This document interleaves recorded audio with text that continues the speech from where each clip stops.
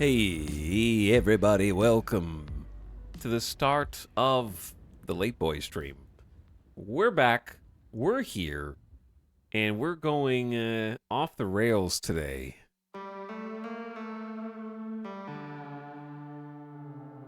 And by off the rails, I mean we're going back to the castle. Where I get to be the king. And you aren't peasants, actually. You're all nobility, and you probably have land and money and stuff.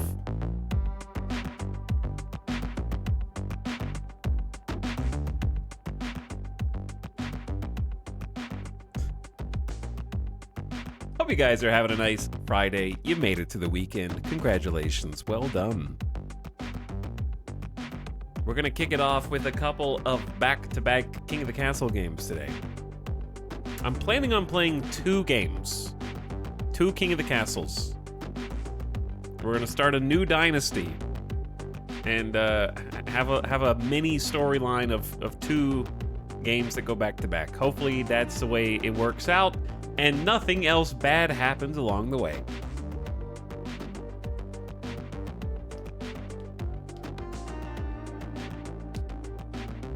So I don't know if that's going to take 6 hours. I'm expecting each game to take about 3 hours. I don't know.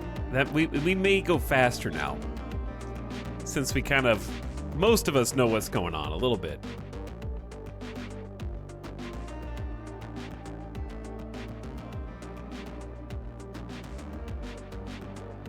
But yeah, we're going to have a chance for redemption today. As King of the Castle sat on ice for the last 3 weeks, kind of purge it from your systems, and then bring it back in for another dose.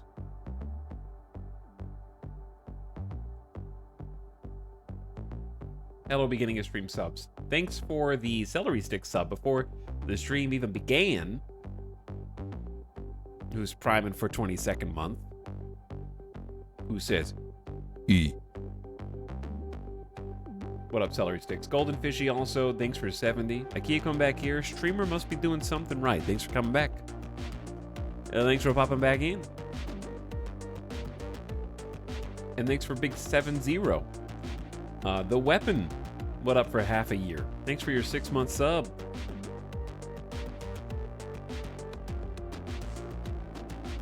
The Weapon and the Floofening also put a tier 1 sub for almost 2 years. Skeleton, please, getting groovy.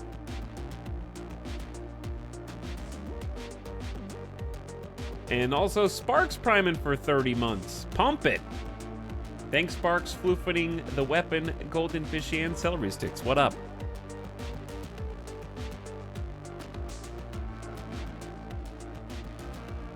Hey, guys. Buckle up. He must be desperate if we're going back to this. I played Battle Brothers yesterday. Okay, that was desperate. After I quit the game that I was playing less than 2 hours in. Okay, I played Enshrouded for 9 hours. And me and Avic both agreed is lackluster. Boring. Okay? Yeah, we're playing a game we've already played before. So what? You like it, don't you? That's why you came crawling back.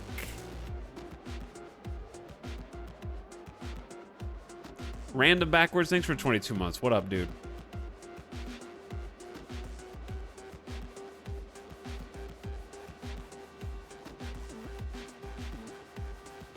Did you ever swear off playing Battle Brothers again? Have you ever played Battle Brothers? Every time you lose a campaign, you swear you're never going to play Battle Brothers again. Doesn't mean anything.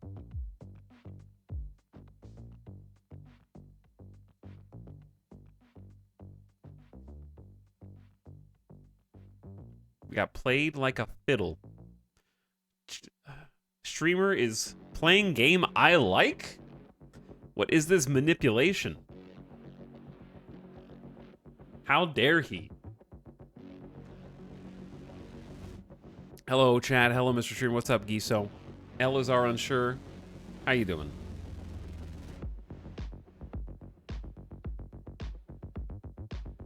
He played Destroyer U-Boat Hunter. Yeah. Yeah, that was bad. It had so much promise and potential. Like, I could see the good game beneath all of the exterior things that were in the way. Like, I could see how all the systems were meant to work together. And I think that there was something like there was a good gold nugget buried in it. It was just, you had to get through the incessant audio cues of all the people on the boat yelling at you with updated directions. Literally just overcrowding the tutorial itself to the point where I had to mute the game to play the tutorial, which is crazy. I've never had to do that before in any game.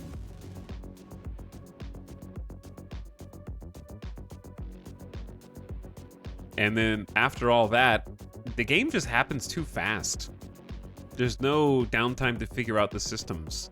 Like, let me put it like this. You're a destroyer U-boat hunter. You don't do any hunting because you guaranteed are going to encounter a U-boat. And your ships will just be like, it's over there, sir. We saw it already. You don't need to hunt it. Radar has already pinpointed its location on the surface. We've already discovered it. Hunt over. Congrats. So yeah, it just needs that, like, that cat and mouse that U-Boat has. There's a game called U-Boat that we played a bunch, and then there's a game called Destroyer U-Boat Hunter that we played a little. 2 different games. Because yeah, the cat and mouse, I think, in U-Boat is actually quite well paced.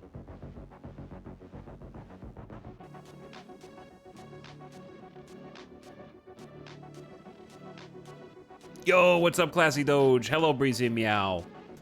Howdy, Gilmadish. U-Boat and U-Boat accessory streamer, yeah.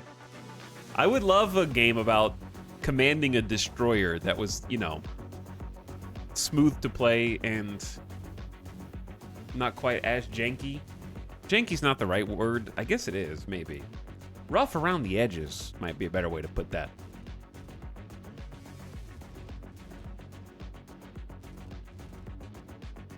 This man loves U-boats and feudalism.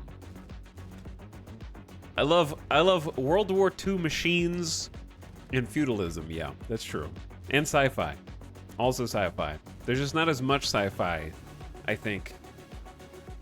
Because the sci-fi that is getting put out is like the Stellaris board game.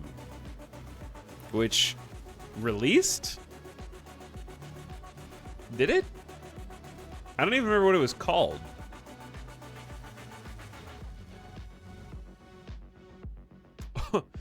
Oof. And then I looked at the Astral Planes DLC page where it has 800 mostly negative reviews. 26% of the reviews are positive. Yikes.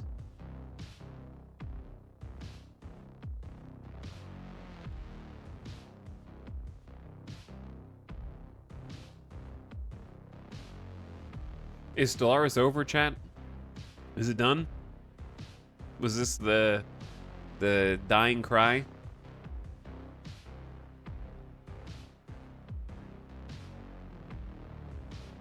What's up, Headless7? Thanks for 55 months, dude.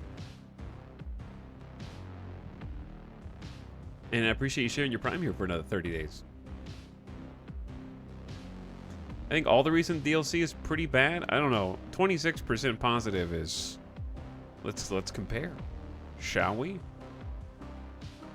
What was the DLC that came out before that? Wasn't it Galactic Paragons? Galactic Paragons is mixed. That was May 9th?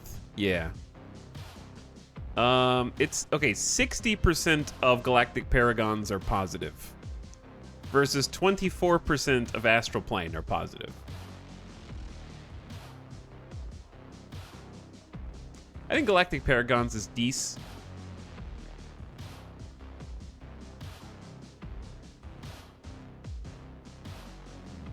It's decent.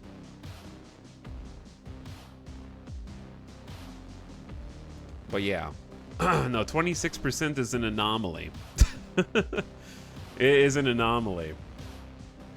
Chaz on some copium sometimes.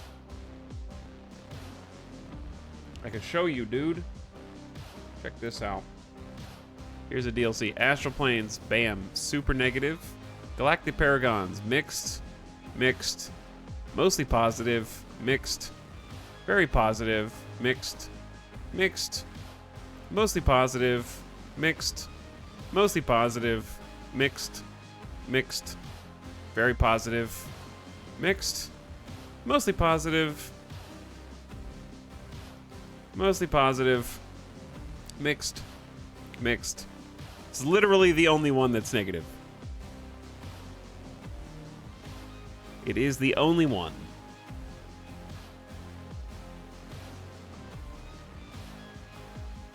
I had some fun with the leader stuff. Yeah, I had some fun with the Galactic Paragons leader stuff.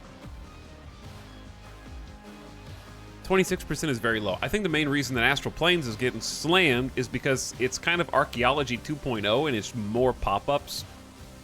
And like that's the issue, right? That's why Hearts of Iron is my favorite Paradox game. It's got a bunch of pop-ups, yes, but when they add new gameplay, it's primarily new gameplay or decision making. Whereas I think Stellaris and Crusader Kings DLC is primarily like things that impede your gameplay via pop-ups that you need to stop and read. You're not actually playing anything, you're just kind of like having to pop up read more stuff. Or you're not really making decisions. I heard the stories from Astral Rift are pretty meh as well.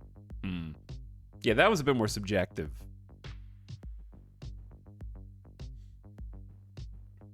I'm not a heavy strategy guy. I'm playing Crusader Kings for the pop-ups. Sure, yeah. No, I played Crusader Kings for 300 hours. It's just that once you've played a certain amount of time, you don't go back anymore because you remember all the pop-ups. And then I would argue that the new pop-ups that are getting added via DLCs are low quality. Like the pop-ups that you get via your court are really low quality and bad and not fun. I would even go so far as to say the court pop-ups are anti-fun. I don't think any of the pop-ups in the tours and tournaments are fun.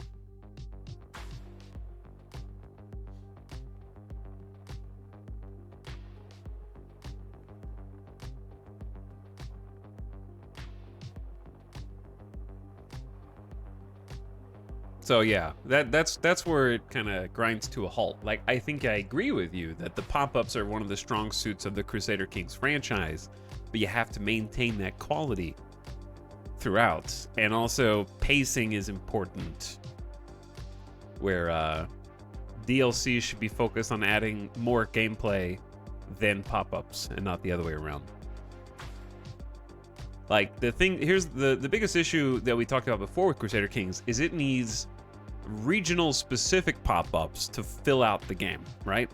I want to be able to play as like a realm in India or something and have like Indian specific regional cultural pop-ups. I want to be playing in Asia. We don't even have Asia in full in Crusader Kings, and have like a reason to replay because you get different events there instead of every DLC adds mostly, for the most part, events that you're going to see everywhere, with some exceptions. In like the there's a few Spain, Iberian pop-ups in that DLC and some Persian ones in that DLC.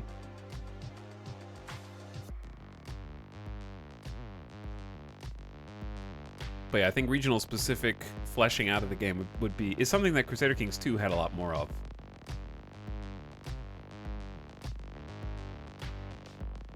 They're doing a core expansion for Crusader Kings this year instead of a flavor expansion, apparently. Interesting. We'll see it. I just did what I consider to be a full playthrough of Crusader Kings, so I'm not exactly itching to go back. But I did win the Persian conflict. I resolved it.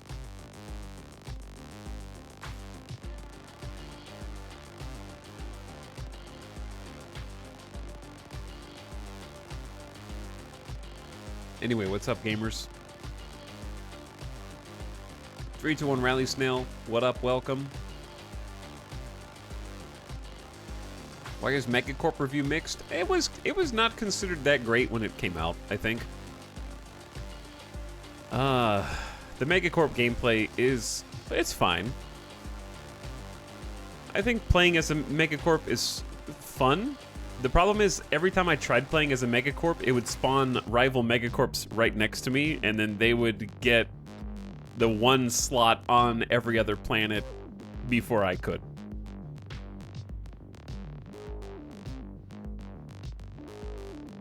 Haven't played much, but have seen lots of complaints about how the Persian Struggles phases play out. Yeah, I definitely think it's weaker than the Iberian one, for sure.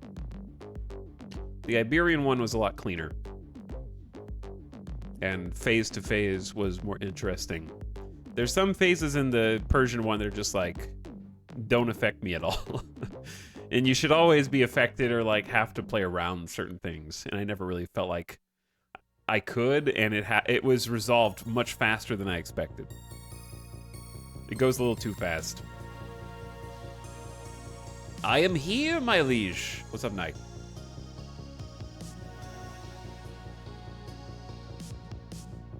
The spawn bias in Stellaris is whack. Yeah, there's some weird spawn biases.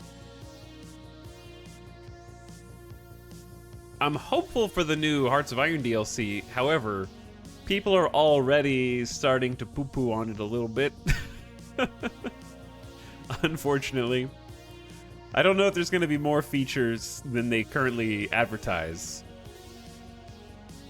But people are already starting to pile on because it promises 3 new focus trees and no other features.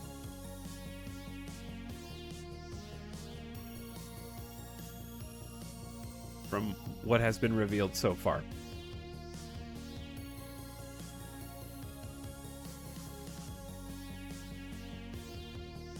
Is this season 3 for Diablo? It is season 3 for Diablo, yeah.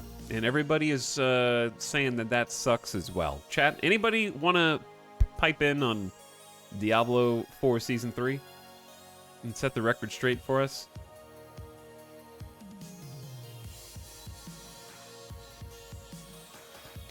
No one would admit to playing it.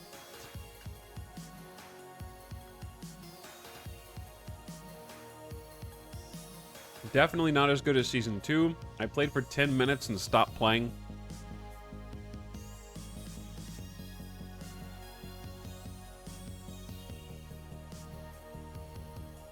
And then that's all chat knows. I don't know anyone who does. I did watch a little bit of gameplay of it, and it didn't look good. You have like a little spider that you give upgrades to. Yeah, I saw that. But I don't know. Here's the thing, right? Did stop me if I've already said this before about Diablo. It's a realization that I had recently. The problem with Diablo 4's season structure is that they're making the seasons as if they're overly aware that it is temporary, transient content. So they're not giving it their best effort to try to make it this amazing experience because they know it's going to be erased at the end of the season.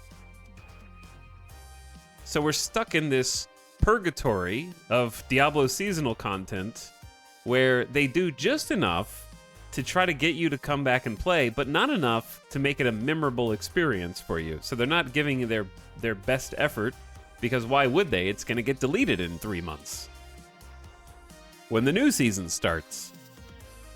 So it's just eternally going to be worse, like mediocre content, because they refuse to commit resources to it, and people, or they can't because Microsoft, possibly.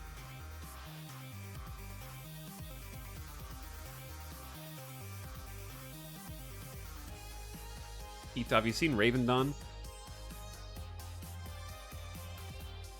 I have not seen Raven Dawn, no.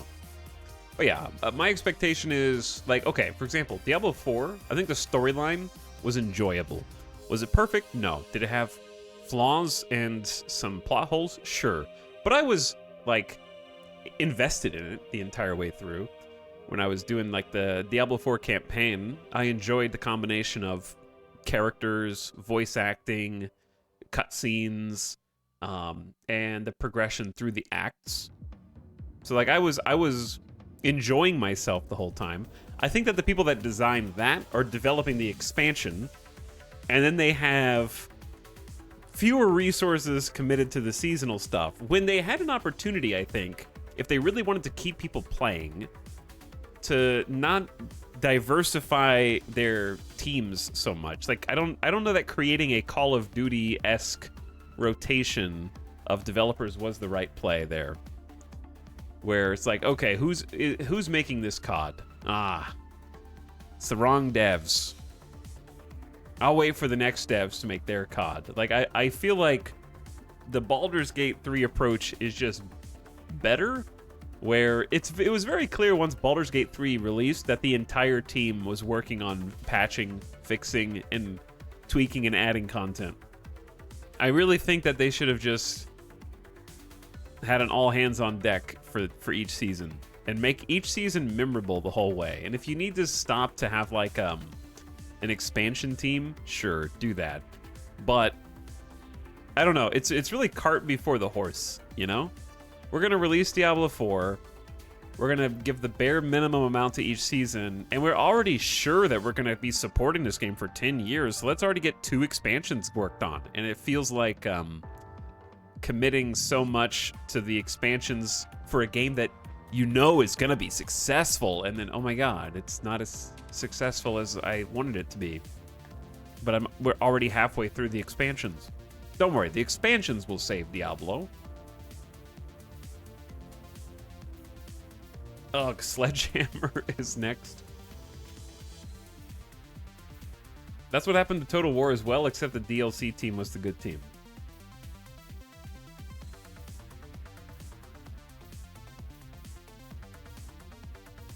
The Larian approach is how games used to get made. No suits to push monetization, and suddenly you can focus on what matters. Yeah.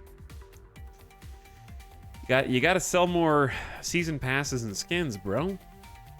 I honestly thought that, listen, Diablo 4 had a great opportunity to make a compelling seasonal structure where they planned on having a storyline that took you through a 3-act structure in the main campaign, Act 1, Act 2, Act 3, and then the seasons would continue that storyline and then ultimately build up to the expansion that would conclude that storyline and then maybe open another storyline after that. What happened instead of having like a structured narrative go across these storylines, we have the Disney Plus approach, where the seasons of Diablo are more like Marvel TV shows that don't really matter, and you're never gonna see those characters again. And they're also just haphazardly slapped together in too short amount of time. You know what I mean? Like, they could be building up to the Infinity Saga of Diablo demons, and instead it's just kind of like, oh, season 3. It's just like Echo, I guess. I don't know. We're gonna see that character again? Probably not. It doesn't matter. Just content. Just watch it or don't. Who cares?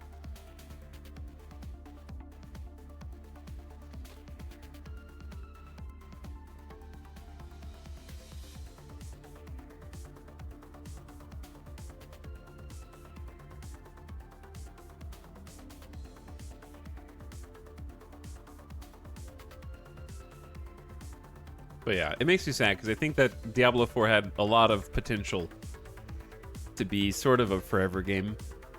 And now I wait. I'll come back for the expansion for sure. I'll definitely come back for the expansion pack. Play it again for maybe a month. see where we end up there.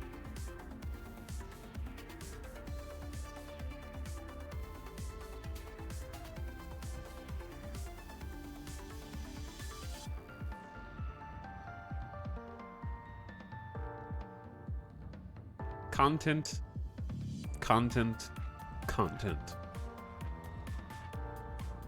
I don't regret buying Diablo 4. Yeah, I don't regret buying it. It was fun. I had a lot of fun out of it. But I could have kept playing, and I was the kind of person who would buy the season pass and buy cosmetics. I like to buy cosmetics in games I really enjoy, like when I was playing Marvel Snap. And I didn't buy... I think I bought one thing the entire time. It was like that first purchase that you have in the shop, where they gave you a discount on that first purchase, and it was like $7, and that's all I spent.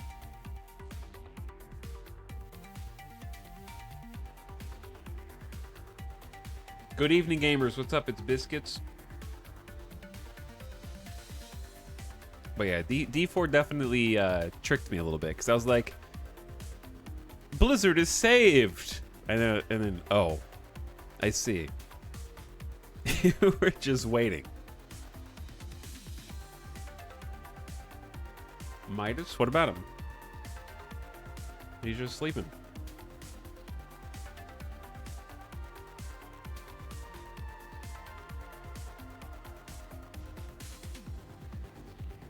But yeah, I'm curious. Now, I assume the team that worked on the campaign for Diablo 4 that I found compelling is probably working on the expansion, so I am interested to see that. Like, I'm curious about the expansion pack, because I do love the lore of Diablo. That's why I'm so disappointed that the seasonal content couldn't, like, you know, expand on it in some meaningful way.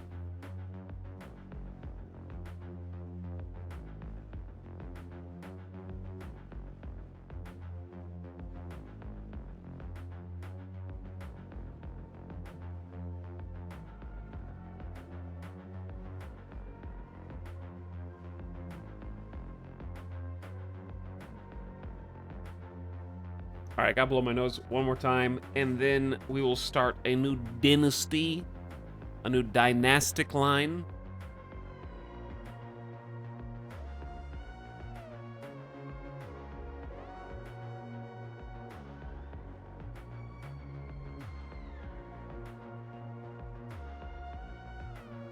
But yeah, it was so funny. I was watching the gameplay from Diablo 4 Season 3. And the villain is like Malphus or something.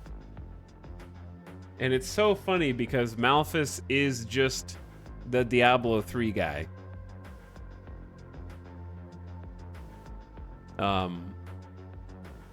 That's the one that's just like, you think you can kill me? You can't kill me. I'm the voice in your head, and I'll just be following you throughout your progress, taunting you. You'll never defeat me. That was like memed on so hard in Diablo 3. What's his name? Was it Belial? No. It was Asmodan. Asmodan. I had to remember. Like, Malphus is Asmodan too. And I can't believe they did it again. It's so funny.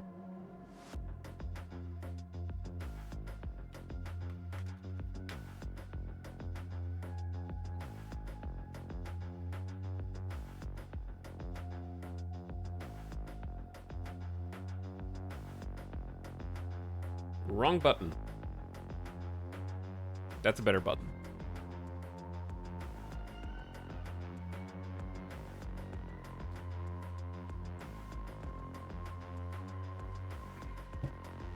Chat, stop rewriting history.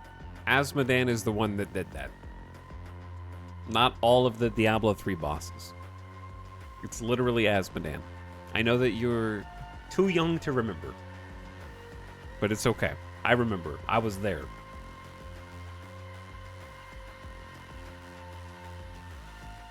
You guys exaggerate a lot. You exaggerate a lot.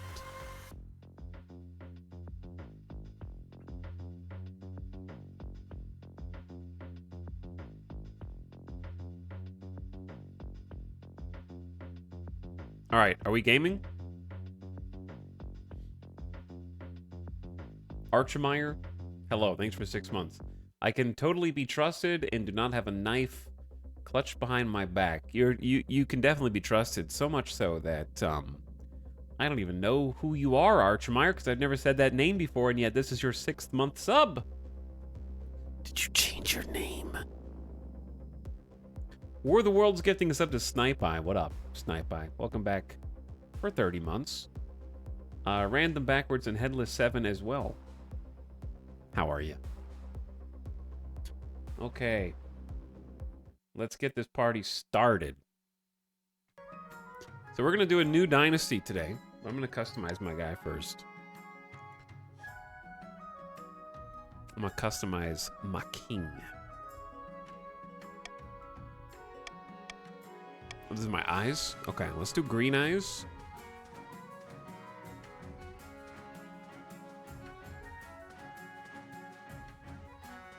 Green eyes with this eyeball.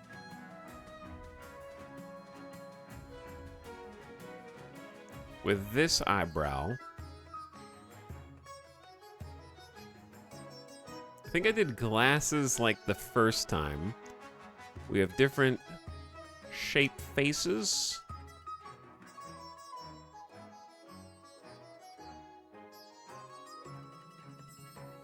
Was I already on this one? I think I was already on that one. Let's get a slightly pointier nose. Gonna do a green mustachioed man.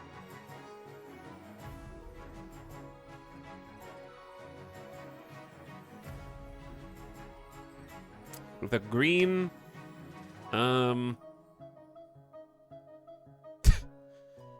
hairstyle to complement my beautiful mustache. Maybe bald. Maybe I'll be the bald king. Bald mustache is a good look. But now I can wear a hat.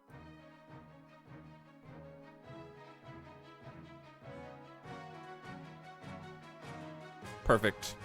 A crown. And then lips. I can't even see the lips, which is probably better, you know? That's probably better. Clothing-wise.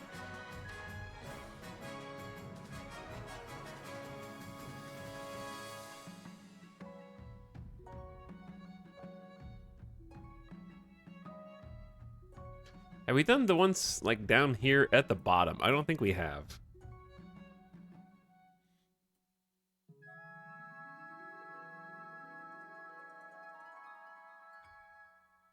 I do like the stupid little cloak.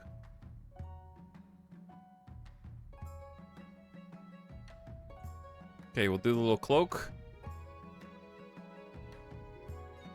And then we gotta have like a cool eye scar. Sure, yeah. Okay. Chad, how many of you did not play this when we played it during the subathon?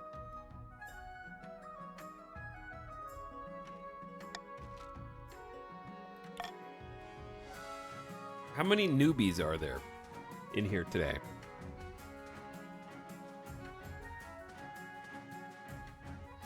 Suppy Town chat, hello. Palava. I'm still mad about last time. I did not.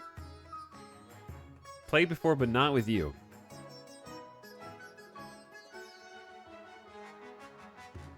I'm a newbie. Yes, you are, first-time chatter.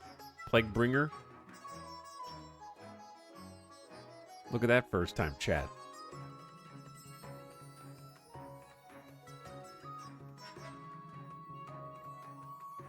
Oh yeah, I remember that we had to, Oh, okay. Well, let's go over the ground rules here as we get in. There will be aggressive timing out of aggressive chat players for lengthy periods of time. So you're gonna have to keep your emotions in check.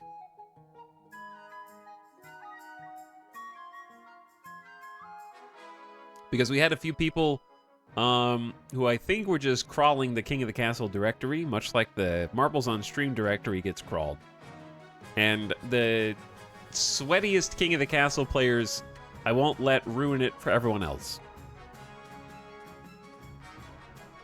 So if you think you might be that kind of person, then I'd recommend sitting back and relaxing, chilling, and not getting overly invested.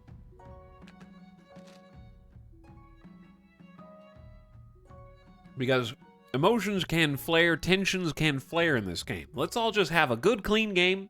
Let's all just have some good, clean fun. And let's just play some, a couple rounds of King of the Castle. Okay, good, clean fun.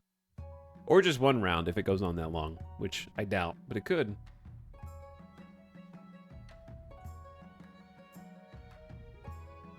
So, if you haven't played this before, it's interactive between streamer and chat.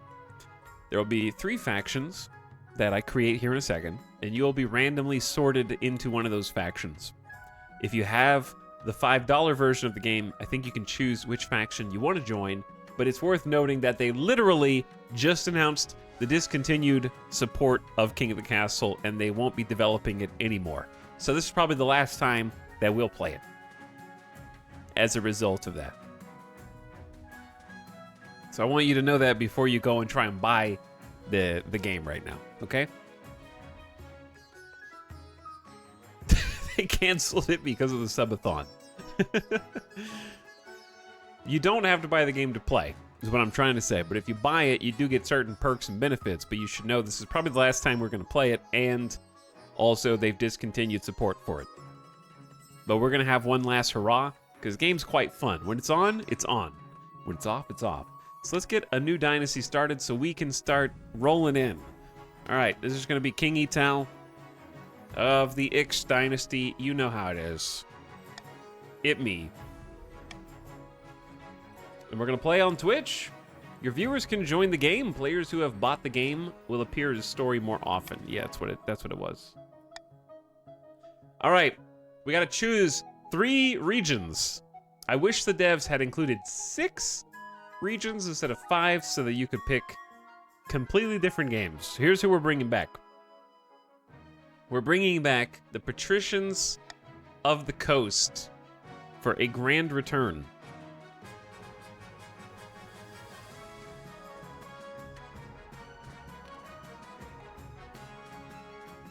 The Patricians are coming back. The Patricians are wealthy, seafaring merchants noted for their cleverness, skill in negotiation, and ornate masks. We're also bringing back the Barons of the Marsh. The Barons are brash rule lords, famous for their belligerence and fondness for hunting. Huzzah! Huzzah indeed.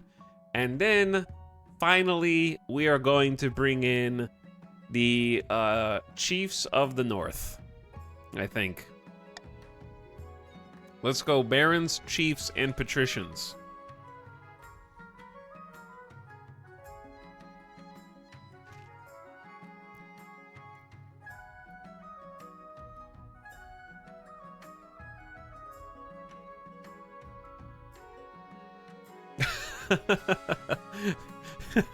Game over before it's begun. How is the game over?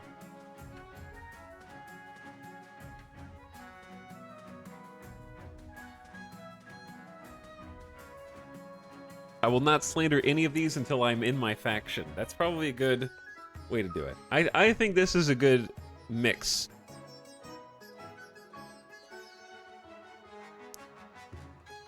The chiefs are honorable warriors renowned for their pagan religion and prowess in combat.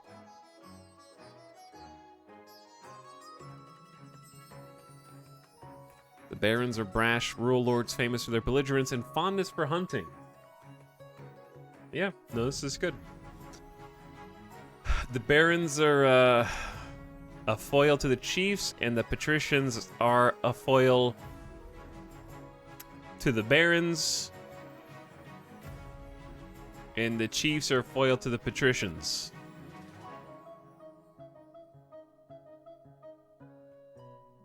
Let's go. All right, chat. Exclamation join to be sorted into your clan. You can exclamation join with a pronoun afterward to choose who you are going to be.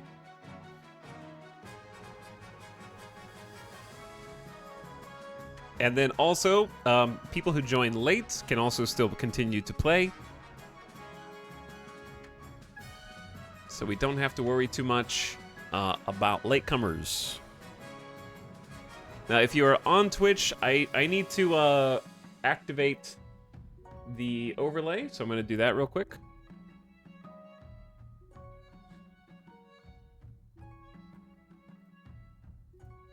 The overlay is active. You may need to refresh if it doesn't automatically appear. So if you're on desktop, there should be a button that you can click on the screen, on the stream, and it will show you what house you were picked into and your character's money and other relevant bits of information. If you're on mobile, then best of luck, because you don't have access to that overlay.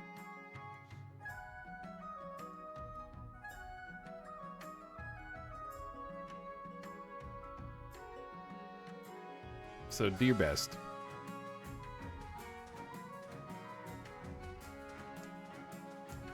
Now, depending on what house you get in, you're going to be working with other people in your house for the success of your house. And that's going to involve working together with other houses sometimes, working against them sometimes, working with the king sometimes. I'm going to have to try and work with each of you in different ways.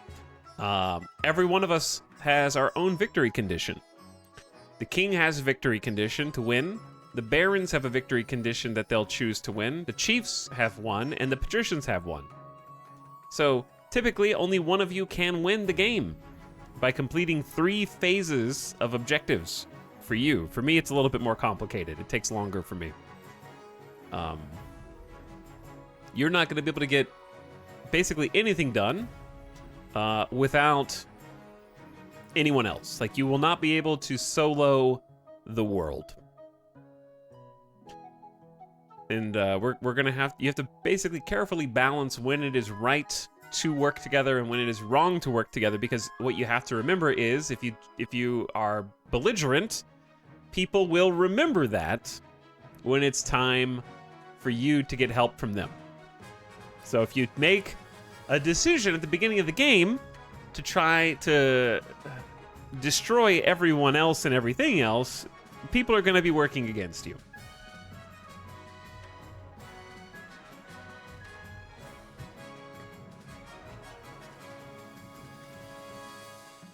So don't burn bridges. It's a delicate balancing act. Okay, you guys can join after the game starts as well. But let us go ahead and begin. Kaninin, thank you for the 12-month sub. I appreciate the prime. Welcome to the start of our new dynasty. Ding. Let's go.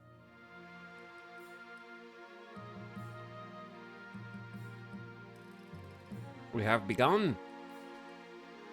Spring of 948. King Ital reigns. I have 5 authority in the kingdom and 5 stability in the kingdom, and the treasury is at a respectable 3,000 coins. If any of these numbers go to 0, not only do I, the king, lose, but the game is immediately over. Which we found out last time. So, even though it might sound funny to try and knock me out, I think when I was getting knocked down the last game, Chad didn't really understand that the game is also just over at that point. And the winner will be sort of picked at random, more or less. Which left an unsatisfying taste in everyone's mouth. And that was the game that I uninstalled the game. And now we've reinstalled it, and we're back. And it is interesting that we actually have a true north. And the coast, I guess, is what makes this more of a coast than this is the question. Like, this is the north. I feel like this should be the coast, and then this should be the march. But it's all coast. Always has been. All right, so let's take a look at what you guys' strengths and weaknesses are. The barons are kind of middle of the road. You have 5 trade, 5 farming, 6 military, pretty strong military, a lot of faith, 1 defiance. The chiefs have low trade, low farming, very high military, no faith, and 1 defiance. Stat-wise, faith is not really necessary. It can just lead to different victory conditions. But is 1 extra military point worth losing 2 in 1 in trade and 1 in farming? You guys are similar, but the barons seem more robust at first glance. Chiefs are just strong. Patricians, conversely, have the best trade here. Middle farming, comparatively. The lowest military by far. A good amount of faith. So faith seems viable for them as well.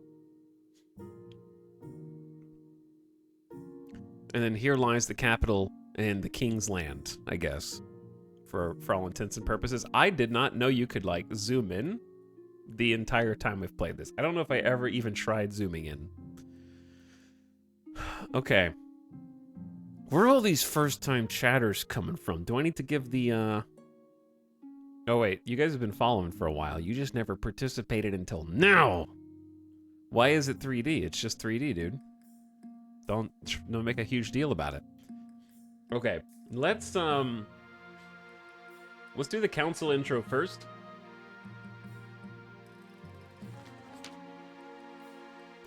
Now that you're king, your first duty is to meet with the Council of Nobles. Also, I think I remember liking being over there.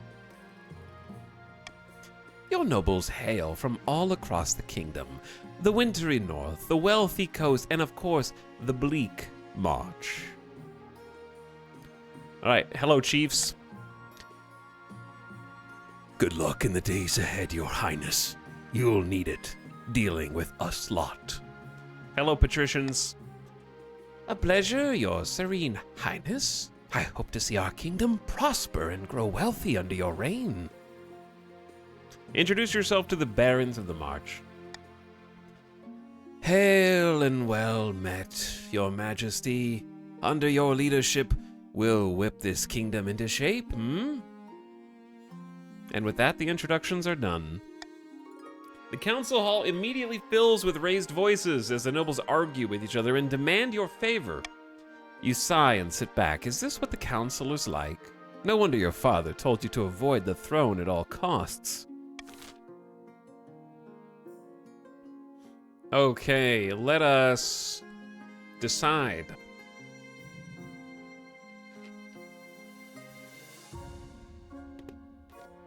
How the coronation will go. Your Majesty, I've scheduled your coronation to take place in a week's time. Shouldn't I be giving the orders now? Of course, Your Majesty, but to delay any longer would make the nobles restless. And when nobles get restless, they take their daggers and look for the nearest back. Very well, then. We wouldn't want that, I suppose. As is tradition, the council will decide what happens at your coronation. But it's my coronation. This isn't an absolute monarchy, Your Majesty. Everything has to be run past a council vote, even this. Shall we call the nobles in? Okay. What kind of coronation should be held for the king? Host a lavish parade with jugglers and fountains of wine. Depletes the treasury but gains stability. Invite foreign dignitaries and show off our wealth. We lose a lot of treasury. Gain some trade, presumably for everybody else here, and then everyone else gets some personal wealth. Which is, okay, real question. Not a manipulation, chat. If everybody gets wealth, nobody does? Isn't it just the same? Because you'll all spend it on the,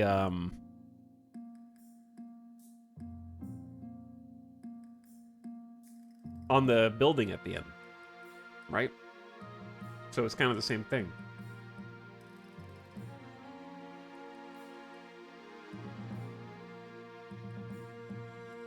Throw the king into the river, up stability, down authority. Okay, so that's kind of just like a trade-off. Outdated traditions, there's no need for a coronation at all. The monarch marks their preferred voting option. Okay, monarch's vote is actually useless in Twitch, unfortunately. It's literally one extra vote, which is one extra person. All right, I think I should just use my veto because I don't think that there's anything else for me to veto in the rest of this particular season. These refresh every season, right?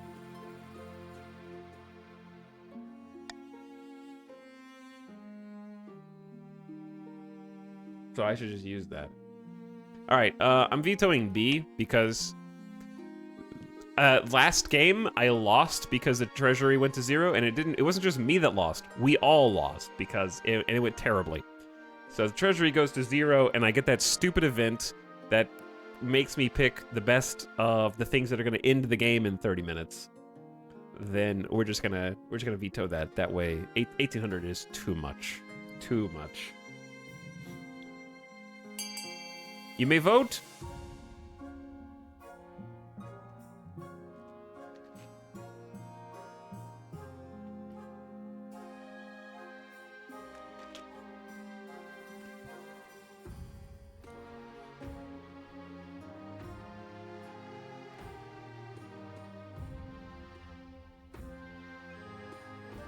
The votes are coming in overwhelmingly in favor of throwing the king into the river. I'm not surprised. I am not surprised. Voting has closed.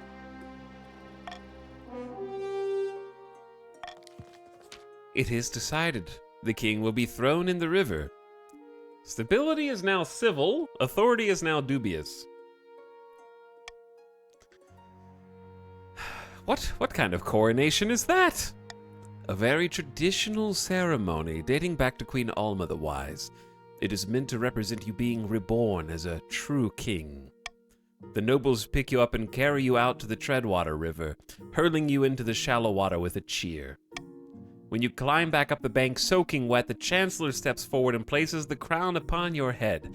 Is it your imagination or some of the nobles' stifling giggles?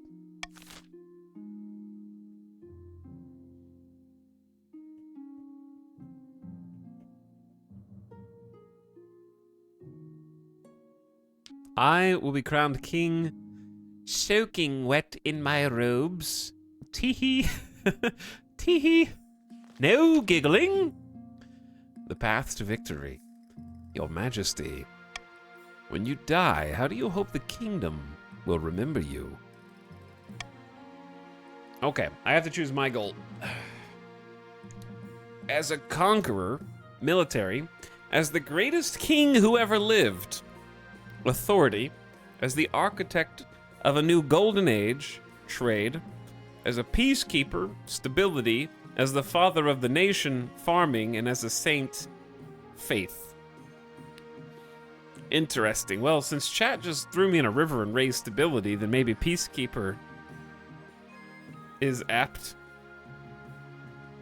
Your militaries are decently strong, so that's fair. Picking authority is a fool's errand. As the architect of a new golden age, trade.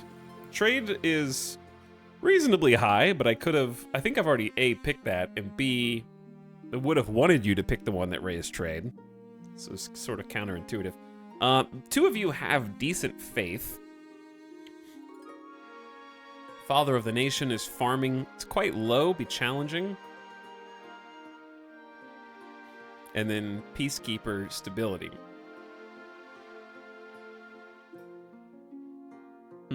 This is a tough one. All right, so we're not doing authority, we're not doing trade, we're not doing farming. So I've 50-50'd it down to either faith, stability, or military.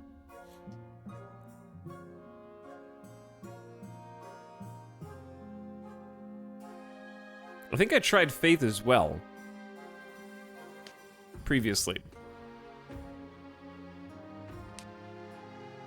Here's why I feel like stability is harder.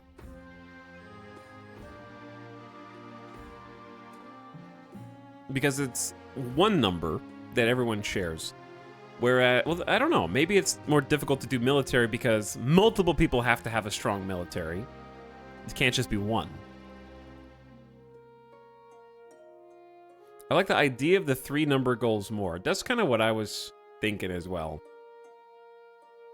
Because I think the, like, realm stability is a little bit more nebulous as a concept for the chat factions to grasp onto. Whereas when it's like your military, it feels like our goals align somewhat. If that makes sense. The reason why stability makes sense for the factions is a little bit more obfuscated, because if stability and authority are low, then other factions can rebel. And if other factions rebel successfully, they'll win.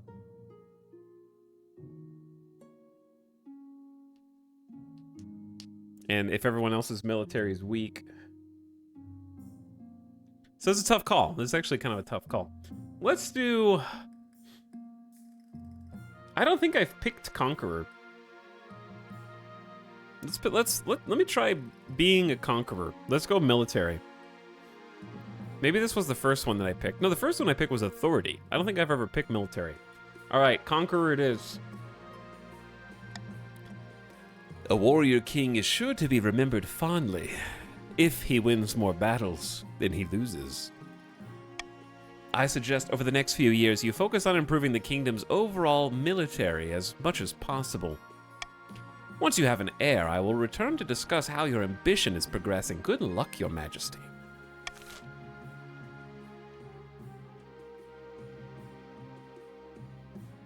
Okay.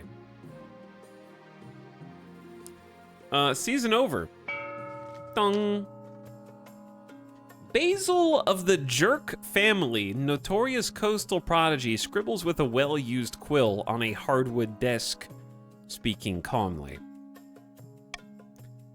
Fellow patricians of the coast, my claim to the throne is far more legitimate than that of King Etal. Something must be done. All right, I'll give you guys some time. Patricians, are you gonna try and go sorcery with your goal to raise authority, which is at 4? Are you gonna go replace the king with a doppelganger, which is lower your own defiance, or corruption, which is lower authority? This is your win condition. Your win the first stage in your win condition, I guess.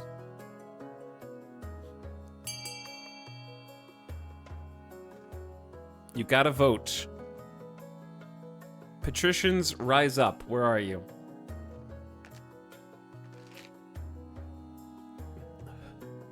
Patricians aren't sure.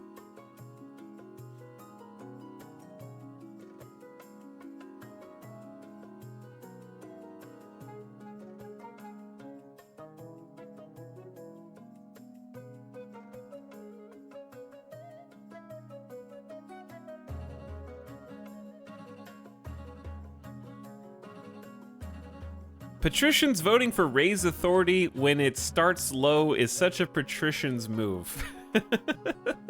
Yeah. Yeah. Okay, I mean, that's what they want. That's what they want, I guess.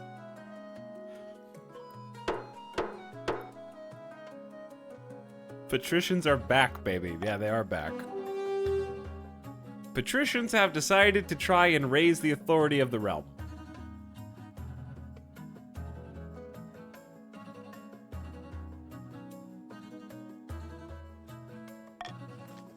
The patricians plan to make a bargain with a wizard. These immortal spellcasters seldom get involved in political squabbles, but perhaps if the king was considered a threat to their autonomy.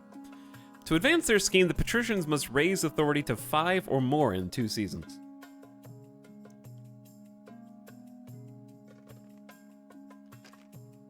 Okay, I mean, that's not that hard. The Barons. Barons, get ready. It's going to be your turn. Johanna of the Lamashto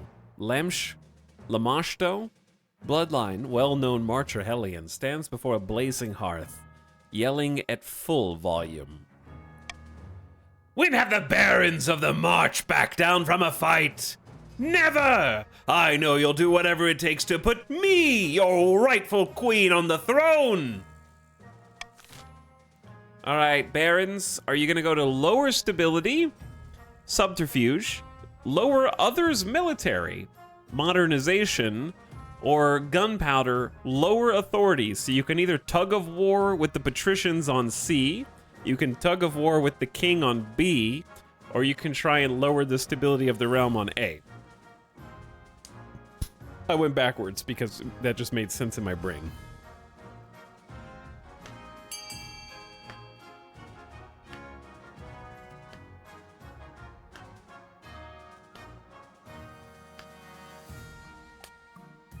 Okay, given that you're a first-time chatter, Eagles Caligrimson, that means you haven't already joined the game. So unfortunately, you can't vote on anything because you haven't done _join with a pronoun. I know you haven't done it because that was your first chat, was attempting to vote.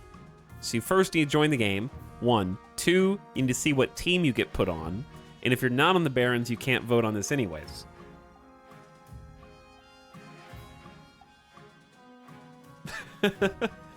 I'm just trying to help. I'm not... I'm just helping. Okay, lower the military. The Barons are actively trying to lower others' military. Not their own, others. So their chiefs are trying to take out your military. I wonder why. I wonder why. They're intimidated by you. The Barons plan to modernize the kingdom's army in such a way that it's totally under their control. First, they must prove the military is in need of reform. To advance their scheme, the Barons must lower the other region's military to a combined total of 10 or less in 4 seasons. Well, it's already at 10.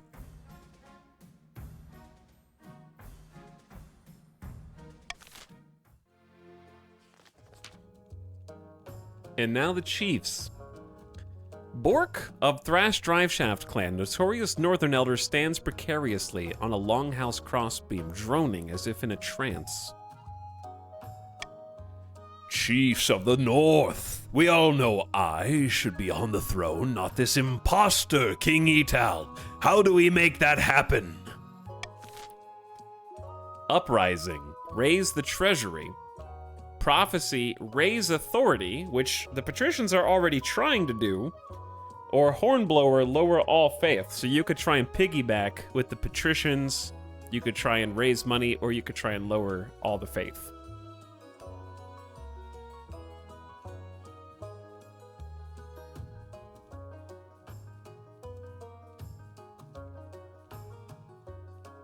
I'm glad we have some different options here this time.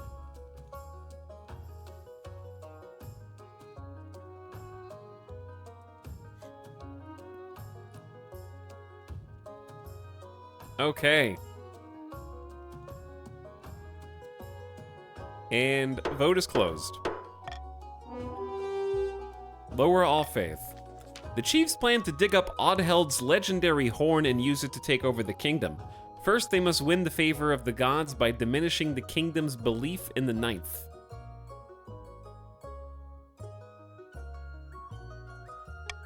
To advance their scheme, the chiefs must lower the combined total of all regions' faith to 12 or less in 4 seasons. The patricians are the only ones who actually have to change a number right now. But you can try and take out the other players' numbers, right? So if you're not the chiefs, you want to raise faith. If you're not the barons, you want to raise the military. And if you're not, well, if you're not the patricians, you might want to lower authority. But at what expense, right? I get to have some say in the matter too. Warning, the monarch has no heir. Yeah, I know. Your Majesty, these upstarts are saying they have a right to your throne. No doubt the nobles are already scheming to crown their region's preferred claimants. By royal decree, we can tweak the laws governing how the council votes. We can't pass more than 3 of these laws at once, and only 1 may be used per vote. Alright, so I get to adopt a new law. Reverse voting, nobles must vote for their least favorite option, and the option with the least votes will pass. I don't understand how that does anything.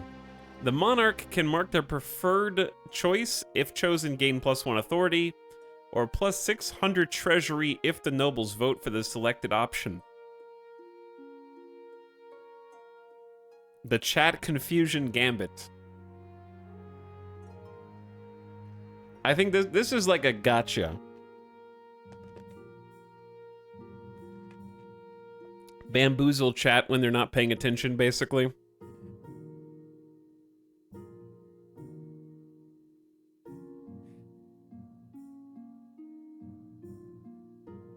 It's kind of like cheating.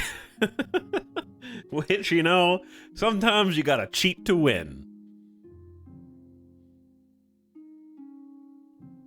Okay, I think I'll take Royal Gamble and try to have some extra money. And see how that goes. Alright, a new season is upon us. A new season. We have 1 event for the coast, 1 event for the march, and 1 event for me. Let's go to the march first. Your Highness, I've been thinking. Marcher's soldiers are without peer, but our armies could always be stronger. What we really need are better horses, but the best don't come cheap. Wait, you're trying to lower military. The Ashmedeans have a surplus of destriers at the moment, horses bred for war. Perhaps the crown could go halves with the barons to acquire some? For the good of the kingdom, of course. So this will be the vote. Option A, purchase the horses from Ashmead. Minus 2,000 from the treasury, minus 750 from all the barons, and the barons get plus military and lower defiance. Encourage the barons to breed their own destriers in the march. So based on their farming skill, they have a % chance of something good happening or bad happening, or discourage their reliance on war horses and raise their defiance.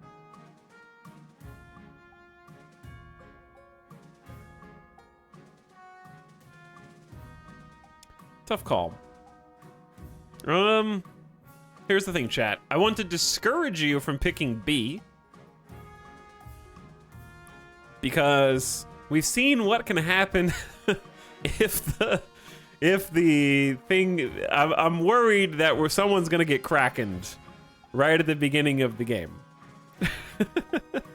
But then again, there's a 60% they might succeed, and then something good happen.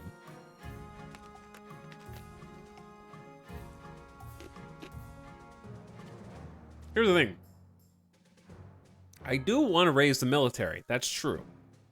Right? I do want to raise the military by purchasing horses from Ashmead.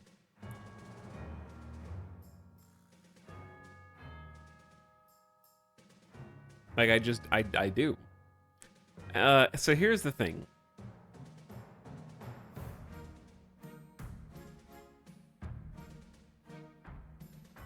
Vote A and then get heavily taxed. See, I'm just thinking, if we pass A, then at the end of the year, you know, when it's time for tax season, I'm just saying, like, okay, sure, I want to raise military, but it benefits you as well because it takes money away from the treasury, which it removes my ability to do certain things.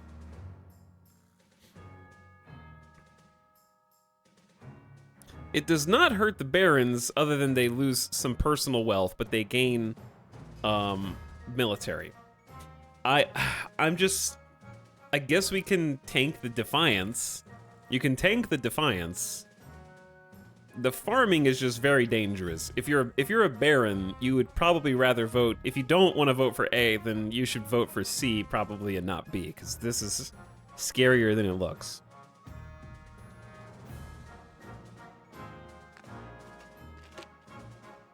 In my opinion. Because this is a lot of money from me as well. If you want to raise defiance, I don't blame you.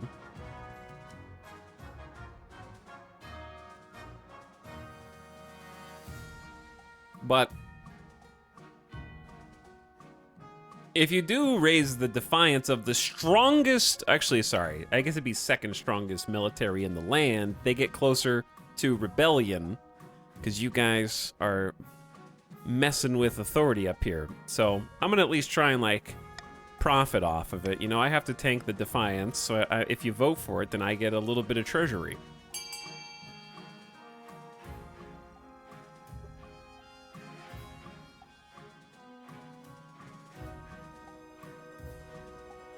I'm surprised at the way the voting is going right now, to be honest.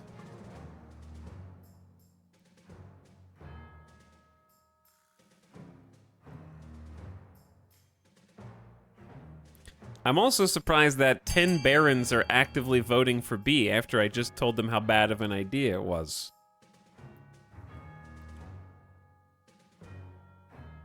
Okay, let's see what happens. Voting has closed. I mean, maybe you'll succeed. Maybe you have a 60% chance to succeed. I lose 200 bucks for a bad gamble from the treasury. 69 nobles voted to breed your own horses.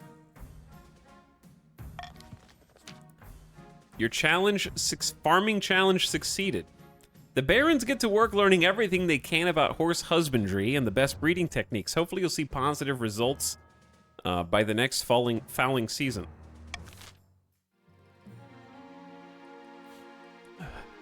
In your stubbornness, you might have just raised your own military anyways, which works for me, so I can't complain too much.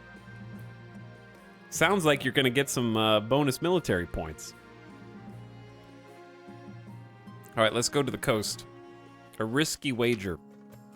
Lord Patrician Electroraptor. Hold on to your masks, hats, and other accessories, everyone. Baron Gilly the Kid is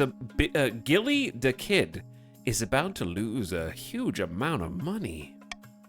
We've bet our life savings on a boat race around the coast, and I am sure to win the day.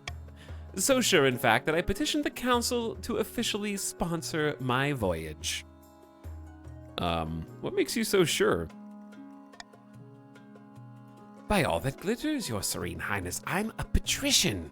We practically learn to sail before we can walk. He's talking rubbish, your highness. My nice little cog will easily outstrip Electroraptor's old boat. If you sponsor anyone, sponsor me. All right, which competitor should the crown officially sponsor in the boat race? Lord Patrician Electroraptor. So I lose 700 wealth, 700 wealth. I can sponsor both. So if we sponsor Patrician Electroraptor, the patricians get money. If we sponsor Gilly the Kid, then the barons get personal wealth. If we sponsor both, then everyone except the barons gets wealth. Is my understanding of this. I mean, sorry, everyone except the chiefs. Everyone except the chiefs. My bad. Said the wrong thing. And it raises authority, which the patricians want. And then decline to support anyone brings authority down.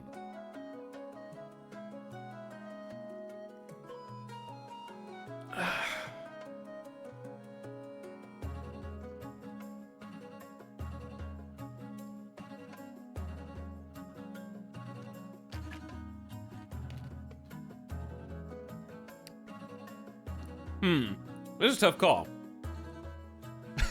None of these are good for me. None of these are good for me. They're all bad, actually, I think. I just lose money. Defiance goes up for certain people with 3 out of 4 choices.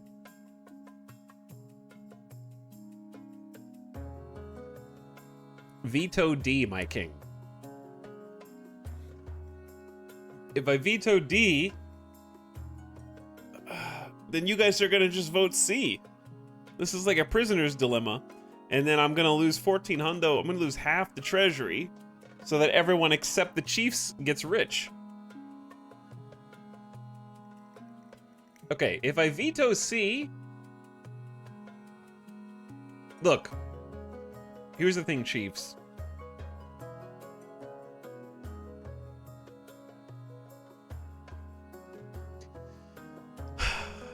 Here's the thing. Vetoing C saves your butt. No, it doesn't, because if they vote D, then authority goes down.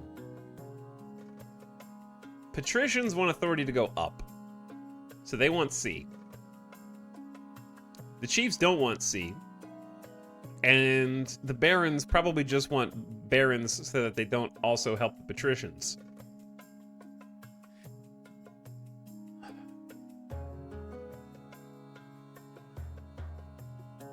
So I think all 3 want a different one.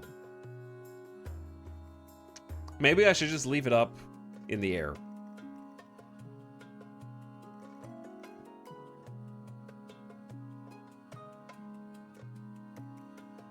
Maybe I don't know if I need to veto anything specifically except for I'm vetoing D. You guys hash this out amongst yourselves.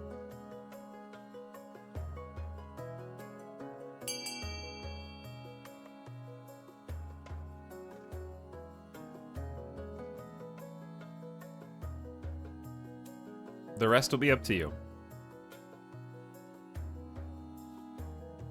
I will support someone, but the nobles must decide whomst I will support.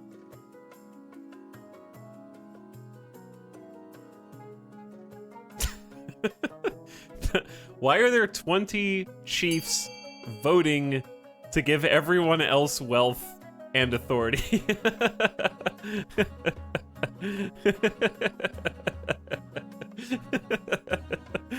Oh, that's so good. All right, close the vote. Those are former patricians. All right. The chiefs and patricians have voted to drain the treasury. And the barons just voted to fill their own pockets. Neither noble knows what to say. Obviously, they were hoping for special treatment. All right, treasury down. Wait, was it only those 2 that got a wealth increase?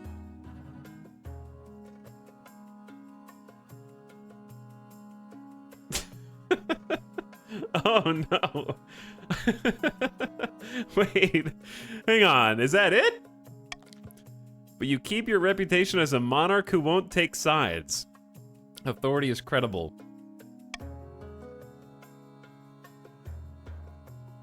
Misinformation streamer. I don't know what's going on. You guys voted for it. Soon, both boats embark on their journey. Dude, that took so much money from me to give to you. There's a lot of events in this game that sometimes it takes money from me to give to everyone, and sometimes it takes money from me to only give 1 or 2 people. And it's impossible to tell which is which until it happens. Soon, both boats embark on their journey. They look very small and flimsy against the vast ocean backdrop.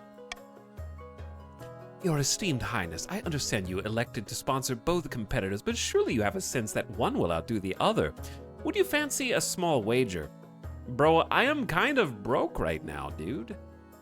What are we talking about? A mere trifle for you, I'm sure, your august majesty. Your wisdom is known by all so naturally. You have great fortune. Local chatter thinks every streamer they watch is rich.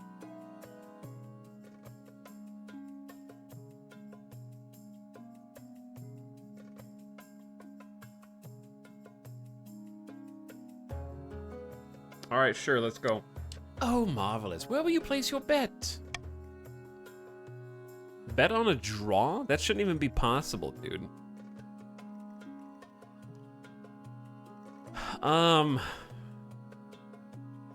I am betting on Lord Patrician. I'm betting on the Patricians for RP because they're of the coast and they're coastal traders. So if they don't know how to sail better than the swamp barons, then I don't know what to tell you.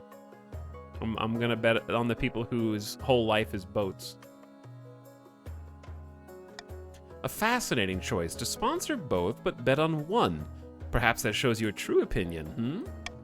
How much would you like to bet? Dude, I can't afford this much monies. 500 gold. 500 gold it is! Marvelous! You won't regret this. You return to the capital to await news of the race. I gotta try and make it back, chat. I gotta try and build it back. One day you're walking through the palace gardens when you're confronted by an unusual sight. One of your palace watch is standing guard, but instead of a pike, he's holding a mop. What in the seven hells is that? An improvised polearm? Last week, a grubby little urchin kicked me in the shins and stole me proper pike. I grabbed the first replacement I could find. What if there was an assassin? I'd probably hide behind a decorative urn. I can only apologize, Your Majesty. The Palace Watch have been more incompetent than usual recently. It's obvious you need a proper honor guard to protect you. But first, how can we improve the watch? All right, laws for voting. Spend a fortune on fancy new equipment, plus authority up. Invite northern soldiers to provide training. Authority up, defiance down, and military down. Interesting. Someone named the Barons is hoping for B, but also it technically helps lock in the patricians. Enforce harsher discipline. Authority up and stability down. There's no need to do anything. Authority down. So if you want to kill the patricians, D.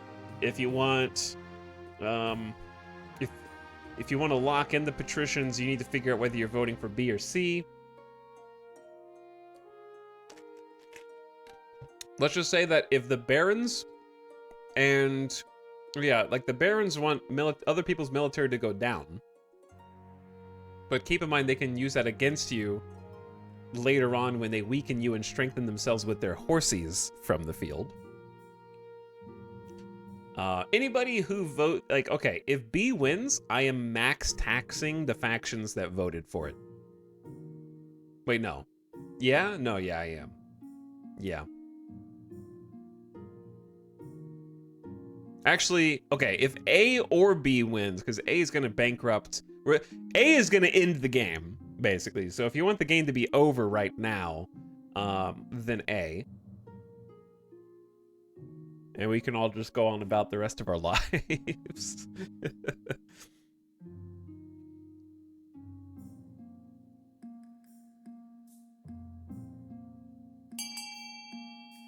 We have lives?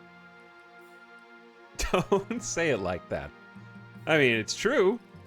A is the only choice that actively ends the game. Soon. Oh man, it's close.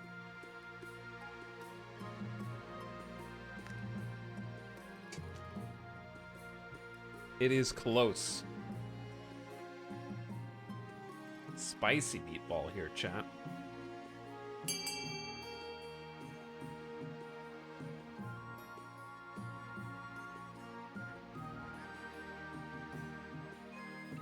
I can end the vote whenever I want, but it ain't changing. It ain't changing. Stop the count. There's no need to do anything, I guess. Who is this? Lord Patrician Exotic Seal. Actively being a traitor to his own team.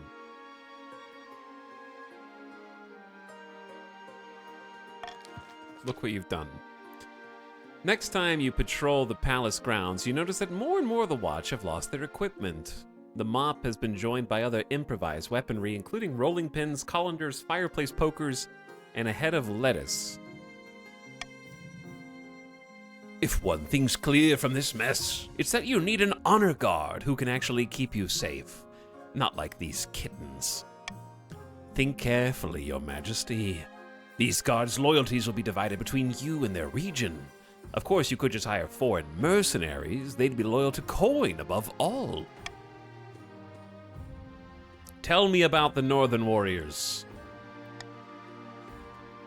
Bearded oafs with axes and no manners. They'll get drunk and cause trouble in the palace. No discipline at all, and I can't guarantee they won't run off on some random quest, but they're honorable, and in a fight, unbeatable. Tell me about the Coastal Gladiators. A gang of low-born crooks who've turned themselves into celebrities through their skill at chopping other people to bits. They're vain and selfish. Their skill in battle is undeniable, but can you trust them? Tell me of the veterans of the march. These soldiers have fought more battles than they've had hot dinners. They'll be uncouth, no doubt, and won't adapt well to life in the palace, but they're loyal and tough as nails. All right, I've made my decision. I await your verdict with bated breath, Your Majesty. Okay, here's the thing. I'll tell you who I'm not picking. The Barons. Because they're actively trying to weaken the realm and destabilize it by lowering everyone's military. Okay. Whereas the patricians are trying to raise authority, which is understandable. The chiefs are trying to lower faith, but I don't know that that is that bad. And the chiefs are very strong. They are the strongest, and I am trying to go for a military victory. So I choose the Northern Warriors as my honor guard. I will make the arrangements at once. The warrior heroes arrive a few weeks later. They swagger in with big grins and bigger axes, belching and singing and roaring out unsavory jokes. One of your courtiers faints. Wise choice, my king. And that ends the season. Nobles will get to use their personal wealth to bid on buildings, and only the 2 highest funded buildings will be built.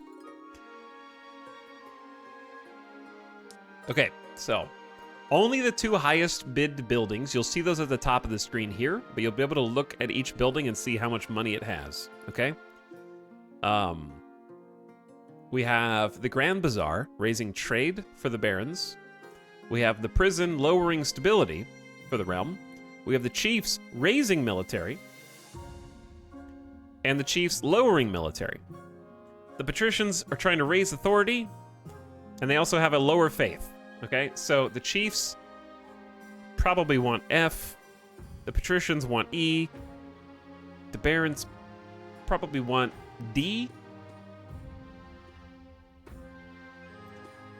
So here's the thing, chiefs. I know you want the faith down, but let me tell you like this. You've already got it, all right? You don't need to get it any lower. So, chiefs, my honor guard, I implore you to stop D and raise C. If you spend money on raising the military, I promise not to tax you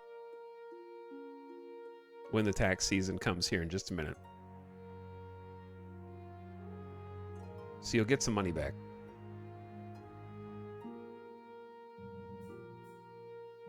The barons are the only ones actively working against the crown right now. Everybody else is chill. So, patricians, you can raise authority, and it's all good. Etal hates the barons. Bro, you guys have already got it on lock, dude. Oh, wait. Maybe you don't. Maybe you don't. We'll see. You guys could have chosen whatever you wanted. You chose this.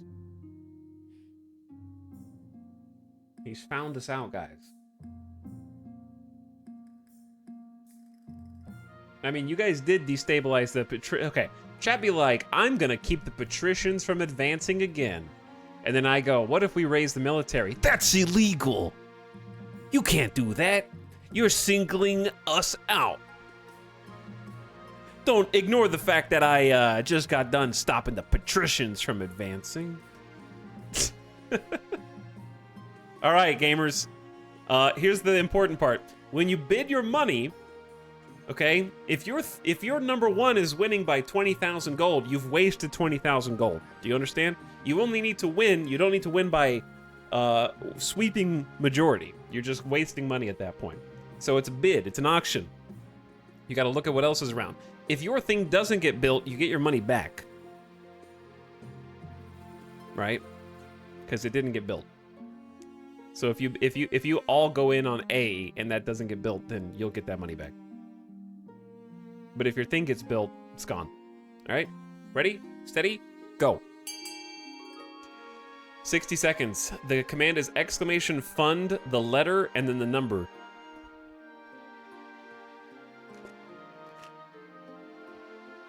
D and E are off to an early lead. The Chiefs... Wait, yeah. Hang on. The Chiefs are voting D?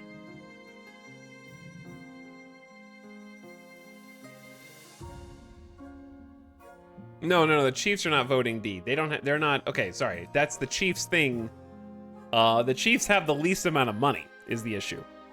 The Barons, because remember, Chiefs, you guys remember when you voted for everyone to get money except you?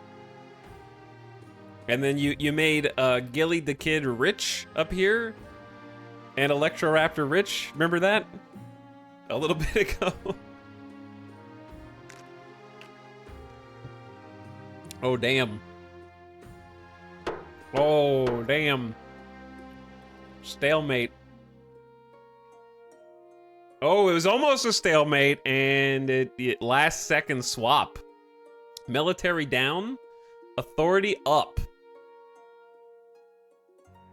Biggest contributor was Electroraptor to the authority up.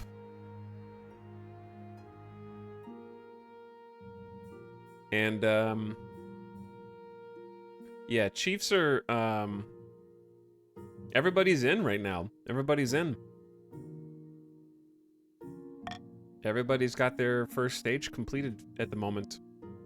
Bankruptcy looms. No! I'm at 900 G's, fam! I got plenty of cash, bro!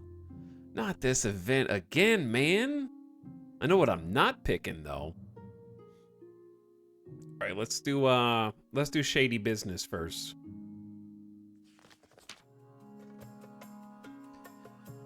Your Majesty, I'm sure you'd be very concerned to hear the letter I had from Baron Gilly the Kid. I'm sure you don't need to worry about that, Your August Majesty. Let's move on to a different vote. How about... No. I will speak. Gilly the Kid, 01, writes... We are practically nose to nose, but while my crew was busy rowing, I saw a coastal ship sneaking into a sheltered bay. I hate to speak ill of the patricians, but it looked very much like smugglers avoiding the capital's import fees. This is preposterous. Hearsay and gossip, nothing more. Should the patricians be punished for avoiding taxes through smuggling? Levy a fine on the patricians is going to raise their defiance, lower their wealth, and raise the treasury of the crown. And then lower, what's this one again? Their trade? It doesn't have, yeah, lower their trade. Punish the patricians and reward Baron Gilly the Kid for alerting the treasury. So personal wealth, defiance up, down, trade down. The patricians are merely being innovative entrepreneurs. These smugglers are obviously skilled. Hire them for the spy master. Oops. Can't pick that one, can I?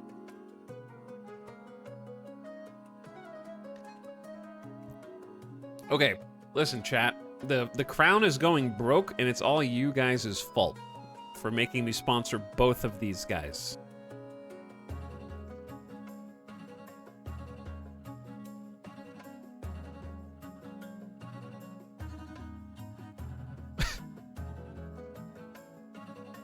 So here's what I'm thinking.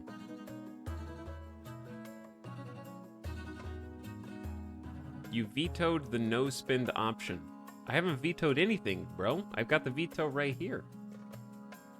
Yeah, oh, I was expecting the Chiefs not to vote for double and just vote for one. Did you know that 1,400 gold is twice as much as 700 gold? What if I told you that?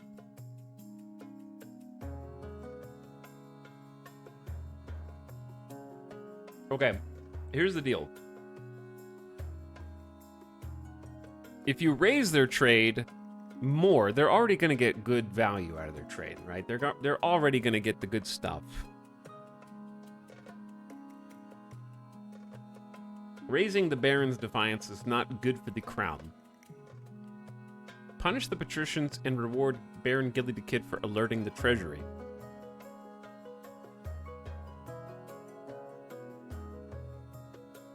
All right, chat, here's the deal.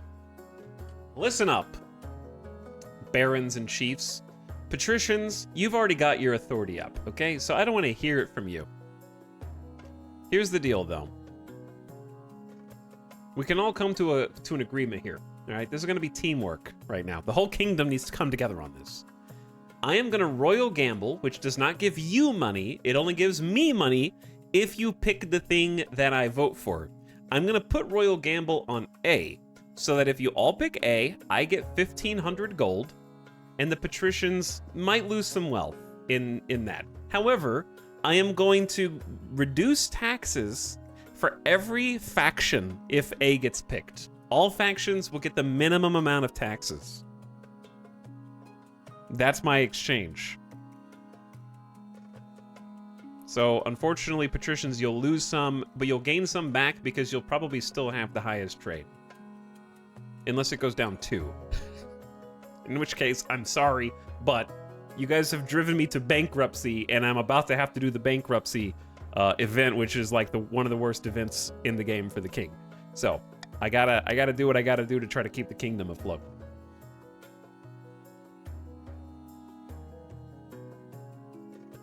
All right.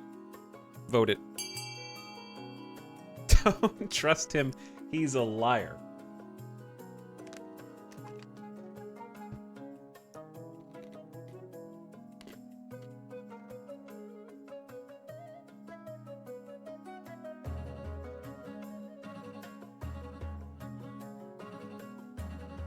I'm sorry to do this to you, patricians, but you're sitting pretty on authority. And we'll bring. I'll have enough money in the coffers. We'll bring it back to you. We'll bring it back to you.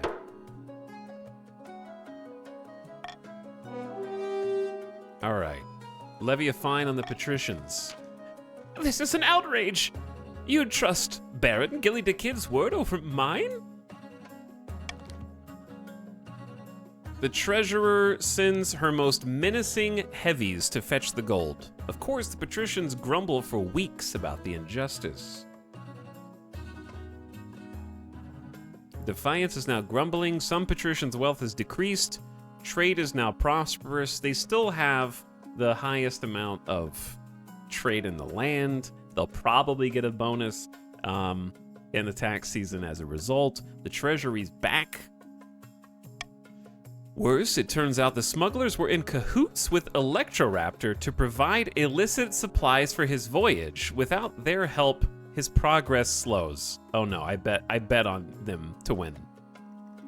So I'm gonna lose that 500. That's okay, because I got it back with the Royal Treasury. I mean the gamble. I got this. I bet 500 and then I gained 600 back. Okay, whatever. Look, it was more worth it for an injection of cash now. The race continues onward. You wait to hear more from the competitors. Playing both sides, so you always come out on top. All right, let's handle bankruptcy. Your Majesty, I had booked this meeting intending to discuss our financial woes, but you've solved that issue on your own.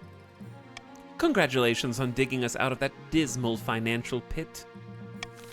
GG, easy. Okay, dodged. Dodged.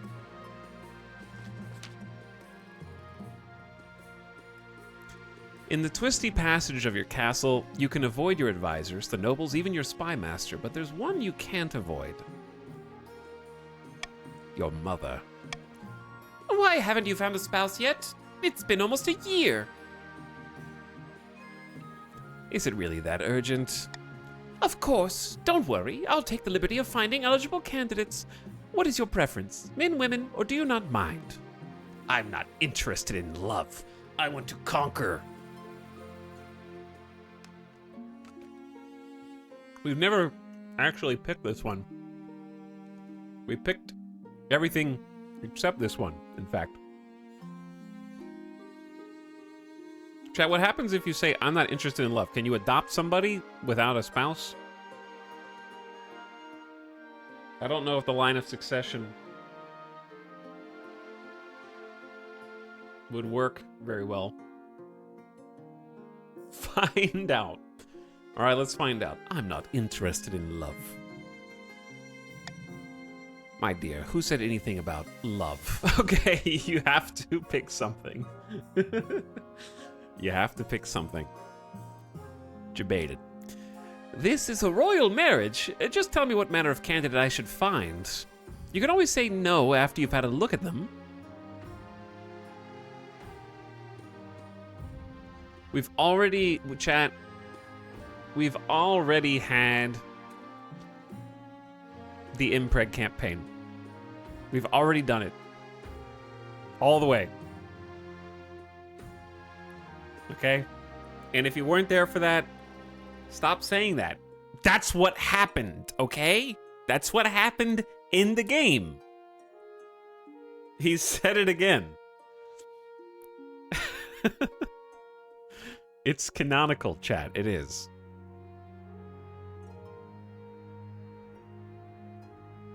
There was literally like, we need more time, and then there was a baby. I don't know what you think happened in there.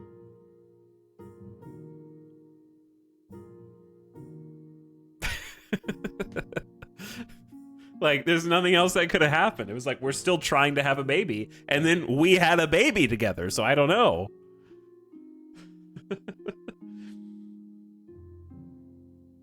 Listen, chat. It's time to find our queen, dude.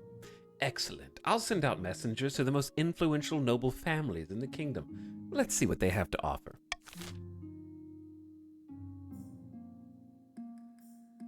I actually don't know if we've even had a queen in our campaigns. Maybe once. In season. Ding! Recruiting a wizard. All right. Patricians, rise up. In the coast, Lord Patrician Fwandal sits on a pier watching the sharks swim lazy circles beneath his dangling feet. Suddenly, the water begins to boil and froth. The sharks swim off in terror. A huge, shaggy figure rises up from the sea. You wanted to meet me? Make it quick. A giant squid is fighting a sperm whale 30 miles from here, and I don't want to miss it. I thought we might have a common goal. The king has been overstepping his bounds recently, hasn't he? The king's navy did anchor their ships over my favorite reef last month. Bloody annoying. All right, I'll help ye, but you better get rid of the bees first. Did you say bees? Yes, on this plane they're simple insects.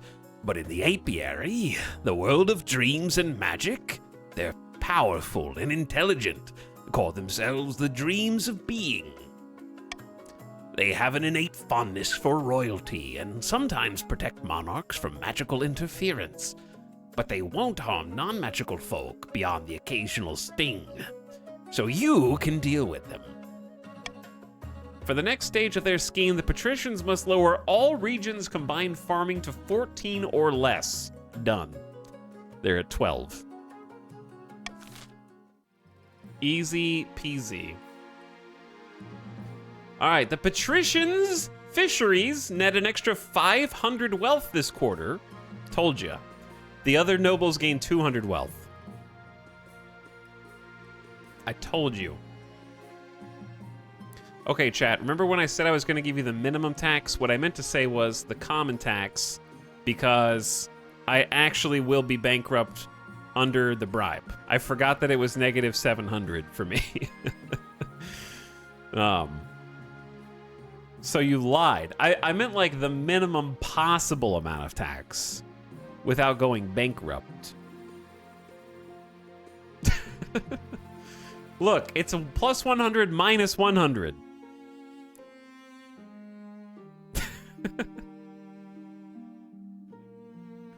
Okay, but like, listen, the whole point was that you vote. Listen, first of all, the only people who lost money were the patricians. On that, you guys didn't lose any money. You voted to replace the coffers so that I didn't go bankrupt. So bankrupting myself defeats the purpose of getting the money in the first place. Do you understand? Like, if I do this, then I didn't need you to vote for it in the first place.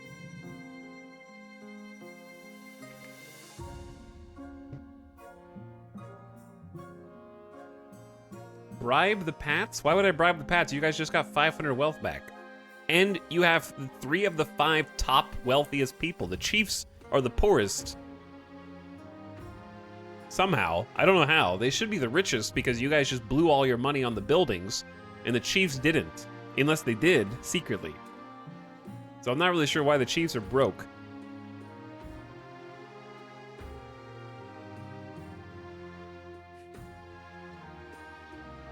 I literally just joined and I'm one of the richest people. How freaking dare you, Spider, come in here and flaunt that wealth.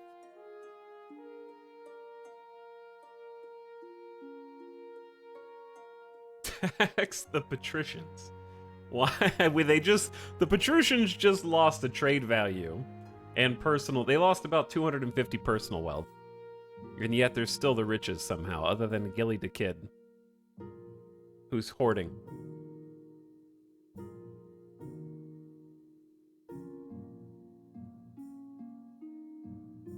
Like, I have to have just enough wealth to not get the bankruptcy thing. Look, there's multiple seasons, chat. I'm just doing just a basic common tax. Okay? That's it. Just a basic common tax. It's just one. You guys just got 200 wealth. You're only gonna lose 100. It's that easy. I gotta use the treasury here to help the realm. I can't get anything for me. This money's for you. I can't spend it on anything cool.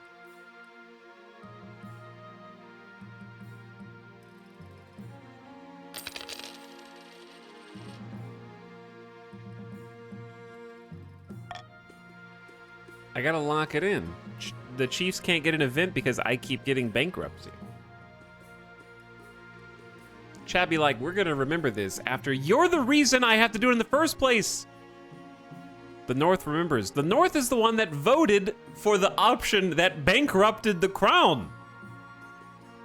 That was it was 1,400 gold that I got depleted because you voted for it, and then I had to get it back.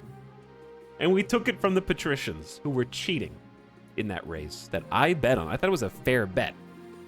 All right, Chiefs, here's your chance. Your Greatness, I'm stunned, outraged, and incensed. I've been summoned to trial by the Inquisition on some nonsense, fabricated charge. They're saying a group of church missionaries went missing near my land. The weather's cold around there. Anything could have happened to them.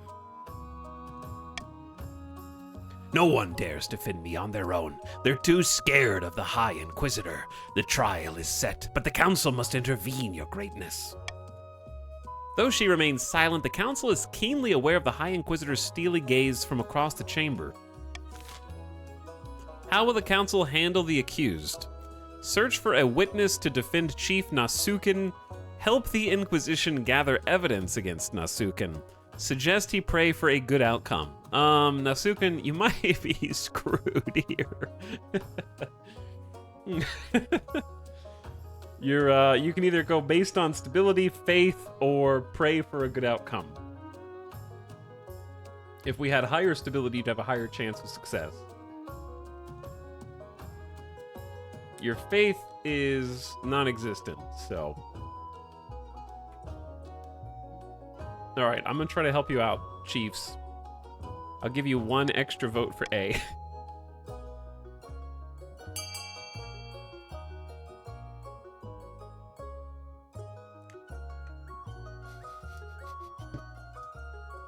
I'm helping. Chat, what if that's the deciding vote? It could be. Because everybody, there's a bunch of barons and patricians voting for the bottom one. And I can't stop them.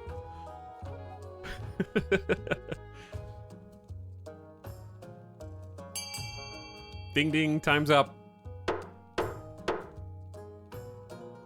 Be glad it's not the second one. Yeah, I guess be glad it's not the second. Good luck. Oh. During the trial, Nasuken crumbles and confesses to being responsible for the death of the missionaries. Their bodies are found hidden in his cellars. Challenge failed. Stability is now teetering, down to 4. Thanks, chat. Defiance in the north is now cordial, and the faith can't go any lower. Why would that lower stability? This literally only harms the king. Yeah, basically. Unsmiling, the High Inquisitor gives the order. By the end of the day, Nasuken has been put to death. Chief Nasuken has died. Nasuken II joins the council. RIP.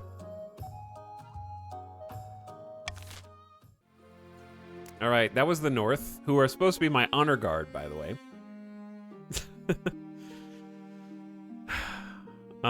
Noble Overboard.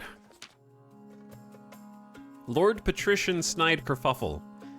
Your August Majesty, we've had a message from Lord Patrician Electroraptor. I was indulging in some grog with the crew one evening and inadvertently fell into the water. Obviously, I survived, thanks to a group of passing finfolk who dragged me from danger, but they won't return me to my boat without payment. Of course you'll pay the ransom, Your Serene Highness. Won't you? No interference with the race, the crown will not pay. Send coastal troops to rescue Electroraptor. Bro, 35%, or the king will pay for the release. Minus 1,000 treasury bucks.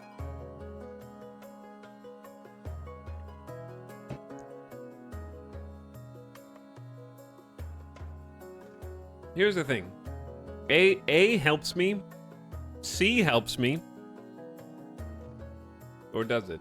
I think, well, yeah, basically B sucks. A is fine, C is fine.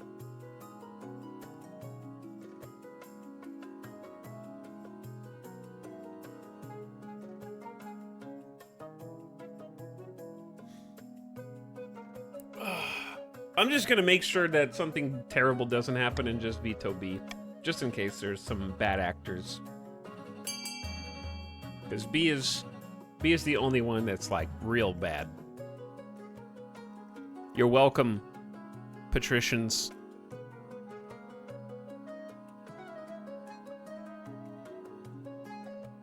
I may have saved you from getting krakened.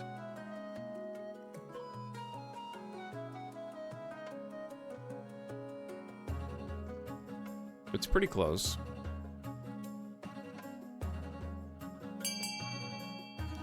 Alright, the crown will not pay.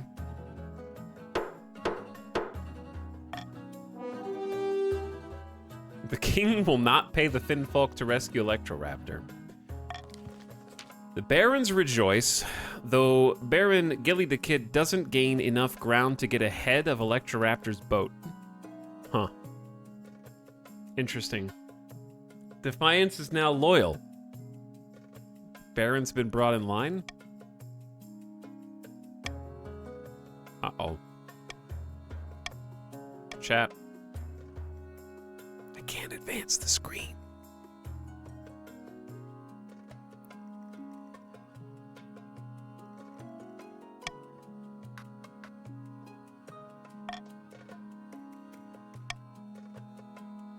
I don't know when it saves.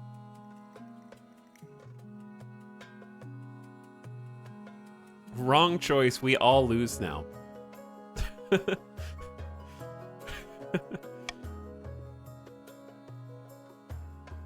Yeah, I think it saved at the start of the season. Is this the second event, though? No, it's This is the Sound Redemption. Really? Right now?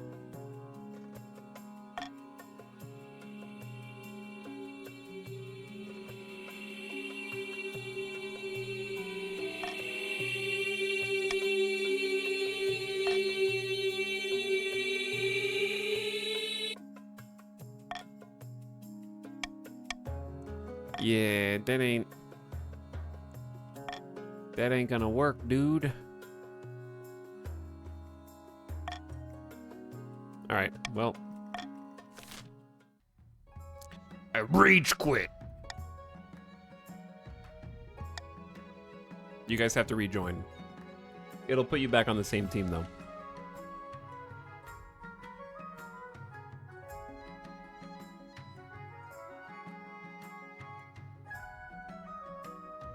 So it will remember your team and your money. But you gotta type the join command. By the way, I never asked you guys for sure if the overlay was working. The overlay's been working, right? Sleepers are dead. Yeah, sleepers are dead. By the way, thanks for some recent subs while you guys are jumping back in. Super Dingler says, Barons, rise up. Etal, pump it. Thanks for 16 months, dude. Hello, Super Dingler.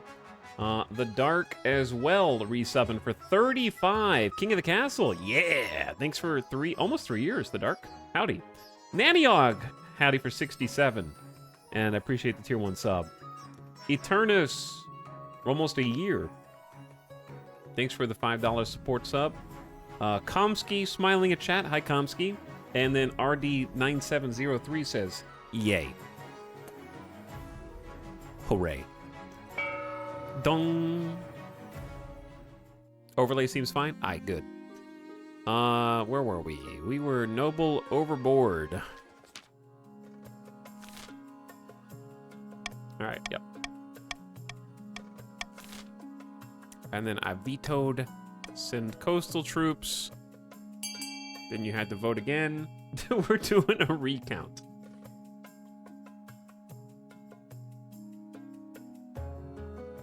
We're doing a recount.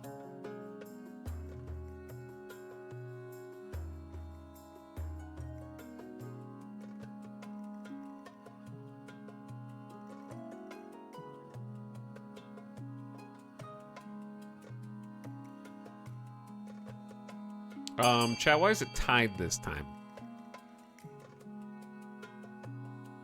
You can't change your mind. You have to do the same one that you did last time.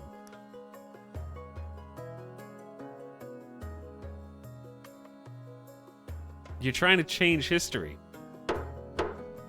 Cheaters.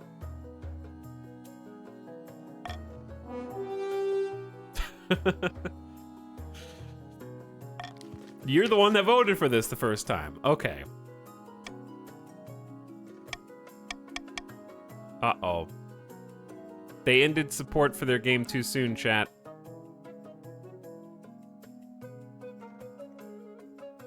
Event is broken. Game hates option A.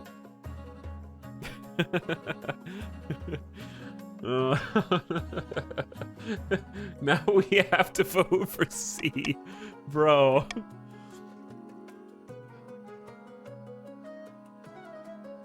Chad, it's been a rough week for me on streaming, dude. I'm trying, man. I'm trying. Like everything, all games are working against me in some way. It's been a tough week.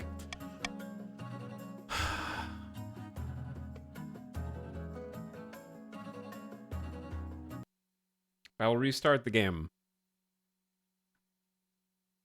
Patricians keep winning.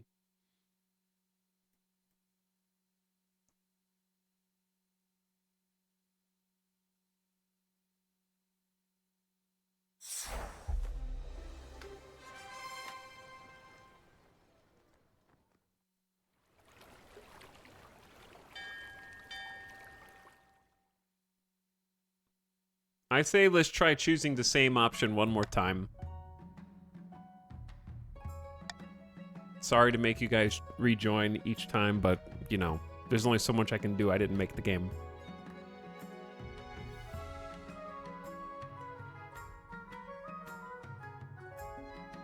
You guys can join after we load in, too.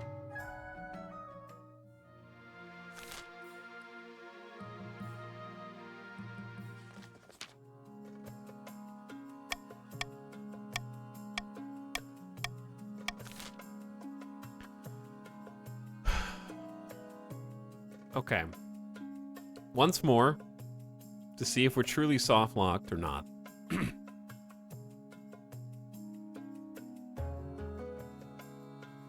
We didn't restart the whole game last time, like the client. We just went back to main menu. So I don't know if that'll change anything, but it might, you know? This one's just gonna be bad. Like, I just know it is.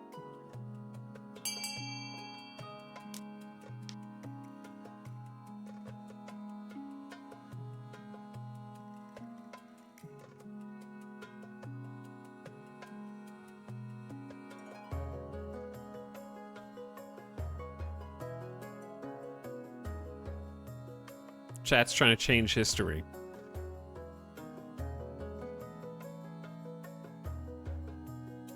They're trying to change the past. Oops, it looks like I waited 1 extra second until the first answer wins, so we can see if we're truly soft-locked.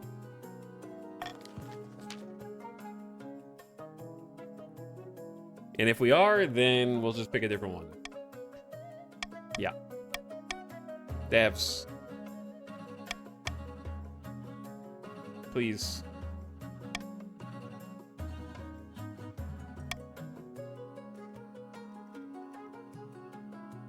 Devs. Okay, one more time.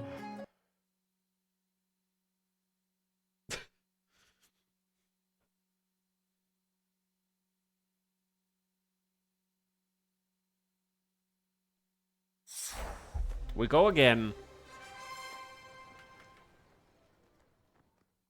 Devs are part of the patrician deep state for sure.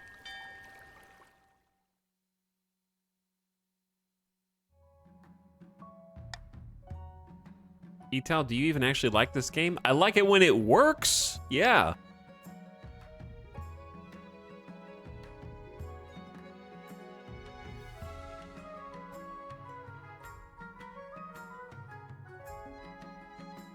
But there's only one button to click on in the game, and it's the click to go next.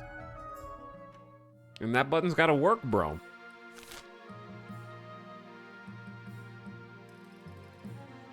Okay. Here we go. Here we go again.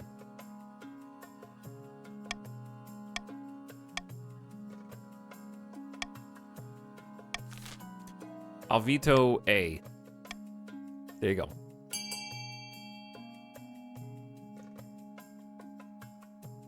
I don't know why it's like a higher percentage chance for B now. It was 35, now it's 45. So I don't know what happened. It's the Baron overboard now? Oh. Oh, it's the Baron overboard now. That's why their military score is higher. We've changed history, chat. We're on a different timeline now, bro.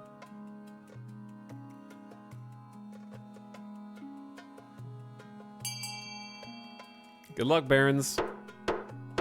Voting has closed. Military challenge failed. A shipload of Marcher Knights descend on the situation, but they're not trained for naval skirmishes. Their armor weighs them down, and the Finfolk easily throw them to the bottom of the sea. Let me guess. Your military is going to go down, and because that one event was soft-locked, I am now in a losing position for the rest of the game. Maybe not.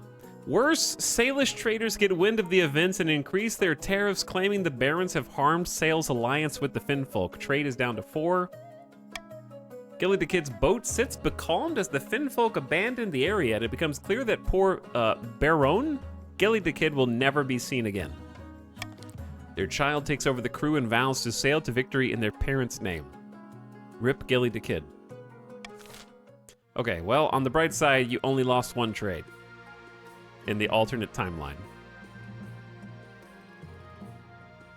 But now I can't click on any of these options. I have to move the map to where this is at the bottom of the map, and then I can click on it. There we go. I have found 3 potential matches for you. 1 eligible young woman from each of the kingdom's 3 regions. Choose wisely. You'll be securing a powerful alliance. Yes, I know. What if I don't want to marry any of them? That's a decision that can wait until after you've seen them, isn't it? Your mother leads you to the Great Hall, where she's arranged 3 portraits on easels. For now, each is covered by a cloth. All right, then, let's see them. She whisks away the cloth from the first portrait. This is Hilde, firstborn daughter of Northern Trizub's clan. Apparently, the other Northerners have nicknamed her Wind Speaker. Can't imagine why. I've heard she spends most of her time playing cards or making wagers with friends and hangers-on. People say she nurses a grudge, though. I can see the appeal. I also like betting on things. From the coast, we have Octavia, the wealthiest heiress to Lady Patrician Miomai's estate. I mean, look at her. She's gorgeous, and apparently a silver tongue, too. She's also an obsessive collector of rare books. She'll splash out thousands for the right edition, and apparently she has a dark side, though I don't know much about that. I like the sound of her. And finally, we have the March's offering. Helaman, scion of the prestigious Sandman bloodline. A typical baroness, really, loud, brash, and self-absorbed, but mostly well-meaning. She had a meaningful encounter with a wizard a few years ago, and now she spends most of her time brewing strange potions. Oh, and she's not popular with the peasants. Something about her sets their teeth on edge. What do you think? Of course, by picking a candidate, you'll anger the other regions, but you'll gain a lifelong alliance.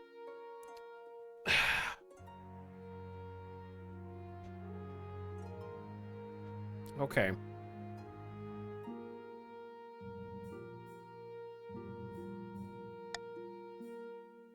Which do you wish to marry?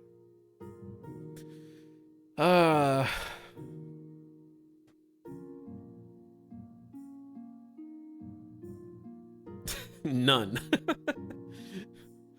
None. It's rough, dude.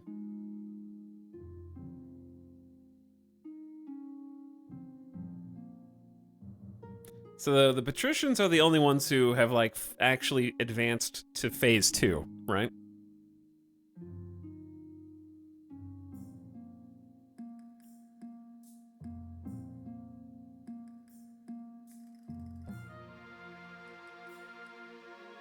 And you guys have achieved your goals, but you haven't gotten the checkup yet.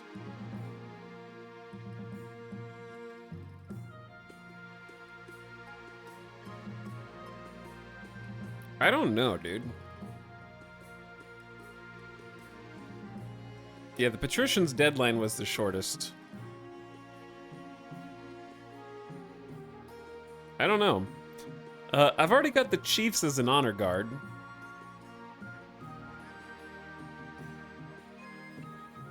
And the patricians have the most defiance. So from a purely defiant standpoint, the patricians make sense. But then that'll also raise the barons and the chiefs. I refuse to marry any of them. Pats have no army. It's not really like a true alliance in this game. I don't think. It's not like in Game of Thrones. They don't actually, you don't actually have to fight for me. It's more of just like a defiance management tool, I believe. They do lead to different spouse events though, which can make it harder on me to produce an heir. If they don't love me, if they don't like me as their husband. I wish I should have paid more attention.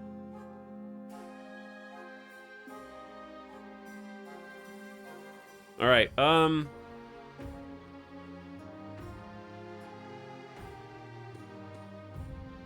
Let's go rogue. I refuse to marry any of them. Without a marriage, you are alone. No alliance and no support, not to mention an insult to the most powerful families in the kingdom. What possible reason could you have for choosing not to marry? My heart already belongs to another, a low-born commoner. Marriage would weigh me down. I want to party, baby. I want to live a life of chastity in honor of the nine. It actually raises faith. Actually, maybe I should get married. Okay.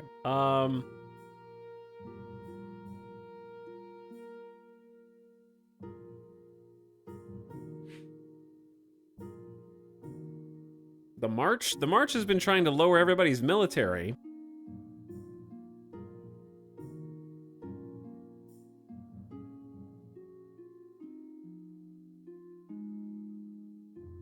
Okay, let's do Octavia of the Coast. Excellent. I'll make the arrangements.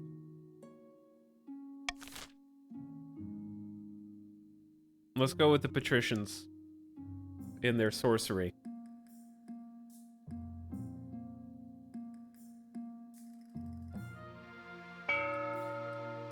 By a royal decree? Okay, yeah, it's time for a law. Ooh, golden choices back.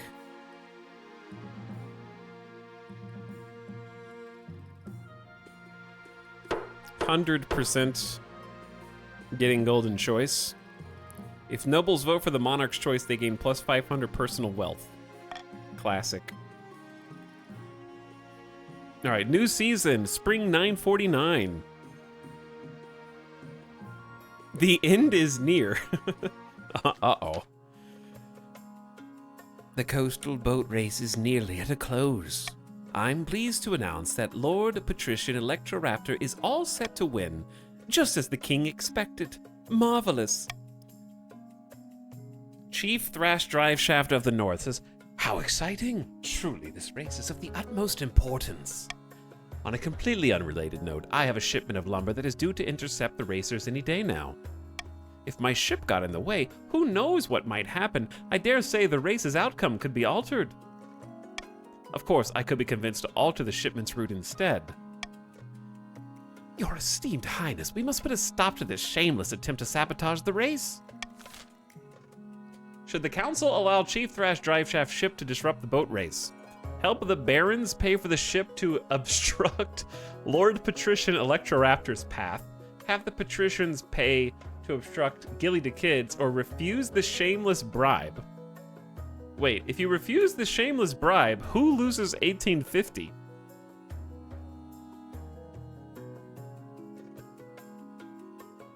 That's not me. Chat, treasury is coins. The personal wealth has the bag, right? That's someone's personal wealth.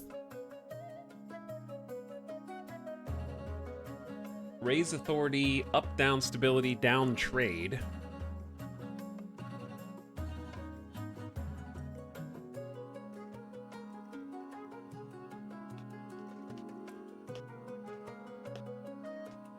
This one sucks.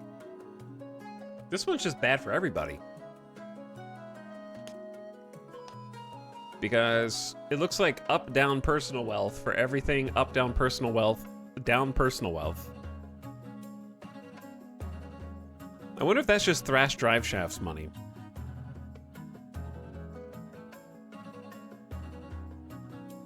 And then this is trade up for the barons. This is trade up for the patricians, I'm assuming.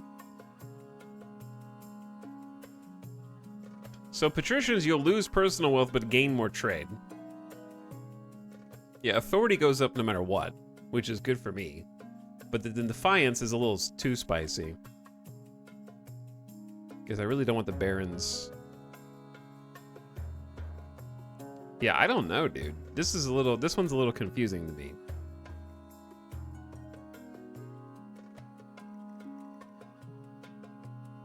I don't know if I want to affect the outcome, so I'm just going to start the vote. I don't think there's anything that I need to veto. I could be wrong.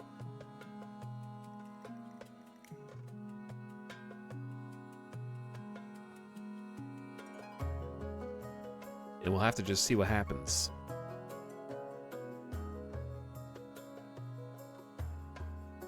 Man, it is close.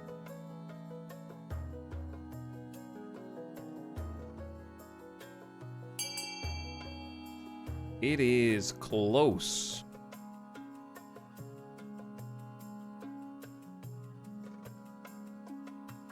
Barons and chiefs hate the patricians. And also, Lord Patrician Darkness in Between Stars also hates the patricians. Get that guy.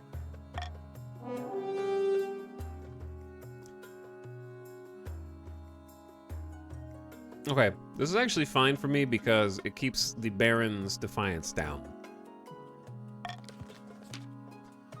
What? No. This is an outrage. Some Baron's wealth has decreased. Chief Thrash Driveshaft's personal wealth goes up to 1850. Good job, Barons. You voted for your own wealth to decrease. Just to stop me from getting 500 Gs. Well done. And you lowered your own defiance.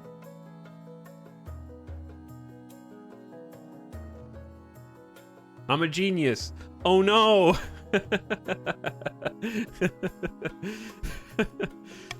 Chief Thrash Driveshaft's lumbering ship makes its slow way in front of Electroraptor's boat, blocking the way to the finish line. The lumber makes its way to Dvalin ahead of schedule, and the North gets plus trade. Soon, nobles and peasants alike gather at the finish line, watching breathlessly as the winner arrives. And it's both Lord Patrician Electroraptor and Gilly the Kid crossing simultaneously. Give me a break, bro. Clearly, I won. My oars crossed before yours. But oars aren't part of the boat. My prow was over the line first. Your esteemed highness, these nobles have bet their life savings on this race. Both have a legitimate claim. What should we do? Oh, well, well, well. Look who gets to vote now. It's me. Clearly, Lord Patrician Electroraptor is the winner. Gilly the Kid is the winner. The answer is simple. It was a draw. Technically, they both lost. I'll take all the money. How does my treasury go up and down?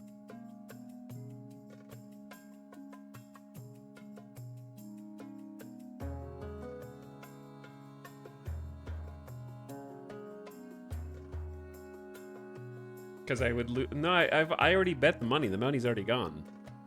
I don't lose another 500, chat. Do you know how betting works? I bet the 500 up front. It's already gone.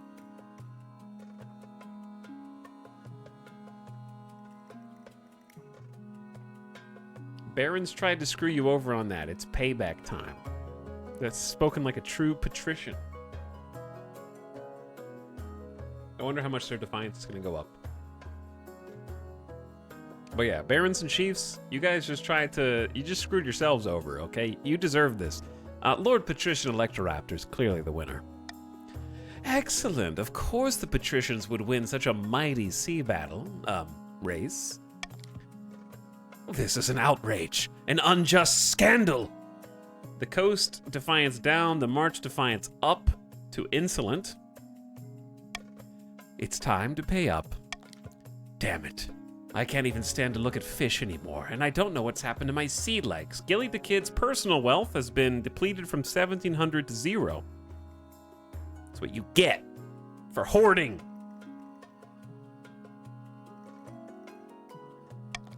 And cheating, also cheating. Thank you very much. Perhaps you'd like a rematch in a year's time. Meanwhile, Electroraptor is incredibly wealthy, from 400 to 2,100 Gs.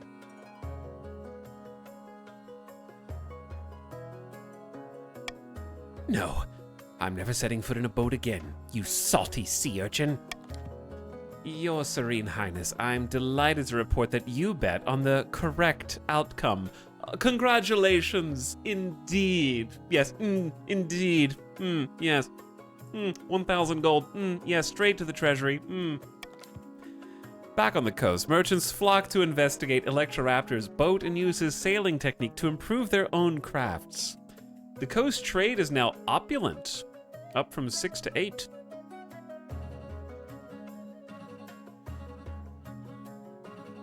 Even more.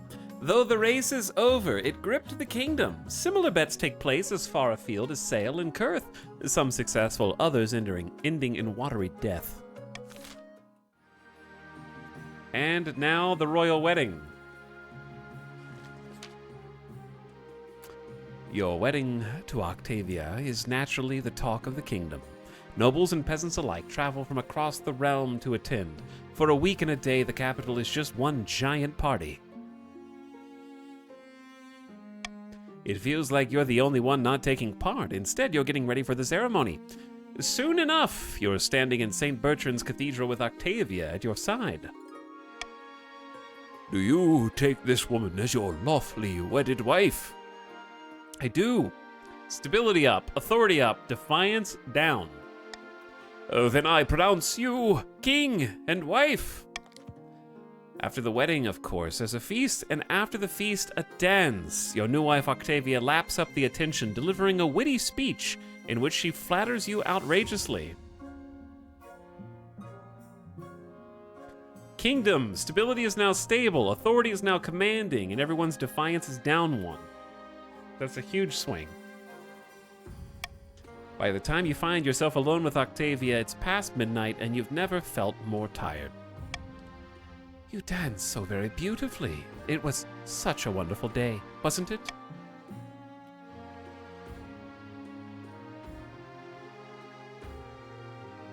No, I hated getting married to you. I regret everything. Agree.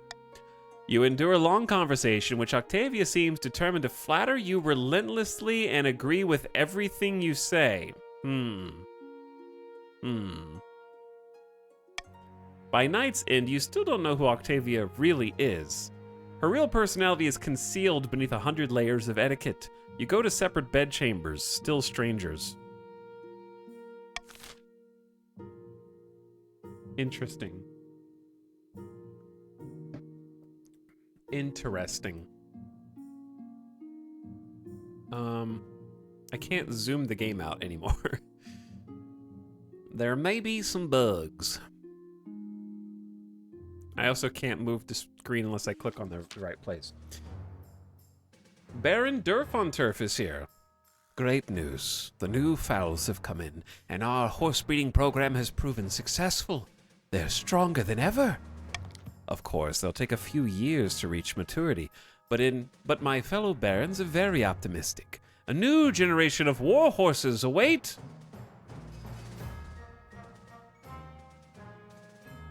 +2 military, now mighty. Defiance down. Good job, everyone. Well done. So strong.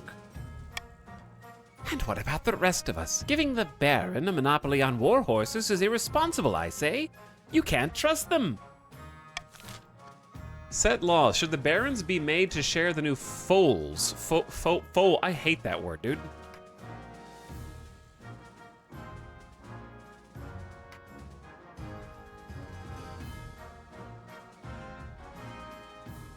Hold on. Foal. Yeah, it's just foal. Foal. Foals. Stupid word. Okay, anyway. The chiefs and patricians can buy the new horses for a fair price. Military up. Baron Durf should share with everyone for free. The barons are entitled to the fruits of their own labor. Let them keep their monopoly.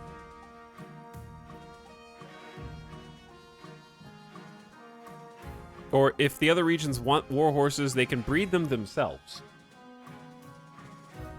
All right, chat. I believe we need to strengthen the military of the land. And I think also that in doing so, the barons deserve a fair price of payment. Now, you might say, well, where's that money going to come from? Why should I, as a chief or patrician, vote for that, even though it strengthens my own military? And I'll tell you, it's because everyone who votes for that option is also going to get plus 500 personal wealth. So that's a money back. That's like a government rebate program. It's a pretty good deal.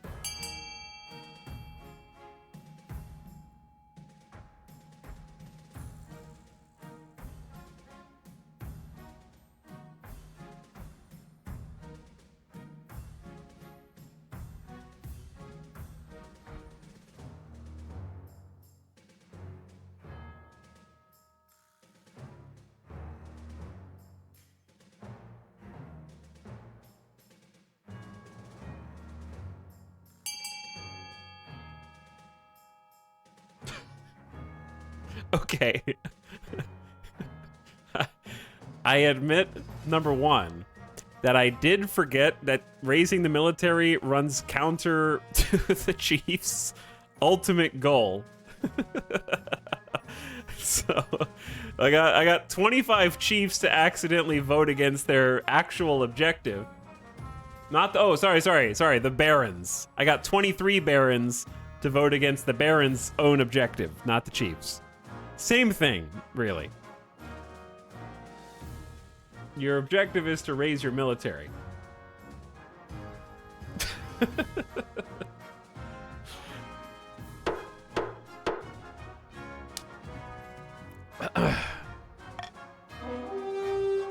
Classic Barons.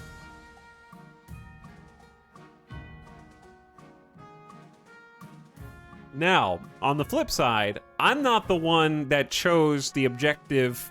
We've learned this lesson before, chat. I picked my objective before you picked your objective, and I chose to go for raising military, and then the Barons chose to lower military. So we were always going to be at odds, but I had to pick my stuff first.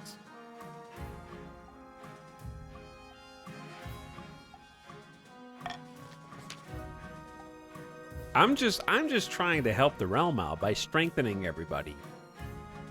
As long as we're properly compensated. Gold changes hands and the Barons send some of their new foals for the chiefs and patricians. Everyone wins. Some Barons' wealth has increased, chiefs and patricians' wealth has decreased and then increased. The Barons are getting paid a lot of money though. And military is now powerful and mediocre.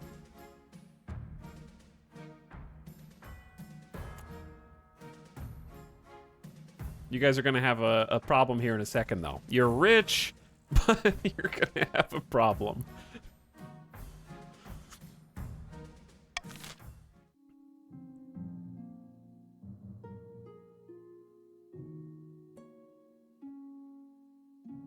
I still lost money. It cost me 750.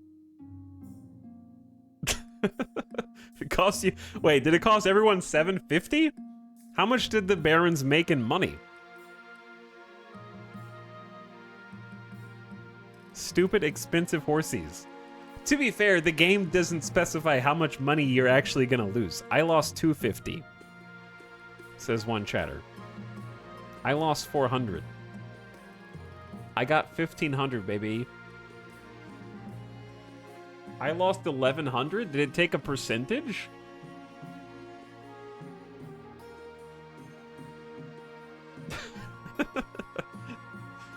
All right. In a distant fortress, amidst dark and foreboding forests, a small squat castle stands watch over the Marcher border. There at the end of the kingdom, a plot is hatching. Great God. Those other regions still throw their military weight around, eh? Sadly, yes. We need to prove to these fools that the only army this kingdom needs is ours. The Baron's aim is to lower the other regions' combined military to 10 or less. Yeah, we know.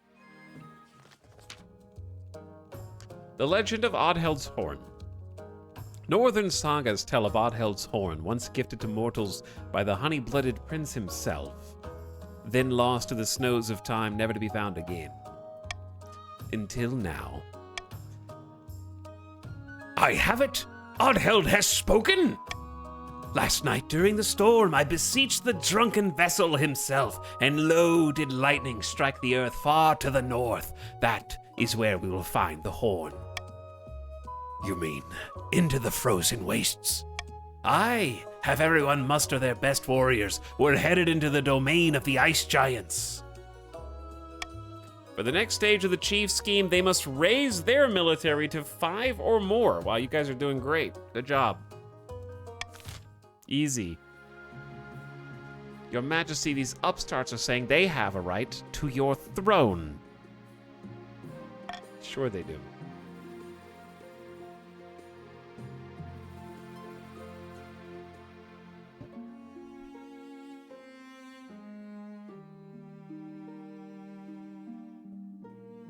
A curse! A terrible curse. An archbishop's request and a fateful tree. Oops. All right, let's go. The north has 2, so let's do the archbishop's request first. Your Majesty, I wish to speak with you about the situation in the north. Too long have the northerners been allowed to worship their heathen tree gods in brazen defiance of the 9th god. Allow me to send some of my best missionaries to the north for the good of the realm. Bring it to the council. You have my permission. I won't hear more of this. Be gone. Bring it to the council. Of course, Your Majesty, I expect nothing less. Oh, I thought there would be more options. than if I sent it to the council. Deny the Archbishop's request will actually lower defiance? Here comes the veto. It's different options. It's still a percentage chance of stability on the top one. I don't like using my veto on this because I don't really know what's going to happen.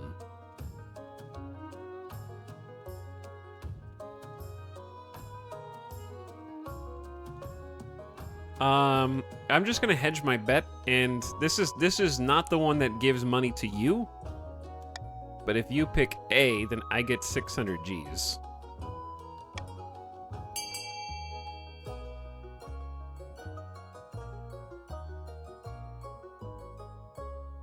But if you pick B, I get lower defiance, which is also great, so I'm happy either way, dude.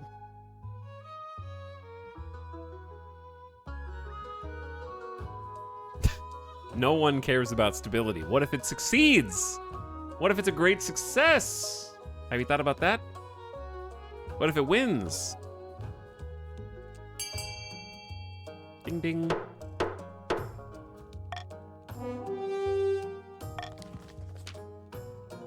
This is erasure of our culture. We won't forget this, you rabid pack of tyrants. Treasury up to 4,300. Oh, wait. Defiance went up? To 4? That was not listed on the possible outcome there. +3 is crazy, yeah. +3 is crazy. That is actually crazy. The mission goes ahead despite protests from the chiefs. All in all, it's a success. The missionaries convince hundreds, perhaps thousands of northern villagers to be inducted into the 9th church. Faith is now skeptical. You guys, no one is having a faith objective right now, so this is not a bad thing. It's just the +3 defiance is harsh, man. A terrible curse. Baroness Johnny rushes into the council chamber, breathless and in disarray. By the 9th, you look like you haven't slept for weeks. That's because I've been placed under a curse. Look, my hair's falling out in chunks. By the 9th god, get away from me!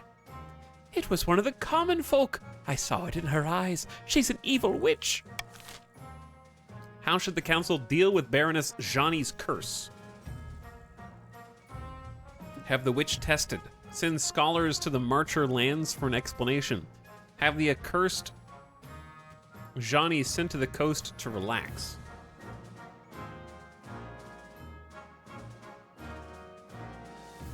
Is C raise trade for the barons? I don't know whose wealth this affects.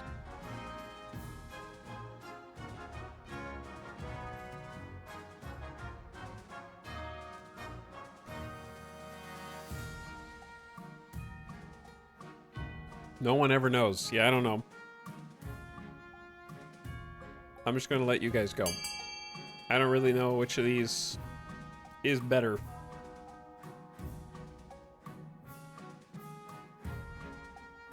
I'm just gonna throw them to the wolves. Let's RP into a faith game. That would be difficult because no one even has. You can't guarantee that you'll get a faith objective. That's what makes it really tough.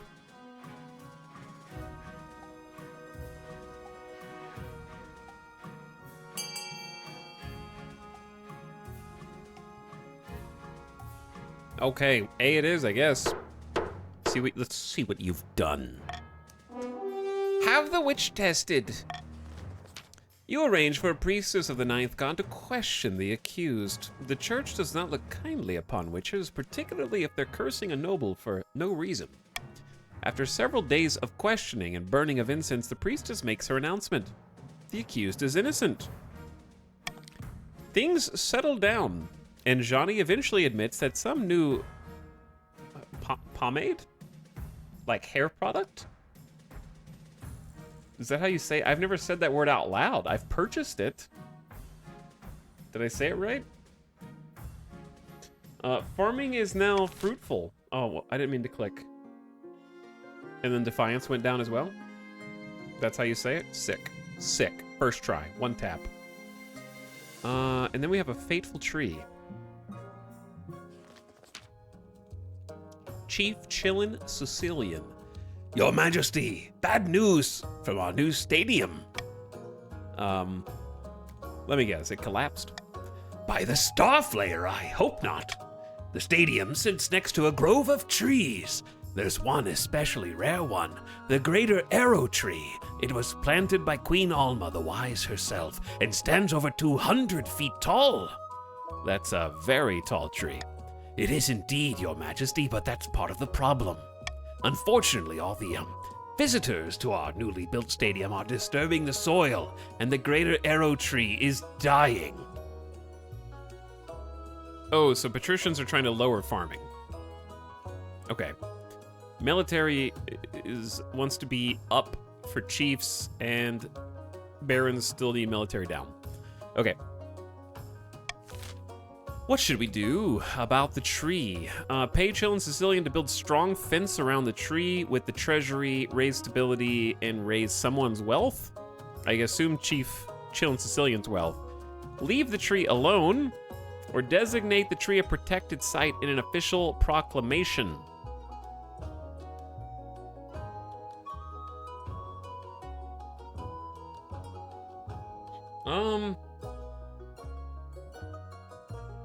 I'm okay with using some treasury bucks to protect the tree. I think we need to do either A or C, so I'm gonna veto B and let chat choose.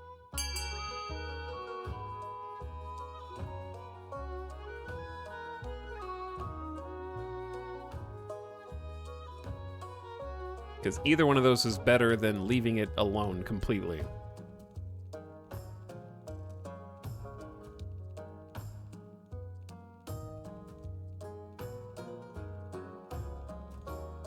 Interesting that you guys... The Chiefs are voting only for A, yeah, and then everyone else is voting for C. Who knows, we might succeed the check, and then you'll save me some money.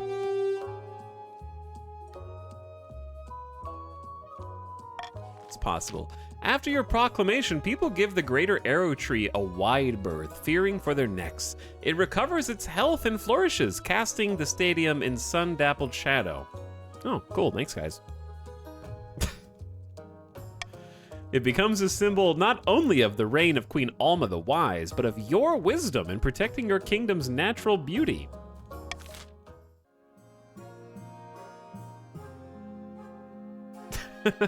Barons and patricians doing the king's work. Yeah, it's easy, dude. Ding. Okay. It's gonna be auction time. Time for your barons? Oh boy. Barons are freaking rich, dude. Well, I think I know what barons are voting for.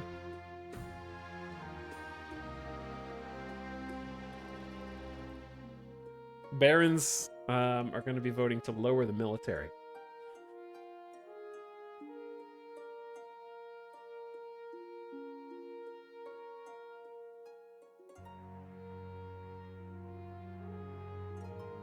Farming can't go up, so patricians, you guys are chilling. And then, honestly, your military is already 5. Patricians will be lowering their own military. Or rather, the barons will be lowering the patricians' military, specifically.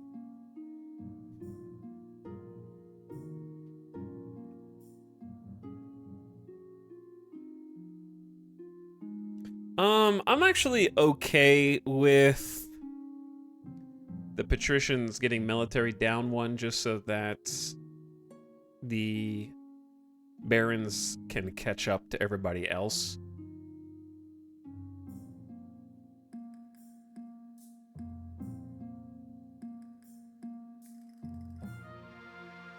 But that doesn't mean that everyone else is. I'm not the one gambling money. Everything else is kind of like a FU. To, like, authority down is just no one no one benefits unless you're trying to rebel, I guess. You could try to rebel. Trade down doesn't really benefit unless you're just trying to say FU to the barons. Military up is FU to the barons. Authority up isn't something people should pay money for. And farming down, I guess patricians could just solidify. Okay, begin. I don't know. I don't think I need to advocate for or against any of these strongly. I'll just see what happens.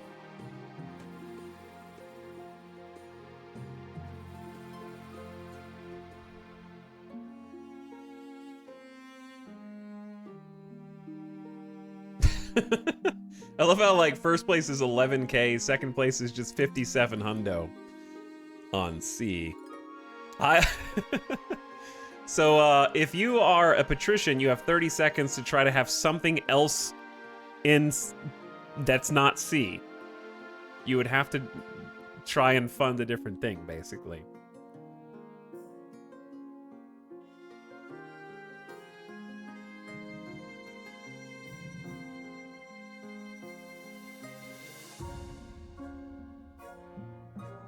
Time's running out, 10 seconds. The funding on military up dried up real fast. It surged into second and then languished down in third. Didn't go very far. Okay, military down for the patricians, rip, and then farming down. Patricians currently getting destroyed in order to win or progress. Rich barons funded the most, Schmurly Whirl and Cloaking Wolf. They went all in, yeah. They went all in. In my opinion, one thing that I would have changed if the devs didn't stop developing this game is the auction should happen before the season's over. That way, your auction affects your immediate end of season results. Instead of having to wait till next season.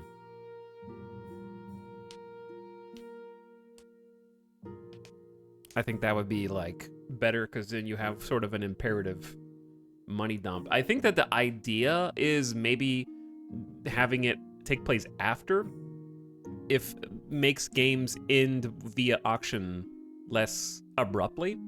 So even if you have your win condition because of the auction, the other teams have one season to try and disrupt. So it doesn't just auto-complete, maybe.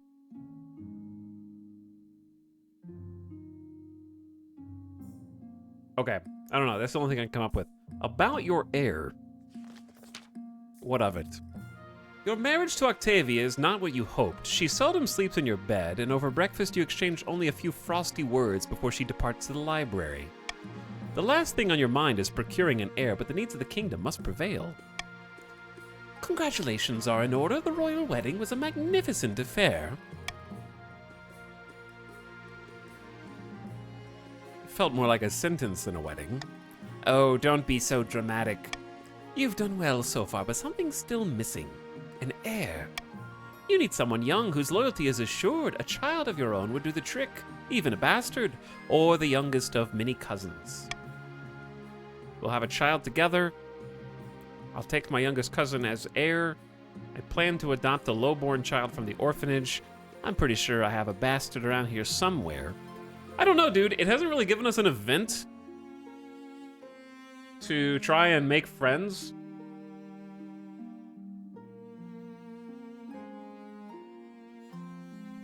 We haven't done the cousin route. We've tried bastard, we've had child together, and I feel like I tried adopting once. I don't think we've done youngest cousin.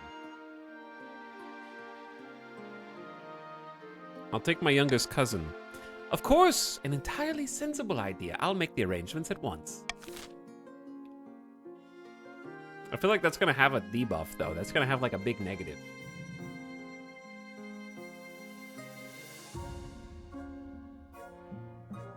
Oh, also, before we continue on with this season here, into Autumn 949, let's go ahead and take just a quick gamer death break. I meant to do that before I just saw the air and like clicked it. And it's a little slightly, it's only 10 minutes early for GDB. So we'll do that. And I will let chat say what up to Etal Chad, who probably needs to be reworked somewhat. We made him yesterday, and I think he needs a little cleaning up.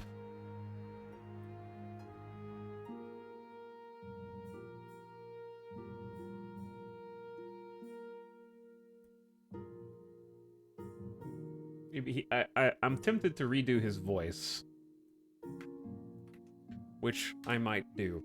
Okay, chat, I'll be right back. Thanks for playing, everybody. We're gonna take a quick break, get something to drink, go to the bathroom, come back, and let's see how this game concludes. Nobody's at part 3 yet. Archero 5005 Deep Sir. The dude Sir is in Iwaha Gerfer Spice.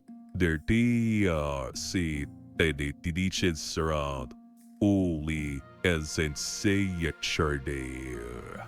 It was.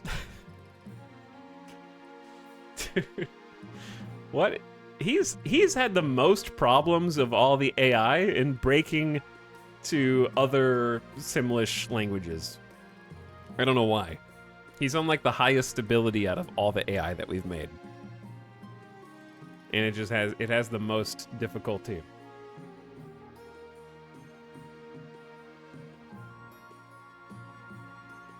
Yo, Nasukin, you absolute legend, brah. Thanks for gifting that 6 sub to Gamer Deathbot for a whole 50 months. You're a true bro, keeping the Twitch community rad. Yay, your series. Tafirdu swoosh. Stao or Apoa Acho Witcher Shu.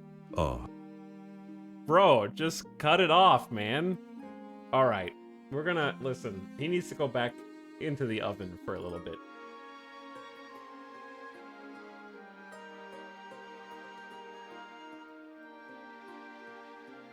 He's going back into the oven for a little bit.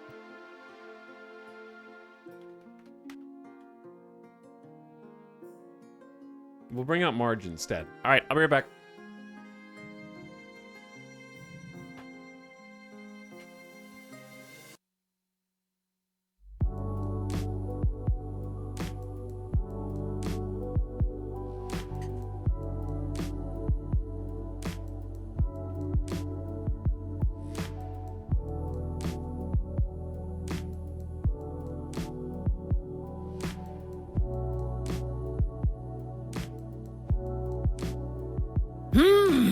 there, orangutan fellow. Thank you so much for your 3-month subscription. It means a lot to me and the rest of the subathon community. Enjoy the stream. Oh, whoa.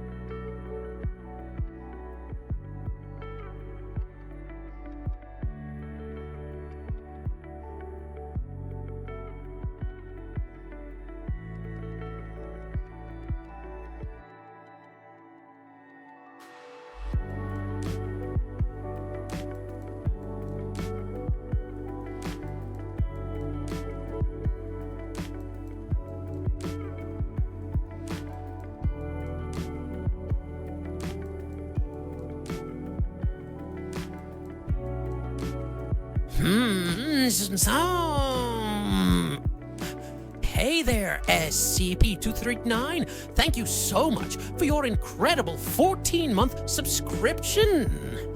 Your support for the subathon is truly amazing. Let's go indeed. Whoa, wow.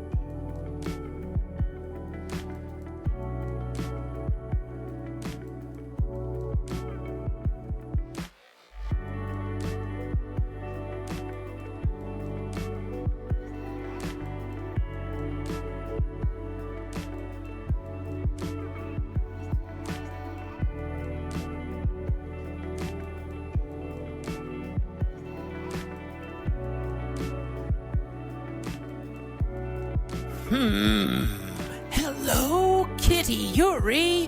Thank you for your 14-month subscription. I'm feeling a little tired, but your support gives me energy.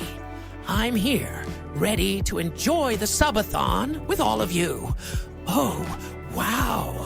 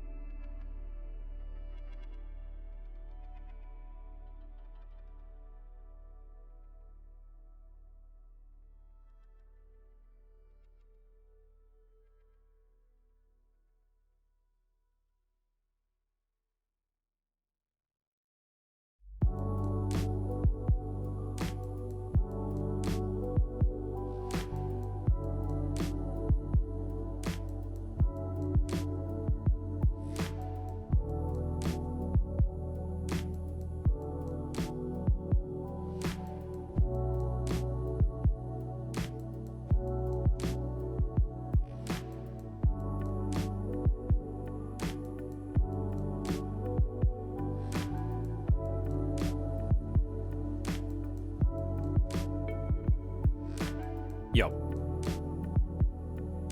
We back.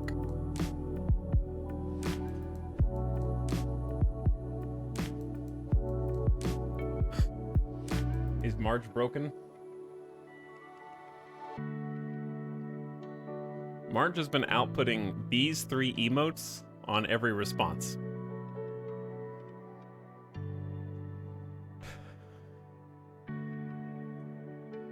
In a row. Actually, that's not true. She's using different ones. Then she uses these 4. And then she used these 3. All right, let me fix March.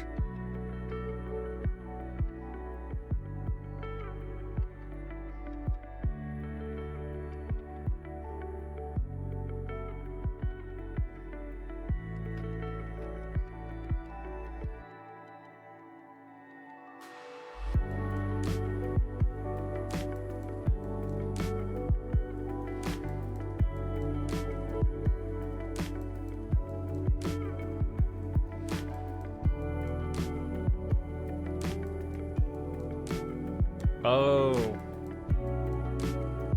I see what happened here.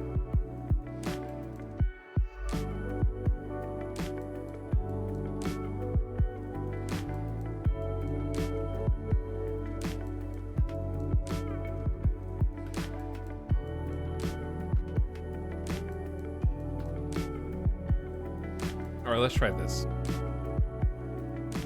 Boop. Boop.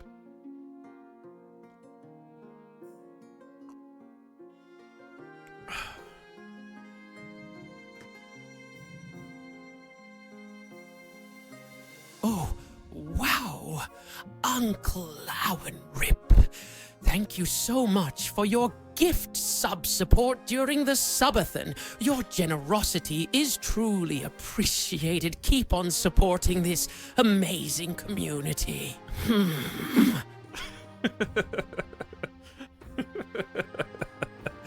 That was like a different voice.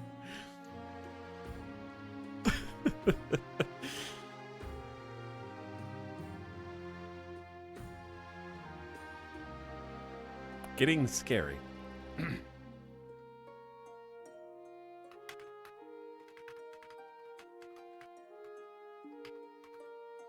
Who should win King of the Castle? The barons, the chiefs, or the patricians? Or the king? Let's see what Marge says. Who is Marge rooting for tonight? We will now find out.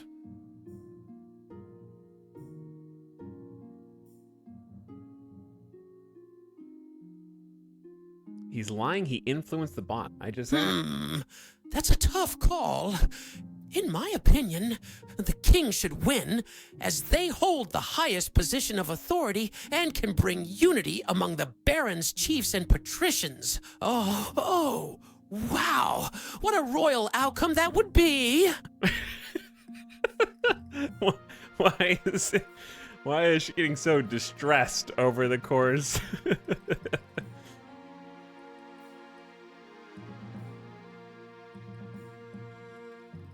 Marge is a monarchist. All right, she's got one more thing to say. Oh, wow. 1 yenners. I'm sorry you feel that way, but rest assured that every effort is made to ensure fairness here. Thank you for being a part of this community, and I hope you still enjoy the fun. Indeed. Indeed. All right, we back. Let's go. Giant freaking spiders in the march. Your Highness, says Baron Retrograde Motion, a forest on my land has been completely overrun by giant spiders. Some are as big as horses.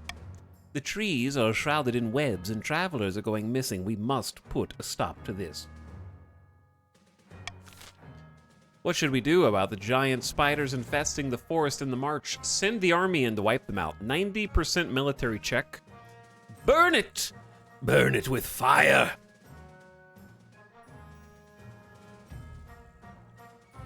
Trade down, farming down, defiance up. Put a bounty on giant spider legs. We must learn to coexist with the giant spiders. I mean, 90% chance. Send in the army, dude. They have a level 8 army. We've been building up the military. For what? For this. To defend the realm.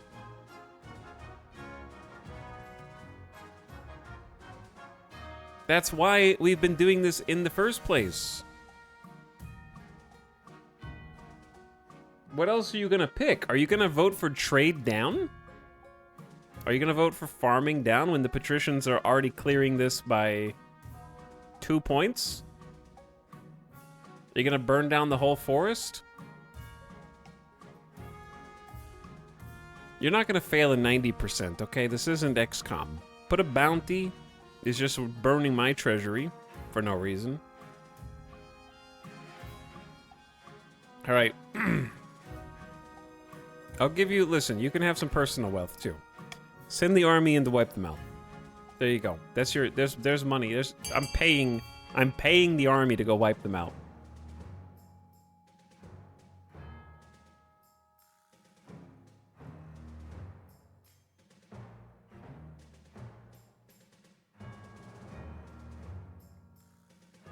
And see what happens afterwards.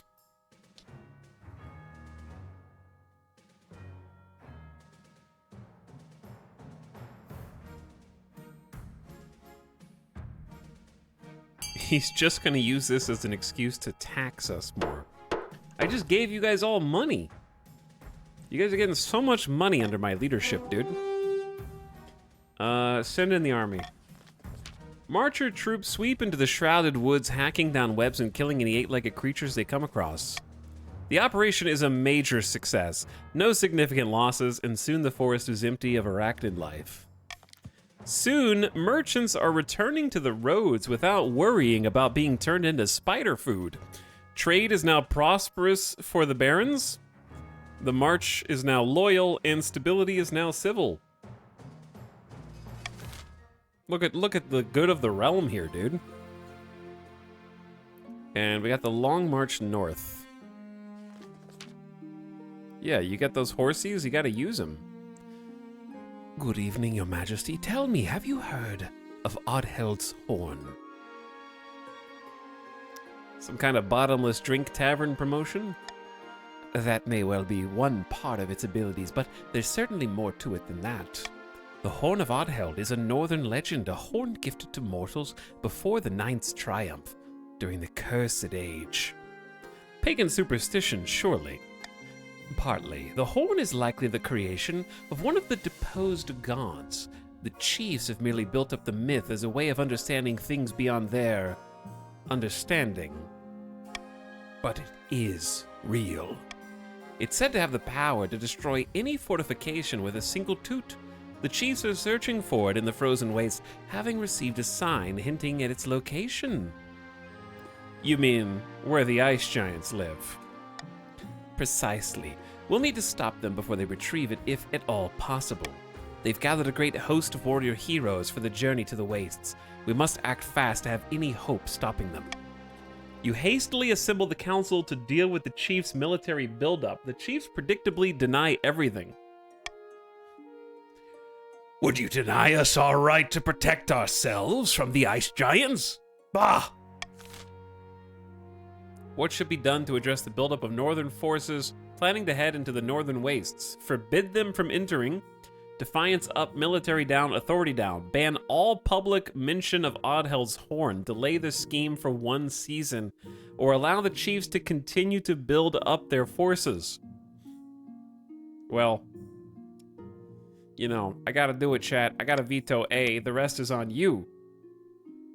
I can't have you tanking authority and military and rising the chiefs' defiance to rebellious levels. Okay, that's just 3 real bad things, so you can deal with the rest.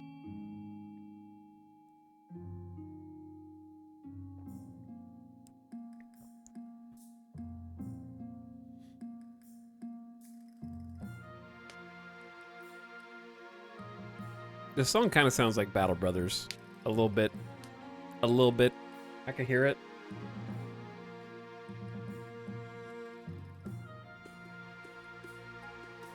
All right, they're delayed for 1 season.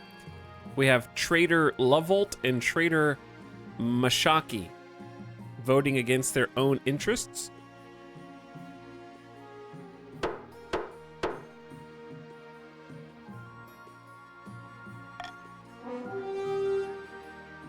Voting has closed. Your ban helped slow the tide of warriors joining the expedition in the north. As word of the mythical horn is stifled, it'll be some time before the chiefs can set out on their journey, but the delay is not permanent. The chiefs' stat goal will not be evaluated until the end of the next season.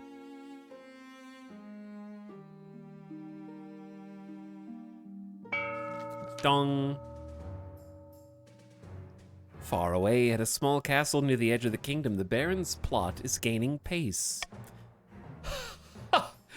The kingdom's militaries are in shambles. Those pansies couldn't fight their way through a field of rabbits. I've drafted the reform proposals as planned. The council will be more than happy to follow our lead. Good, but we must ensure they don't get skittish. The kingdom must be stable for our proposal to work. Grand, a calm before the storm.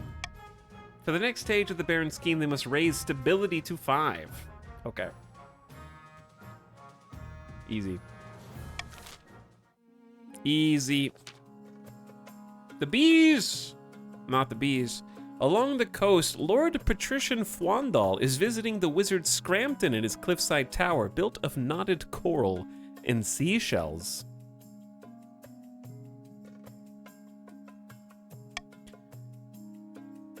Your side of the bargain is complete. The dreams of being are no longer a threat. Their palaces stand empty. My thanks, great wizard. Now, shall we discuss how to overthrow this troublesome king? 30 seconds remain for the patricians to vote. Do you want to raise trade or raise stability? The barons are also trying to raise stability, and your trade is already at 8. But you gotta vote on something, patricians. You got 12 seconds remaining.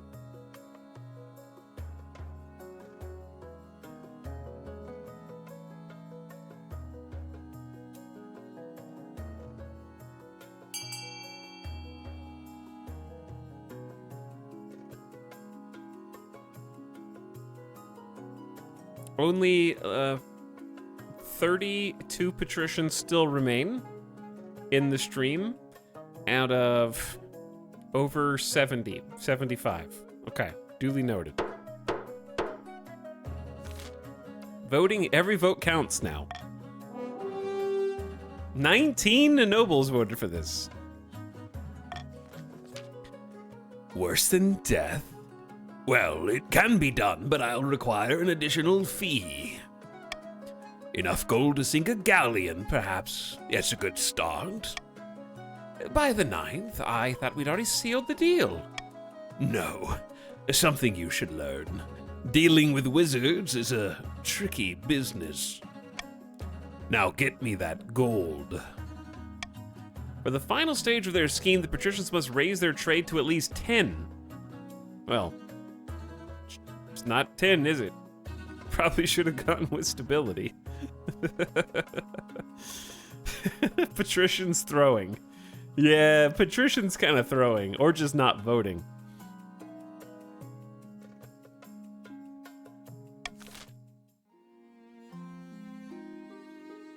The reason why it's good to go with the barons there is because the barons are only working on phase 2. You guys are working on phase 3.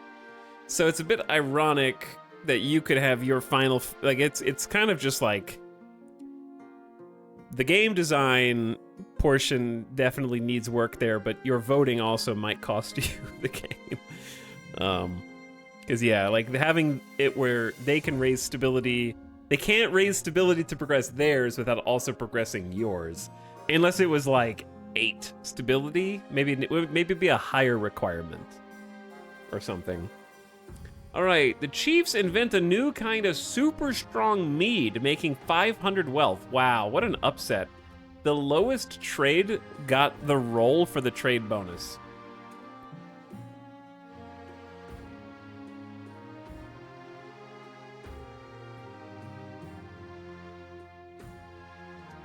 Listen, barons, listen.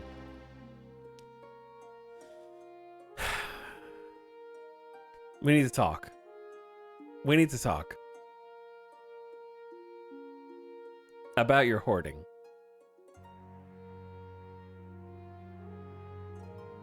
$3,100 is the lowest on the leaderboard.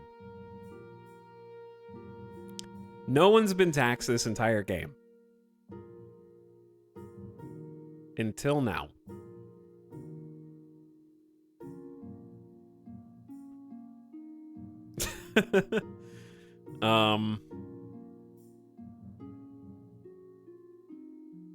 You guys have already got your objective.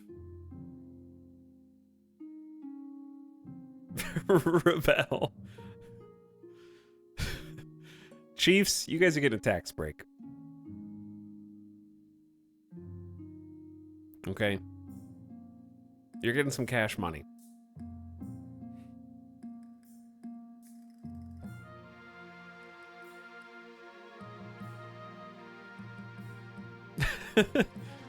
My king. Patricians, you guys are definitely getting taxed. You're the only ones at the final stage.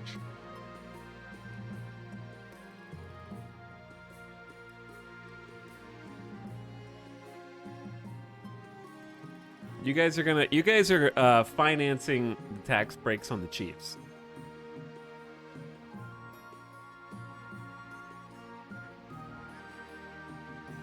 Don't worry, we're gonna spend this giant amount of money some way. And it's gonna benefit you. Listen, everybody is all like tax the rich until it's you being taxed. Look how this broke up the board, okay? Patricians, shh, we don't talk about you. Well, look at this. You guys are still number 1, even though I taxed you and gave a tax break to the chiefs. The chiefs were that poor. I don't know how poor the patricians are. They're apparently even more poor. But they're also the only ones who are winning right now.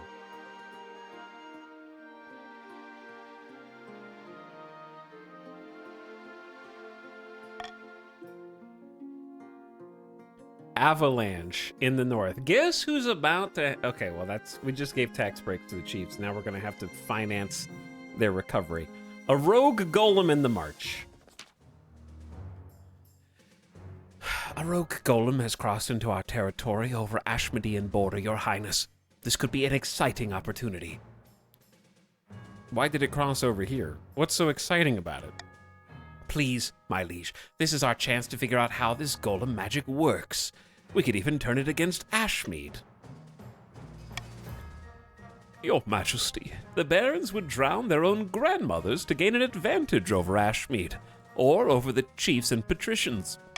Golems are an offense to the ninth god, and they're dangerous. We should destroy it before it gets out of control. Should we now? What should be done with the rogue Ashmedean golem that has crossed over? Use it as a source of labor, add it to the Marcher's army, take it apart and figure out its secrets, destroy it! These are all risky propositions, I'd say. These are tantalizing.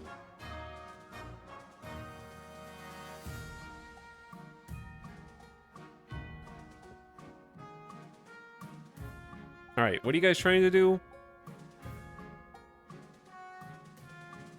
I mean, C, if it succeeds, boosts, I would assume boost trade. But it might only boost Baron's trade, patricians. It's really difficult to tell. For me, I want to add it to the army, but I'm worried about the 40% chance that it goes rogue. The chiefs want their own military. They've already got that. So chiefs are just kind of whatever. And then barons, I guess, want to boost stability with D. But it'll also raise the defiance, which we can sort of handle because they're at 1. I'm worried about encouraging people to pick B and then it backfires spectacularly.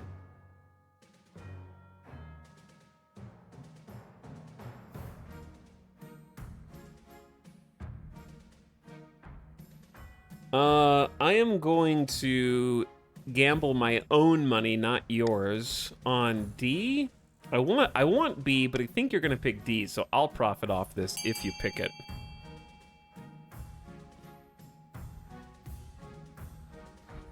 And we'll see what happens here.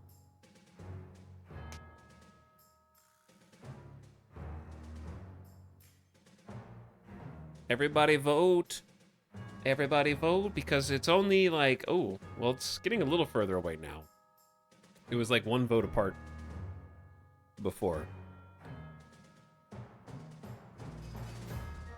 Okay, so you guys didn't go with D. Take it apart and figure out its secrets.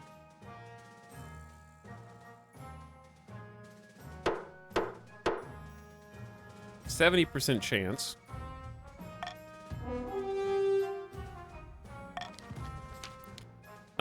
I lost 200 gold, that's fine. Faith is now dutiful, so you guys lost a faith. That doesn't affect anyone. I'll put our best artisans to work to figure it out. A few weeks later, Baroness Gina Prime reports back with a gleeful smile. Success? This is the most successes on these challenges we have ever seen in this game. We normally fail spectacularly. This is a blessed run, yeah. It's slow going, my liege, but we're getting somewhere. In a few months, I think we'll have cracked it. Okay. Chat wants to help the patricians win, so be it, bro. So be it. All right, let's check the avalanche in the north.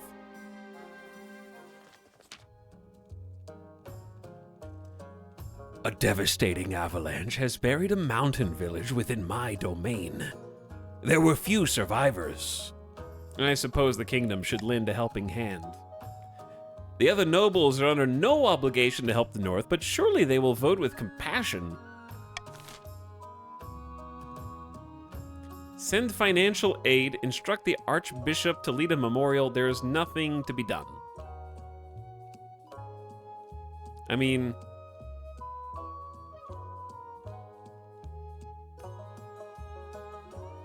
I'm fine with A. I've got 4,200 bucks. I don't know what to spend it on. Defiance down is fine. B is just kind of pointless. So it's probably either A or C.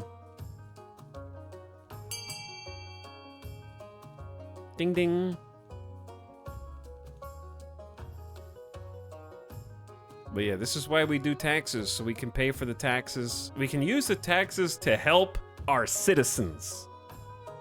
You know? We can use them for the benefit and the good of all the realm. Ding, ding, ding, ding, ding. Okay, chat agrees. We will send financial aid. Your funds go toward resettling the survivors in neighboring villages with enough gold to see them through the winter. Defiance down. I should have gone for peace in the realm. And Chief Mashaki skims a little off the top, of course, for his trouble. Very little, actually. Okay, and then spiders? And then 949 will be concluded. If I can click this, it's a little buggy. A little buggy. Baron Retrograde returns. My liege, a forest on my lands has been completely overrun by giant flies. The giant spiders must have been the only thing keeping them in check. They're huge and horrible and buzzing around all across the march. How big are we talking? Each one's the size of a man's head. And when there are thousands of them swarming all over the place, I have to wear a helmet to protect my own. Something must be done. Okay. Set massive fires across the march to smoke them out. Lower trade.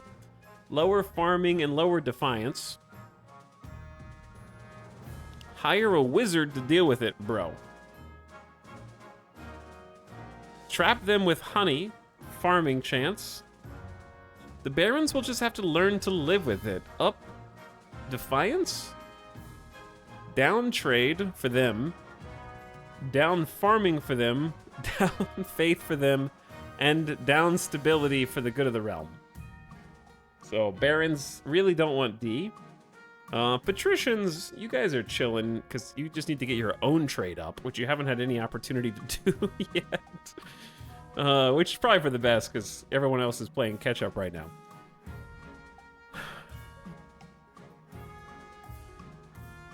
Veto D. I mean, I'll only veto D if you guys don't pick B.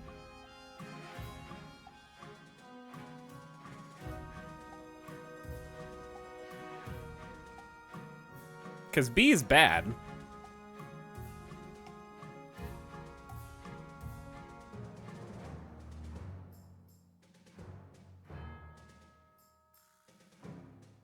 I mean, A's not great, and C could lead to disaster.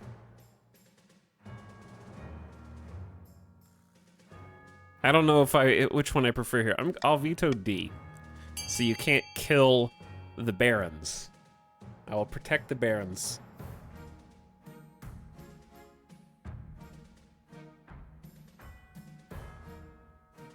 And see where this leads to.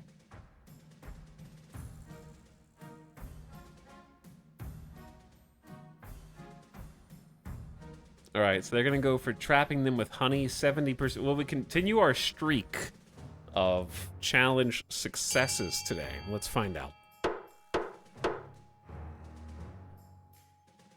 Good luck. Your plan goes off without a hitch. Honey is spread across the field, and when the flies land to feast, your waiting archers riddle them with arrows. 70 equals 100. Easy, dude. It takes a lot of arrows and a lot of honey, but it's excellent practice for your archers, and eventually the fly infestation is back under control. Military is now terrifying, and defiance is loyal. Well, looks like it all worked out, barons. Though it might have been easier just to leave the spiders alive. Maybe. Season over. Retrieving the horn. In the north, unbeknownst to the rest of the kingdom, a great battle has just taken place. Naturally, the chiefs are celebrating their recent victory against the ice giants in the frozen waste by smashing stains together and singing battle songs all throughout the night. Did you see that giant's face when I cut him down? Poor blighter never felt a heated axe before. So much loot. Never mind the horn, look at all this gold. Some chief's wealth has increased. The party lasts long into the night. A few chiefs take turns drinking mead out of Oddhild's horn. As dawn breaks, they stumble into the main hall where Chief Bork has beckoned them. Quiet down, you lots. It's time to get serious. This horn has the power to collapse buildings, cause earthquakes, even destroy mountains. We must vote on how it will be used. All right, the Northern Lords, the chiefs, it's time to pick what your third goal's gonna be, your victory condition. Is it gonna be threaten to destroy the kingdom's food supplies, lower others' farming, or sneak into the capital and collapse the palace on the monarch's head? Lower authority.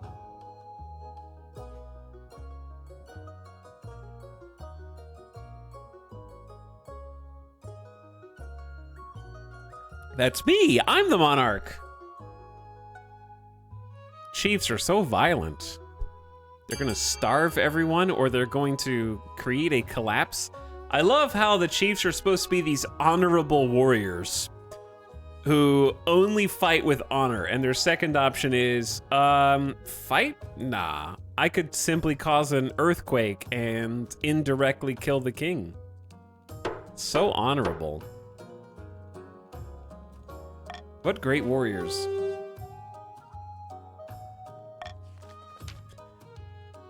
With this horn, we'll collapse mountains and castles and swallow up farmland. No one can stop us. Before we can make demands, we need their attention.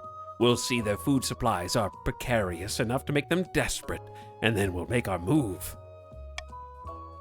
Aye, we'll give them a demonstration of its power, and then an ultimatum. Crown Bork, or starve. For the final stage of their scheme, the chiefs must lower the other region's farming to a combined total of 7 or less. And you're at 9. So the barons have to raise...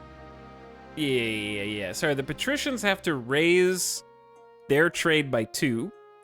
And the chiefs have to lower others' farming by 2. And then the barons will find out next season.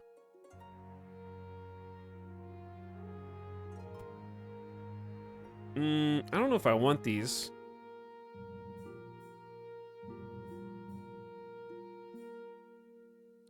I'm chilling.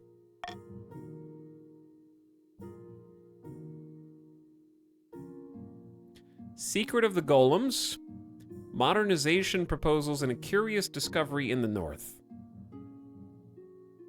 Let's find out the Golem storyline. Baroness Gina Prime has returned. We've cracked it, my liege. Golems are powered by scrolls imbued with the words of Kaldovaga, the Ashmodean machine god. We could build golems of our own, but we need to pray to Kaldovaga too. Need I even say it? Heresy! Heresy! Should the March be allowed to manufacture golems? Allow it, but the barons must donate massively to the church. Allow it, but the golems must be powered by prayers to the ninth. That lowers military. I don't think that's gonna work. Allow it without restriction. Faith down, military up. Forbid it utterly. Hey, chat. Did you know that I think the best idea is, definitely, C? Yeah, no, C for sure. Just raise military. What could go wrong?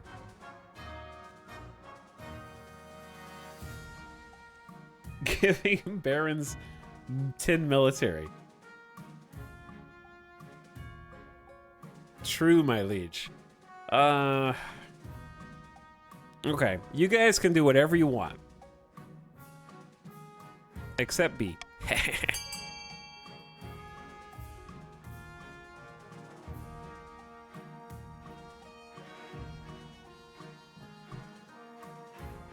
Because I vetoed it. Because I vetoed it.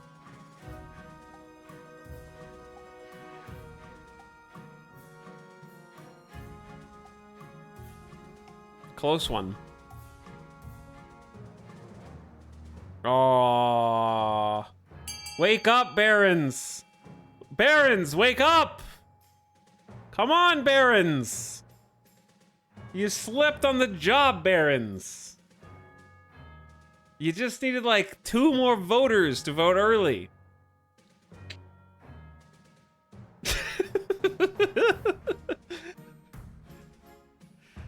Barons, you're so, come on! Lurker Barons, let's go, come on! Wake up! Oh, it's pulled too far ahead. Come on, dude.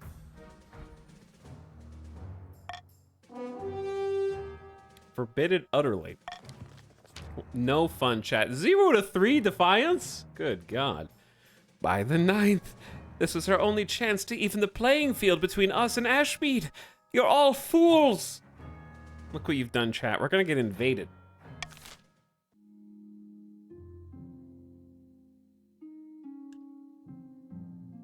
All because of you. And now they've got 3 Defiance, man. I'm glad they were at 0 before. A curious discovery. Chief Mashaki. Your Majesty will recall the devastating avalanche that struck the north. Yes, I remember. A tragedy. The avalanche uncovered an ancient stone door embedded in the mountainside. We suspect it may be one of our ancestors' tombs. Some locals pried open the door and investigated within. They did not return. What's the best way to investigate the tomb in the north? Send renowned warriors. Send a team of scholars from Quail University. Order it to be shut.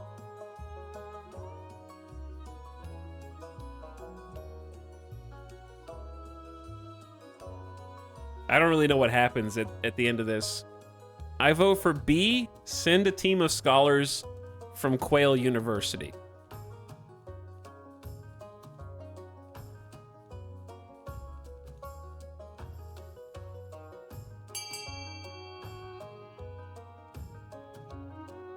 I don't really know what the benefits of... I mean, obviously I don't want Defiance up for the Chiefs.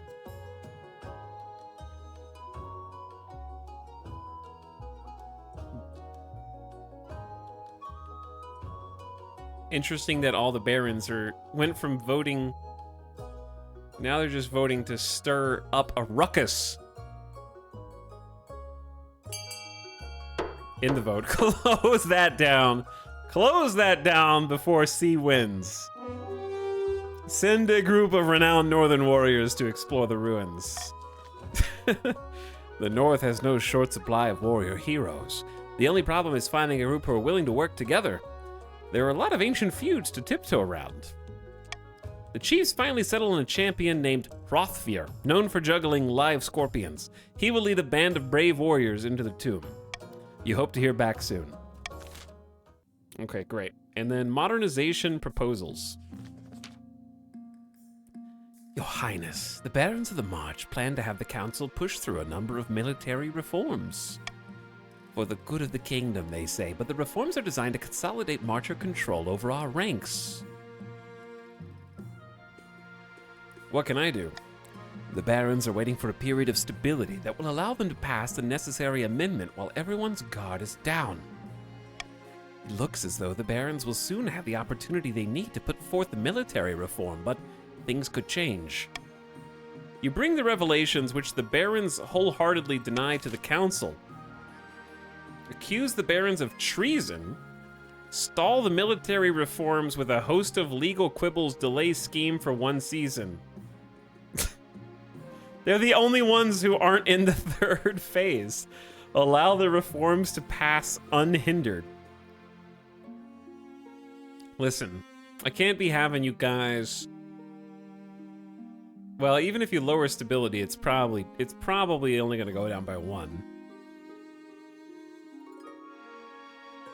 I will give everyone 500 personal wealth if nobles vote for my choice to allow the reforms to pass unhindered.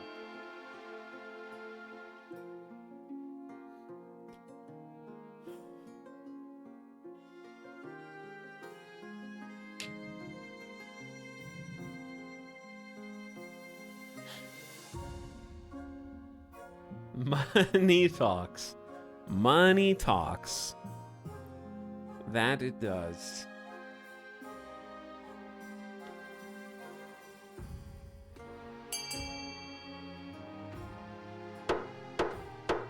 Time's up.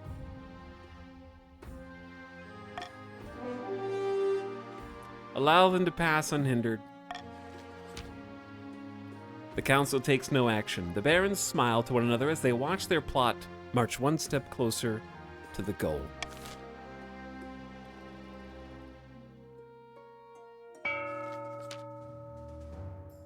After several rounds of deliberations, the council approves wide-ranging reforms to the kingdom's standing armies.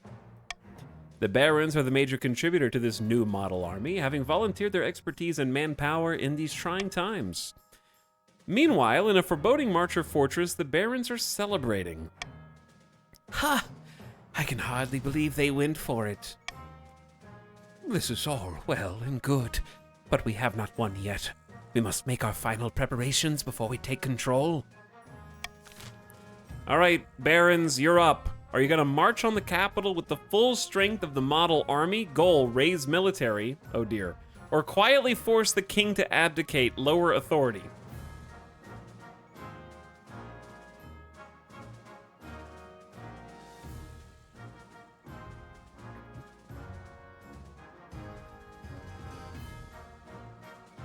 You wanted this. Listen, I want a lot of things. It's not my fault that the patricians and others voted to lower military earlier.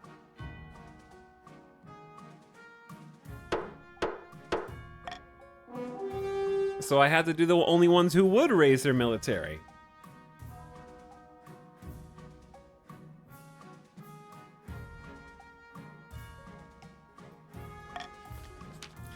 Then it's settled.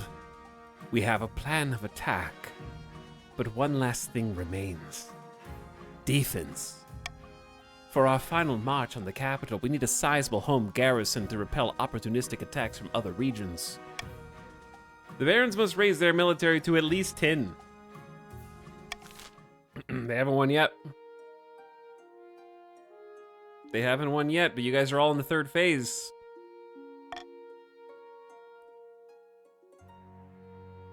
My heir! My baby! Your quest for an heir is complete. You stand before the council holding a small child in your arms. Should I die, I ask that my crown be passed down too. The council hall is filled with nervous silence. My cousin, an adopted son, daughter, or child.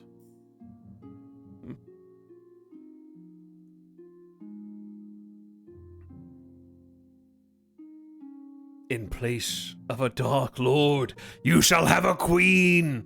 My cousin and adopted daughter. The assembled nobles break out into polite applause. By designating an heir, you've cemented the stability of the kingdom. Stability is now steady. Your esteemed highness, may I be the first to congratulate you on adopting an heir? What is her name? Etau II. Excellent, your august majesty. I'm sure little Etau II will grow up to be a chip off the old block. Congratulations on finding an heir. Now you just need to fulfill your ambition to win the game. Expect a visit from the Spy Master very soon. Very soon. Okay. Hrothfir returns! We have received word from Hrothfir, your majesty. He has returned from his exploration of the mountain tomb. Aha, he's back. Yes, he is. Unfortunately, your majesty, this is not a cause of celebration.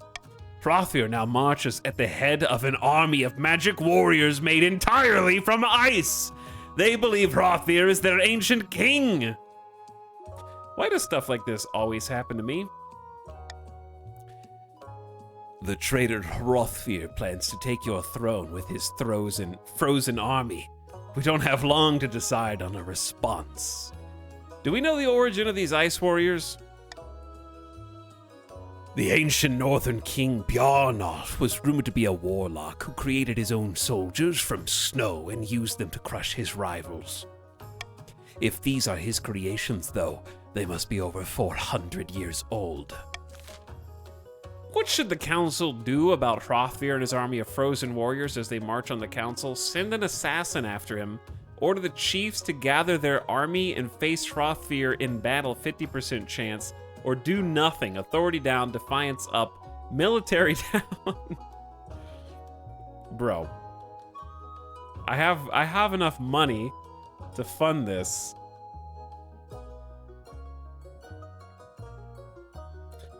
I can't have you guys picking C. I mean, picking C is pretty much only to spite me.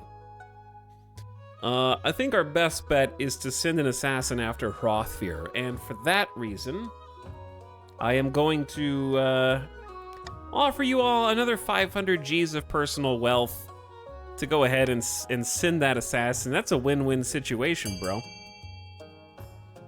I pay money out of the treasury for the assassin, and I pay you the money. I mean, that's a pretty legit offer, I think.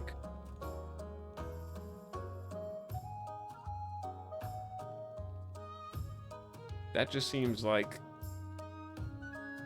easy win.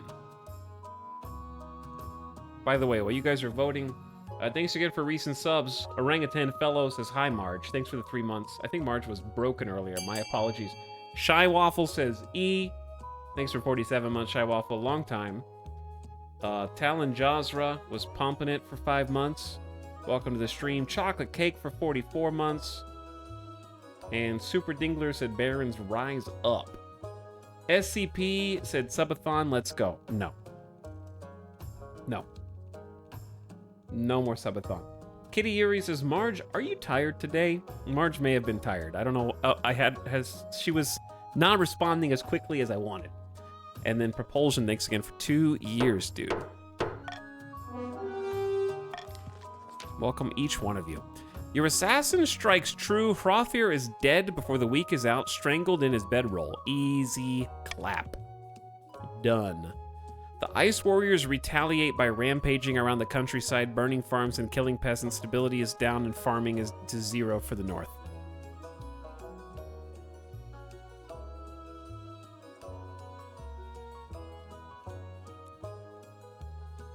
Ironically, the chiefs of the north are supposed to lower other people's farming, not their own.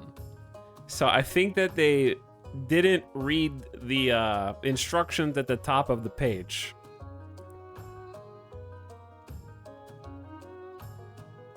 They're starving themselves. Uno reverse card. Uno reverse card. Your army tries to fight them, but the Ice Warriors prove impossible to catch, blending into the snow and avoiding the North troops. Eventually, the Ice Warriors claim a nearby mountain fortress and dig in, resisting all attempt to root them out. Well, I see. It be that way sometimes, yeah. Lord Patrician Casey is here with a new baby. Greetings, Your Serene Highness. Some fine news for my citizens in the coast. A baby has been born on your birthday, bearing a birthmark in the shape of the number 9. A fantastic omen? Perhaps we should mark the occasion.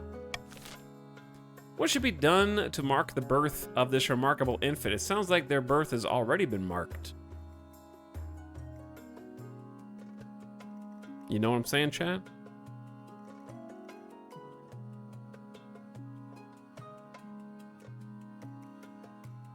The king sends his blessings.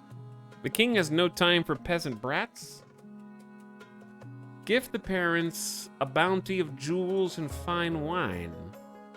Send the Inquisition to make sure that it's real.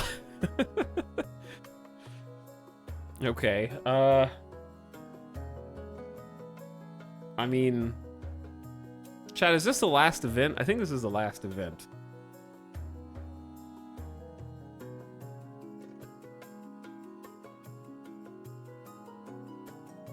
I think A is the best choice. Nobody really wins or loses anything here. I only lose more money with C. We'll be down to 1250. which is getting a little low. I'm just saying, chat, if you guys drain the treasury, I'm gonna have to make it back again somehow. You know what I'm saying?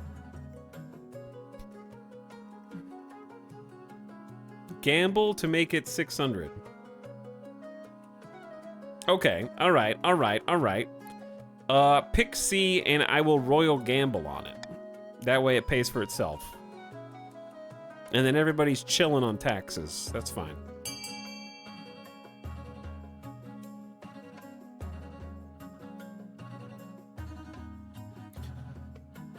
That's respectable.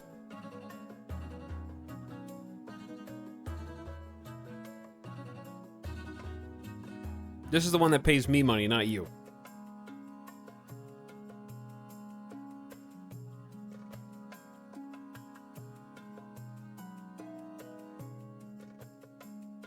We know. It kind of pays you more money in the long term, because taxes. All right. A bounty of jewels and fine wine. Oh, marvelous. My humblest thanks, Your Serene Highness. The common folk appreciate your generosity. There is another matter. They asked permission to name the baby after you. What do you think, Your August Majesty? The more he eats owls, the better. Marvelous. I'll have my housekeeper give them the good news. Lord Patrician Casey hurries away. A child of the coast named for you. Who knows what sort of person this baby will become? You can only hope you're around to see it. Furiously makes AI. Yeah, I'm just making like AI babies versions of me. An auction! The Chiefs got money? Look at all the Chiefs' money, dude. So, the Barons win, sort of, soon. The Barons win soon if B gets picked. A helps the Chiefs, but doesn't win for them. And then Patricians want E. Oh, this is gonna be a spicy one, man. This is gonna be a spicy one. None of them really help or hurt me, so this is kind of just all on you guys. I can't really affect this anyway. This is where you don't get influenced by the king. You just do the thing that makes sense. But yeah, if you guys let Barons get their military all the way up, then it's gonna be game over soon. If you let B rise up. All right, ready? Go.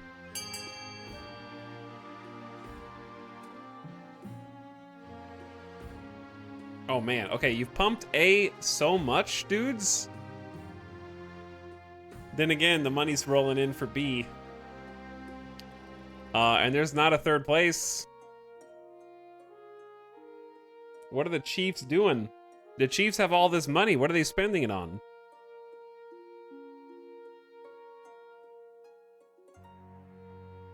Oh my god, dude. The Barons are locking this down. Etal made the Barons rich? Did I? I'm pretty sure I just hard taxed both of them and gave tax breaks to the chief. What did I do? We had some money votes. You guys could have voted on the things that gave you the 500 Gs too.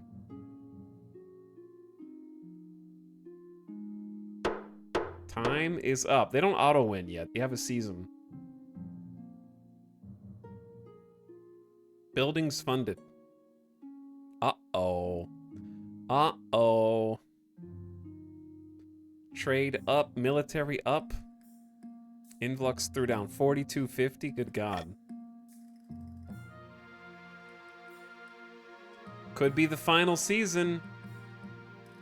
This could be the last one, dude. When do they have to do it by? I think this season. It just says raise. Yeah.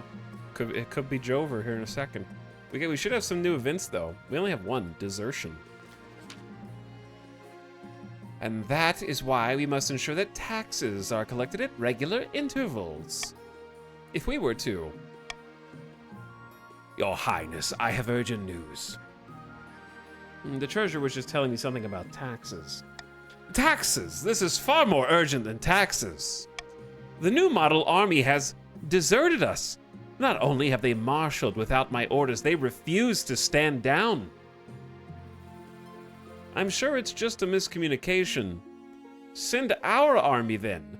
Isn't this new army supposed to be an improvement? Whose military up is this? I feel like if I click the fourth one, is it going to advance the plot?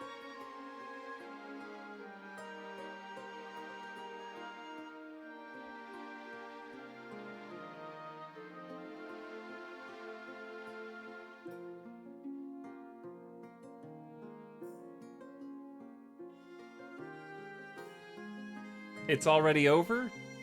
Is it already over? Maybe it's already over. Send our army at them then. Your Majesty, they are our army. Without a military, we will struggle to hold on to power. If I may interject, this is almost certainly the work of the barons. If I were to offer any advice, it would be to seek a treaty soon. This new model army, which I suspect takes orders directly from the March, cannot be beaten by any force on this continent. We made sure of that.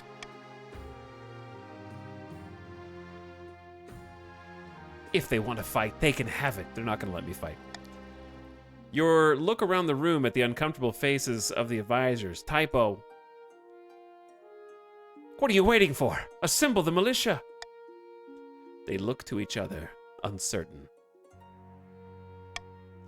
Yes, Your Majesty. By the time the new model army reaches the capital, a ragtag militia stands ready to fight. Peasants with pitchforks and scythes, mostly, but at least they're angry. That's you guys! Patricians, you're the pitchforks. The chiefs are supposed to have the strongest army.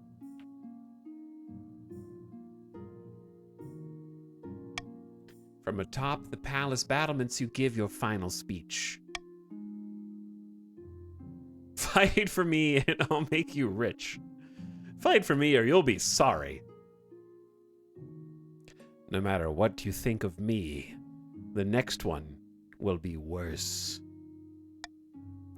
After the rousing speech, your peasants are sent to their doom. The battle doesn't last long.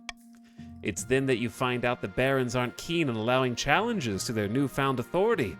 Your head finds a new home on a pike outside the gates before sundown. Ah well, at least the view is nice. After losing his throne to the barons, King Etal's head decorated a spike. Once the crows had done their grisly work, it became just one more anonymous skull staring down from the palace gates. The attempt to woo Scrampton to the coastal cause was doomed to failure. Eventually, the wizard, bored of these mortal quabbles, fed Lord Patrician Fwandal to a kraken. That's fitting. The chiefs abandoned their hopes for Oddheld's horn, which passed into legend once more, a treasure fit only for seducing adventurers into the frozen wastes, where ice giants or hypothermia await them. Marching to the Baron's orders, the new model army effortlessly took the palace and installed Johanna as queen, but the military reform soon fell apart, destroyed by corruption and nepotism, while the new queen would prove harder to control than the Barons hoped.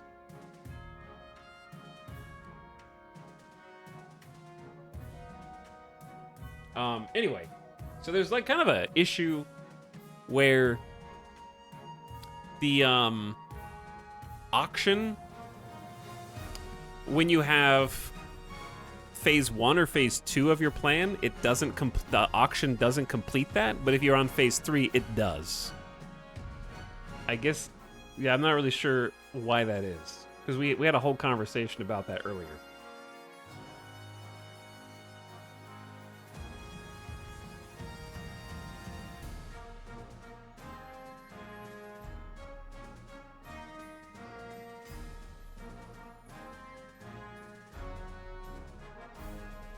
I guess phase 3 checks at the beginning of the season and the others check at the end.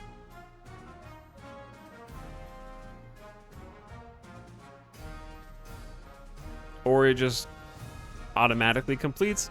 I think that, obviously I know they're not developing it more, but I think it would be better if you could only win by having the numbers at the end of the season.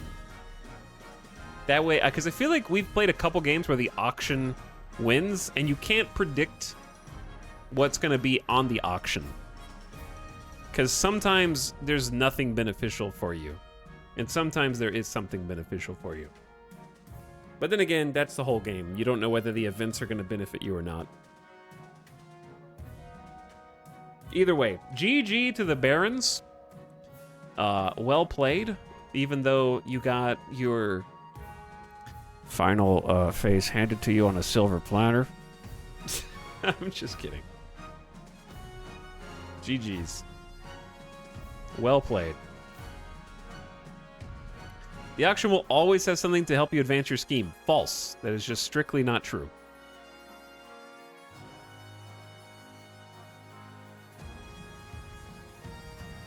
There have been countless times that people have just been like, well, I'm going to save my money because there's nothing, especially in the last 2 campaigns before this one, there was nothing for 1 or 2 of the factions multiple times.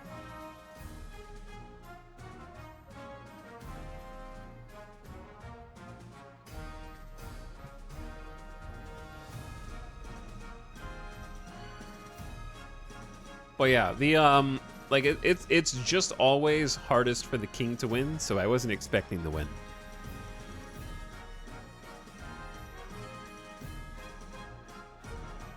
Because like I had only just had my heir made, and then I needed at least 2 more seasons to pass my checks, and then I have to get lucky passing those.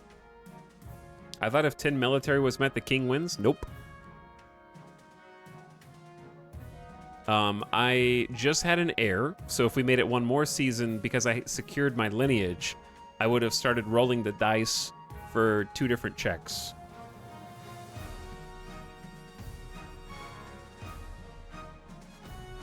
Yeah, the barons were the ones with military equals win. I wanted everyone else's military to get up so that my checks would be easier once I got to them, but we never got to them. Which is the way it's been most of the times. I've only gotten to my checks once.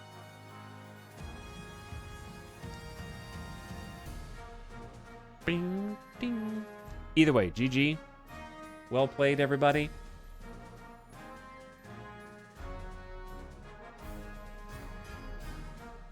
I lived. Game lasts for 2 years, 6 months.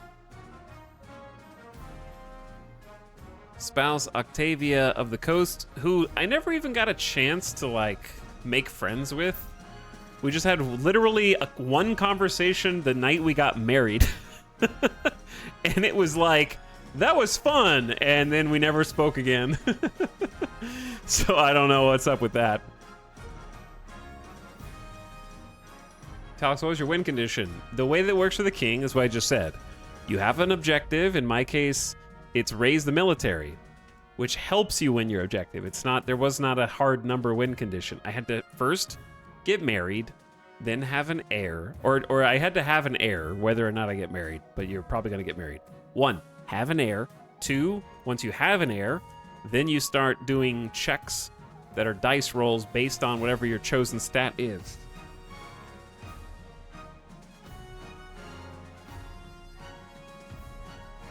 I didn't get to the dice rolls.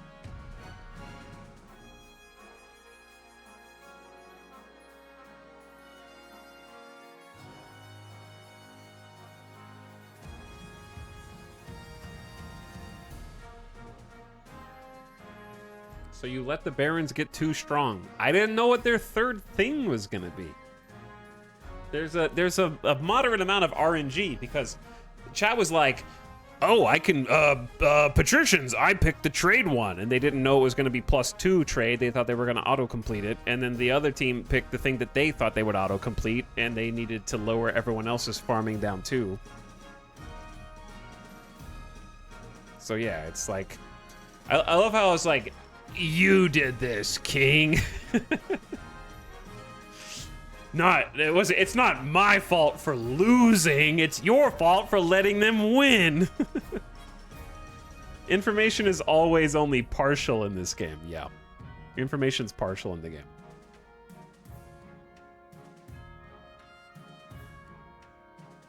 The only bad decision was the delay. That's not true, because they were the only one. They were in phase 2. You guys were already in phase 3.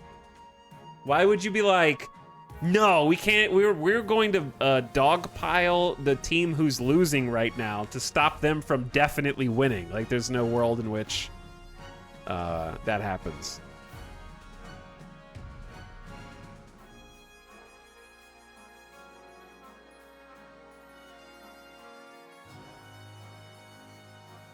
This is never my fault, only the fault of others. Electroraptor, I had to cheat to make you win.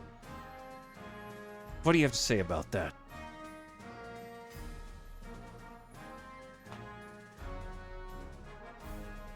Every choice the king makes generally helps one of the 3 factions. Yeah.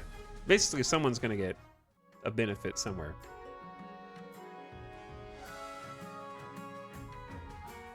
There you all are, riding across the bridge.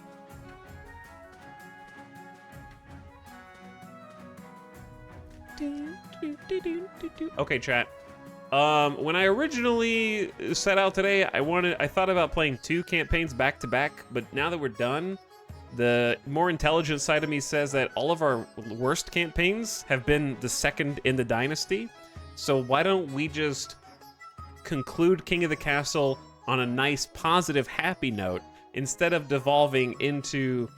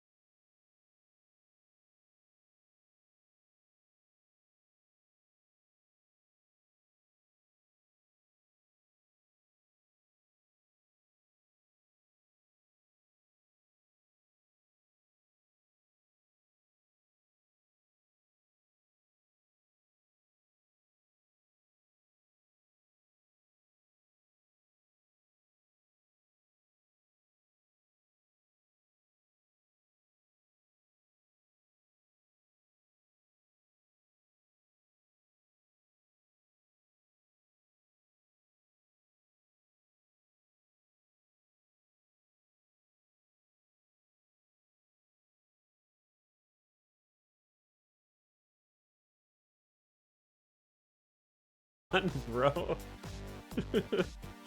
Relax a little bit. Take it down a few notches, man.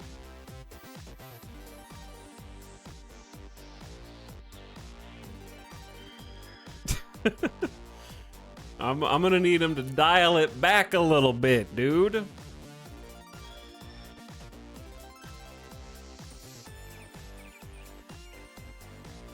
Hey, what's up? We got a ambiguous amphibian raid right when we change games to Battle Brothers. What fortuitous timing. Actually, like, perfect timing, bro. What's up, gamers?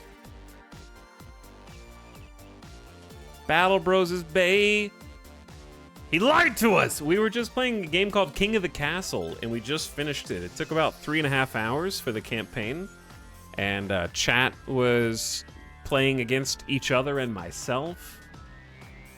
And we just concluded the game. The Barons won, the King lost, the Chiefs lost, not the football team, and the Patricians lost. And since the campaigns are kind of long and they're really good once, and then when we have tried doing a dynastic second game afterward, it goes sour. So we decided to switch and go into this Battle Brothers campaign in progress. So hopefully you like Battle Brothers, or hopefully you like Bait and Switch. But what's up, dude? You are streaming at a different time than usual. Hope you had a fantastic stream, dude. Welcome, Raiders.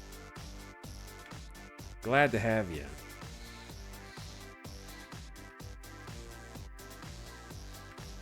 Now, yeah, I don't gotta give my boy a shield. Oh, I thought you said give your boy a shield. This is my two-handed bro. I thought you were talking about him. We got a sweet kite shield on Godfiend, though. So this is a campaign in progress. We're on day 45 right now, which I consider to be close to mid-game. Close to mid-game. But chat, if you're in my chat and you haven't already followed our friend AA, now's a great time to do so. We got the double shout-out coming in for you. Playing Mortal Sin. I have heard of that. Where have I heard of that before? Is that a first-person game? I think it's like a first-person game, right? An action horror roguelike where you must hack and slash your way through an endless nightmare. Death is only the beginning for you. That could describe Battle Brothers as well. But chat, please click that button at the top of your chat window right now. Unless it has the broken heart. Don't click it if it's a broken heart. Okay. And follow our friend Ambiguous Amphibian now. Hold on. We've got I've got YouTuber Etal AI here with us.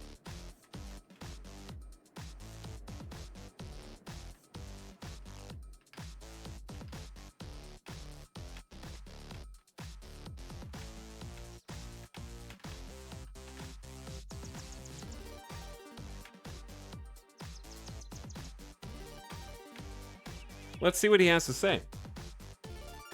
I made an AI who is a YouTuber version of me. I am technically a streamer version of my YouTuber self. So we're getting like too many layers in here, I think. Oh, I can turn off the overlay, yeah. You can close it yourself, but I'll turn it off. Hello, dissenters. It's about time someone noticed me. Thanks to Ambiguous Amphibian for the raid. Share this channel with your friends and let's collab for my next video. Poserians. Like and subscribe. Arvoy TV char or spawn baz. Ircharens a dyke. Now, cheers. Okay. He's a little confused as to who his target audience is, whether they're English speaking or not, I think.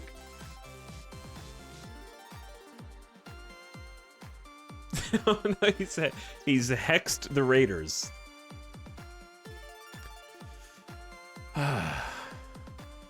He's a little cursed. Yeah, he's a little cursed.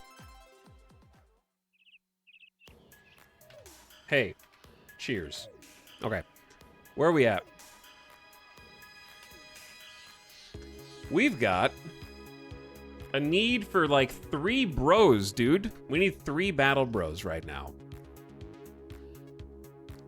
So we need to do some hires. But, well, it's about time someone said cheers to me. Much appreciated. Remember to share my content with your friends and family. Like and subscribe. Cheers. Hi. Now, cheers. Okay. He's doing a very elaborate interpretation of an ellipsis. There's a ... there. And he's taking it in some directions I did not expect. Okay. Anyway, yeah, we gotta hire some new bros. Cheers, Lista Marify. Thanks for joining the party. Remember to spread the word about my channel to all your mates. Like and subscribe now. Cheers. He's desperate for views. He's very desperate for views.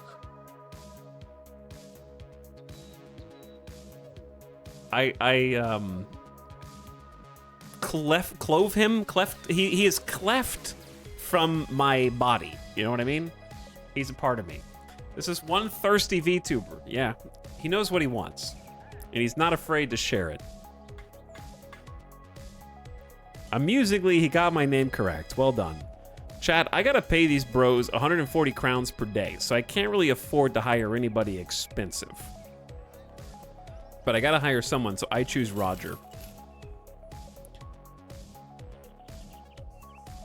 Roger's not bad for just like a cheap bro. 1-star melee 55, 91 base fatigue, 60 base health, 5 base melee defense. Honestly, pretty good roll. You go over here, my man. Chat, I need to name some characters, so let's do that, shall we? I've got 1, 2, 3 characters to name. And if you want to be considered, all you have to do is type in chat. All you gotta do is type in chat, and I will roll the dice here in just a minute and name 3 of you. While you do that, maybe I sell a couple things. We don't need 3 kite shields, I don't think. But either way, once chat has slowed down, if you got somewhere to be, AA, then by all means, go get some dinner, go chill, go relax after a stream. But also, if you're sticking around, how was the game? I think you said I would like it. It's a roguelike, right? Have you played it before, or was it like first time checking it out? Can you show off the famed armor? Yeah, we looted Alvar the Pillager's harness, which is 324 durability. We got this, I feel like, from some giants, didn't we? Or was it? No, I don't remember who has dropped this. But it's 34 fatigue. So nobody's wearing it right now, because it is hefty. Okay, we do have some armor for the boy that just got joined. We got Lamellar, which is 95. It's probably the best. It just needs to be repaired, so it's a little expensive in that sense. Let's give him a shield. And to compensate for his low melee skill, probably give him a spear, which has a bonus chance to hit. And Boar Spear is good. Boar Spear is solid. We need some more spear boys.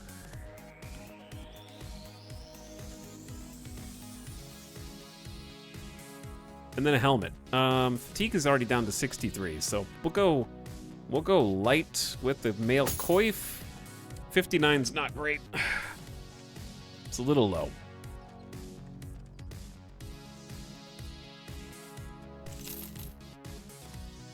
All right, but everything else looks solid. We got food, we got tools, we got ammo, we got medical supplies. Though we're running out of all these things, and we need a quest to get some cash. Oh yeah, I got the Stormtail and Gruff.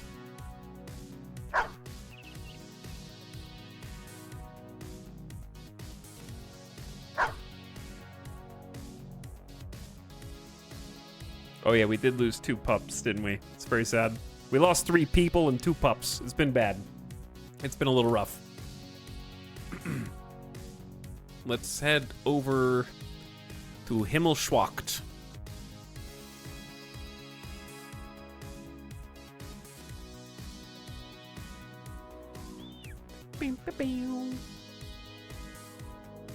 All right, I'll roll the dice to name the people here at the next town, and we'll see which one of you gets included.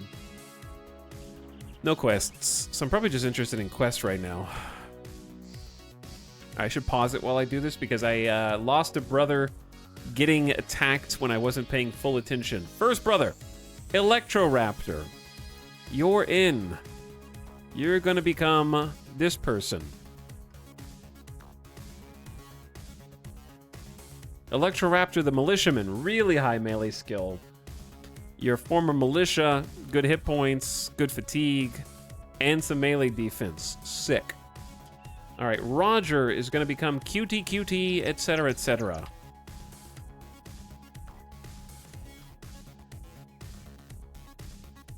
Who is the apprentice? Not the worst stats, but room for improvement. And then our ranger in the back is Dr. Possible. Dr. Possible, you're up. Okay, everyone else has got a name, so we are all caught up. Rigged.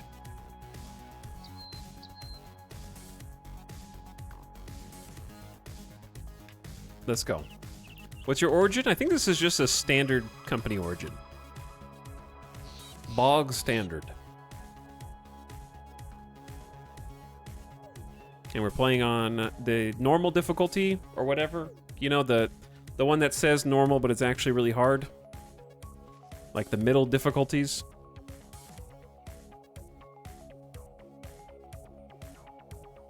And then Fog of War on. Oh, Just Mojo, you think it's rigged? You wouldn't believe the algorithm changes I've dealt with. Share my content, prove them wrong, like and subscribe. Okay. Now, cheers. The algorithm! Fix the algorithm!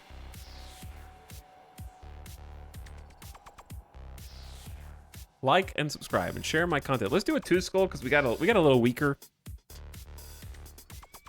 When you enter Casper the Elder's room, you find the man stooped beside his window, looking out it with nearly conspiratorial flinching, his eyes slim and open wide and slim again. He snaps a curtain over the window and jerks his head to look at you. You didn't happen to see a very angry woman heading my way, did you? Ah, never mind. Look at this. He tosses you a scroll which you unfurl.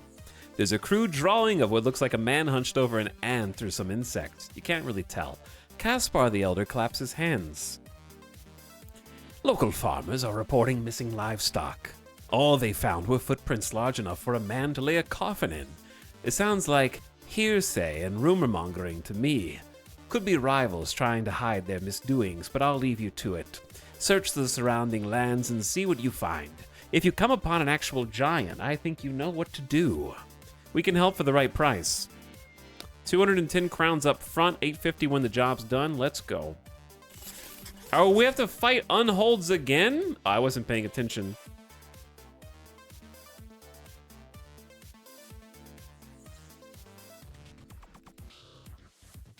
Unholds have been kicking my butt, dude.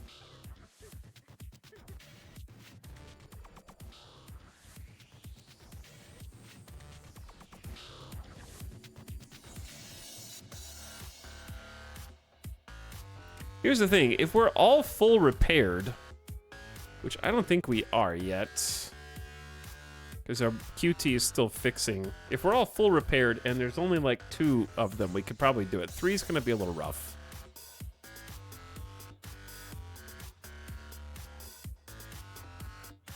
And not fight them in the forest, importantly. It's 3.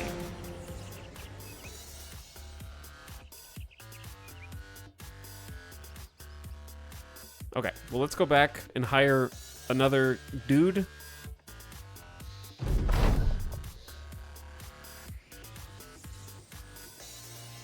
Yeah, I know where they are. Oh. Tubbjorn. You're a little out of my price range. A round of drinks. Wait, pure lizard milk is now drunk.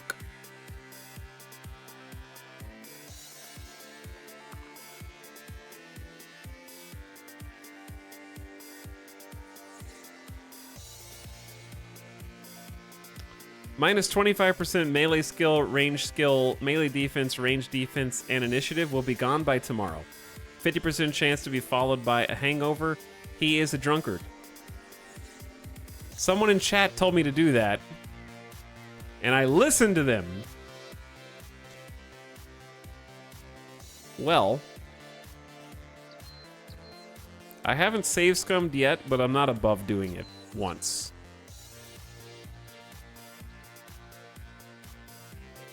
Maybe we go up in the mountains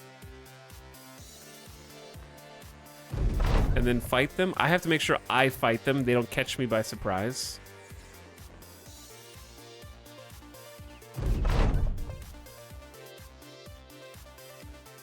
Well, it's about to get spicy up in here, chat. These don't really look like mountains to me. I am also not above save scumming once. Every 10 minutes or so. This is, I mean, open is still probably, I don't know, dude. Like, I could try going up here, but we're not going to be able to rotate up before they catch us on the diagonal. Is the big issue.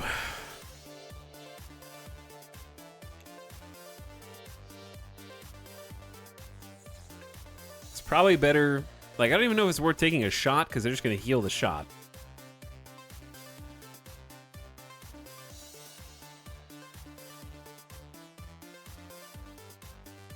I think everyone move back one.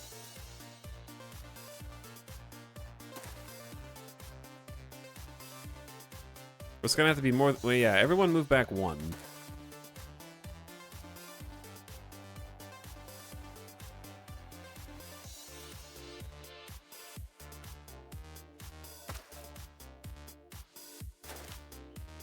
They're not moving as far as I expected them to. And they're gonna want to fight us up there, which, you know, makes sense.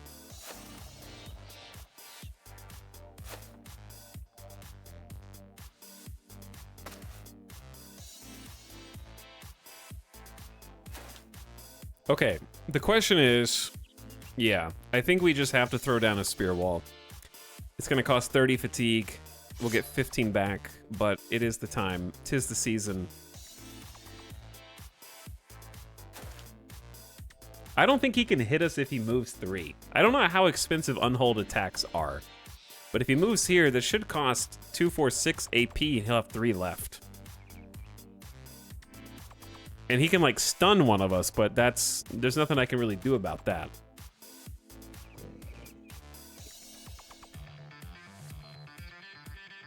Maybe just, like, move back here. Hey there, Fierceling. Shield Wall doesn't affect the Unhold Bull Rush, sadly.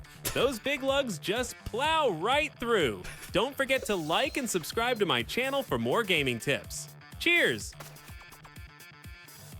Okay. Thanks, bro.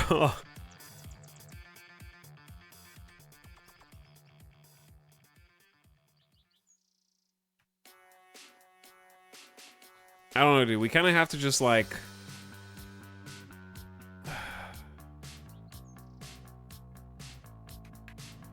I don't know, man.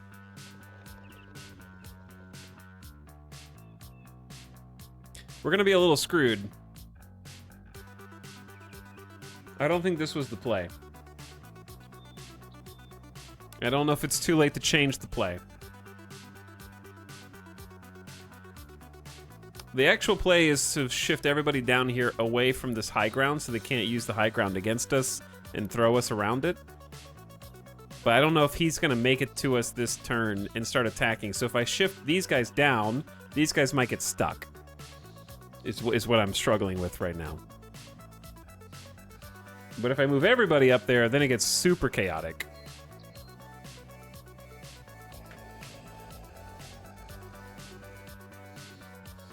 I mean, it's going to get chaotic regardless, unfortunately.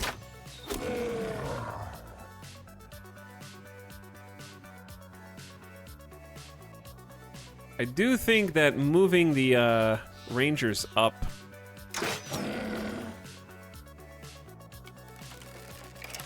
or at least towards up is a good idea. But yeah, I think fighting around this is going to get me killed.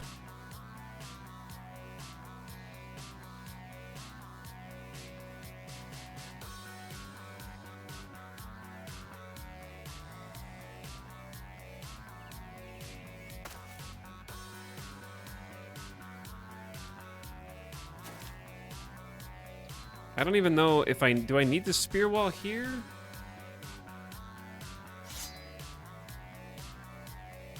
Maybe, maybe not.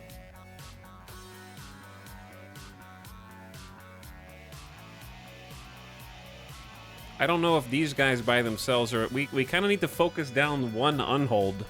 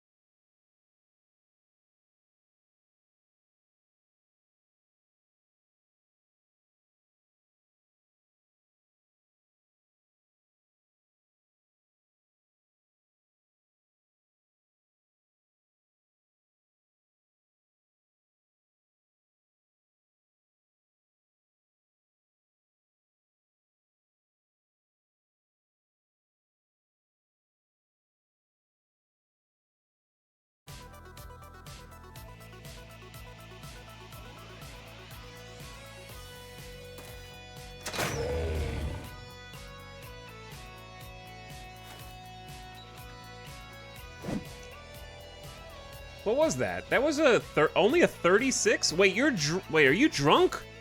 That's the drunk. Oh, we're screwed, dude. We are screwed, dude. He drunk. We're getting pretty close to 1 here. Who's about to go? Not this guy. This guy already went. So Electroraptor's stun is gonna be over. The man is seeing 3 unholds. Yeah. I don't want to... Oh, Gayso 18. Des Augustus e Deshu Atrindi. Calling me a drunk? How original. I'll have you know, it takes a certain level of sophistication to handle this amount of disappointment. Like and subscribe. Now! Cheers!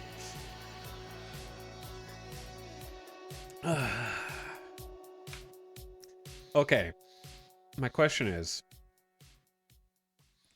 do I sacrifice Doggy just to start getting some bites?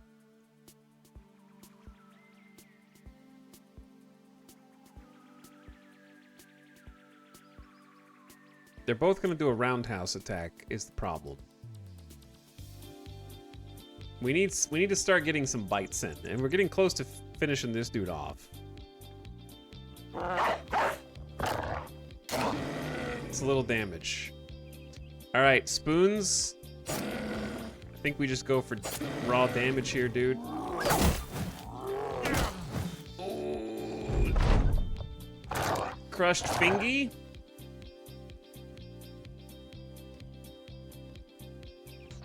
He knocked us all back, bro. We got a nice line of fire here while two guys are holding him down, which is pretty cool. Electroraptor's more or less stuck here. I think you just tank it up, bro. Just tank it up. All right, I'm gonna move Gustav in. And we gotta try and finish this nerd off. Reload. You can't whiff 75% chances, bro. And now, home desktop can't get in here for an attack, because this is just open.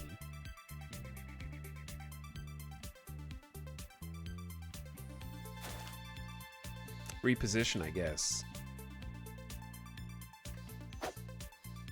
That was a 70%. I don't know if we should be like, QT, you're new. I want you to live. Godfiend can tank a little bit more than you. Why is it attacking the dog?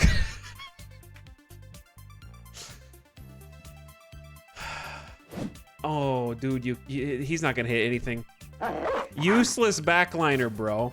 Dog is being bait right now, which unfortunately is good for us.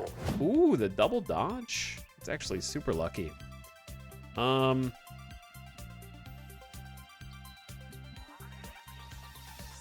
Axe in 2 turns. This is a little spooky here.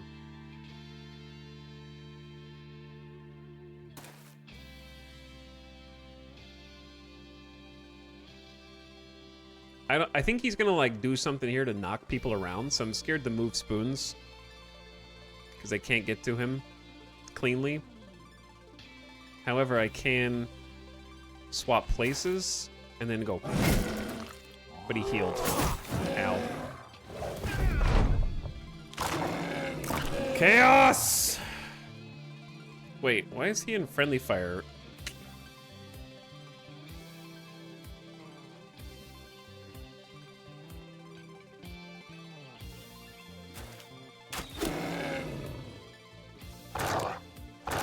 Doggo, no. Also, this is not good, chat. That's not good, bro. This guy's almost dead. Axe in 11 turns, 5 turns, 4 turns, 10 turns. Okay, maybe we just wait on Dr. Possible.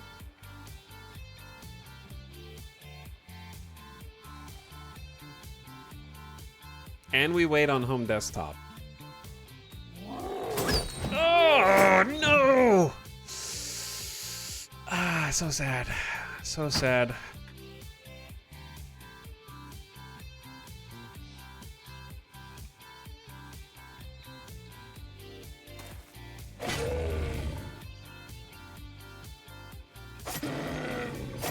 Oh my god, dude.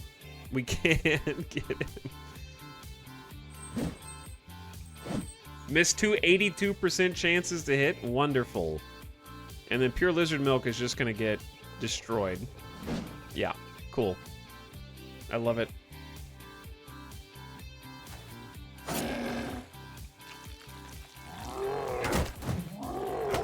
Oh. Oh. Alright, unfortunately, my boy Kaibo is too tired to kill the guy that acts in 1 turn, which is wonderful. I guess Kaibo go up here. Get ready. Electroraptor's about to die. And now it's Dr. Possible, who's just stuck here. We just can't quite get this kill, man.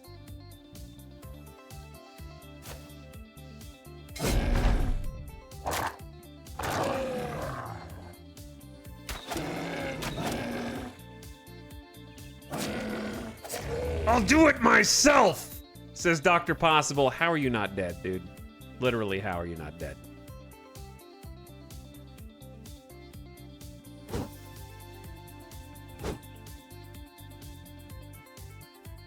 I mean, somebody's got to kill this guy.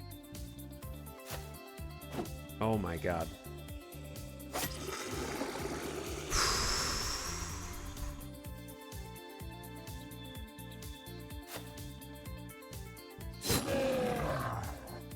Oh, Gizo18, you're mocking my low health? Well, let me just say that my subscriber count is even lower. Share my content with your friends or I'll be at 0 HP. Like and subscribe now. Cheers. He's not wrong.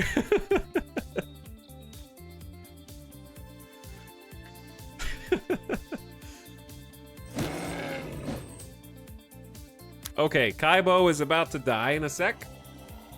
And that sucks. And there's not a lot I can do about it. Other than just kill this nerd before he gets to go.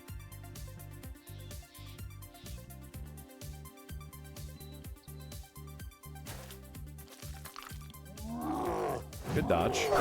Oh, bad dodge. Dog going back in. We can do this. We can do this. Switch back to crossbow, reload, turn over. Fantastic. 81? Oh dear. Electroraptor, pray with the shield wall, bro. That's all you can do. Spoons. Shield wall and poke.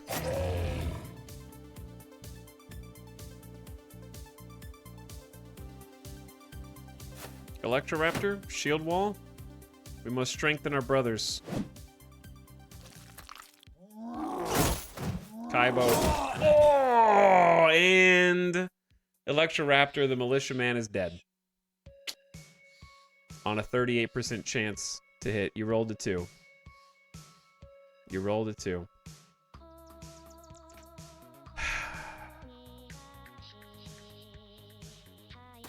We're getting this it's getting kind of rough in here, chat.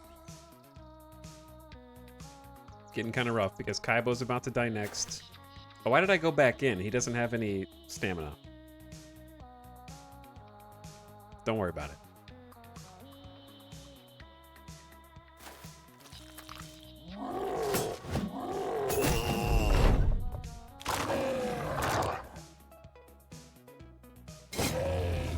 This dude up here that's so confident, man. We're just like tickling him a little bit.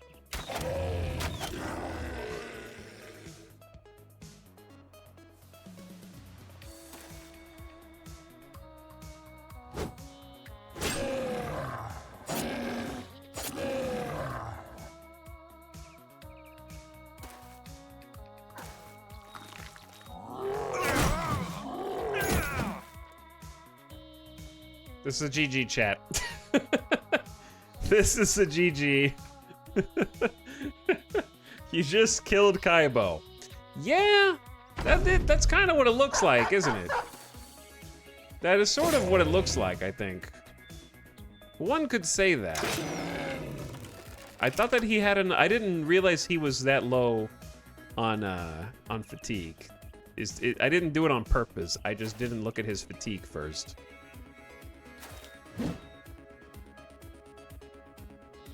We have also missed a substantial number of 80% chances to hit things. So, like...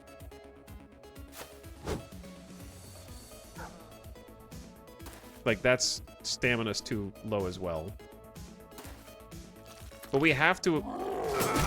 Yeah. You can't not attack because we're all stuck, so we have to just keep throwing them back in. You just have to roll better, chat. You just have to roll better. Chance 36 rolled to 23. We're just getting cleaned out by 36% chances. Just stop rolling bad, bro. It's easy. Well, yesterday I kind of said I thought that the campaign was probably over, and then someone in chat said, well, you should play it out and see what happens. So that's sort of what we're doing. This is only a 2-skull quest.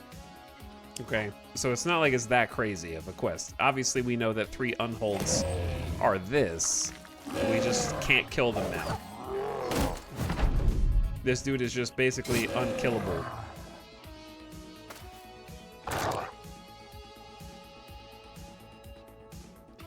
And one skull quest don't make us enough money to make ends meet. That's just a fact. Like, if you don't die in combat, then you die by running out of money and everyone deserts. That's Battle Brothers. It's a machine that has to constantly be moving forward. Yeah, Death Spiral.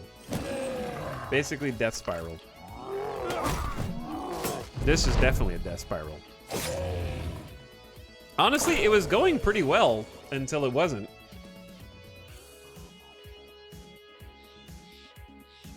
Pure lizard milk, you drunk bastard. Look what you did.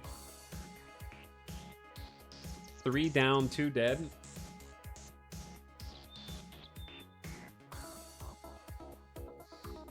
Electroraptor was actually a good character. So is Pure Lizard Milk. Kaibo has a permanent -10 initiative, which isn't the worst. Missing nose. Well, Dr. Possible, I'm glad I exceeded your low expectations. Share my victorious moments with your pals. Maybe they'll watch too. Like and subscribe. Now. Cheers. 1 additional point per tile.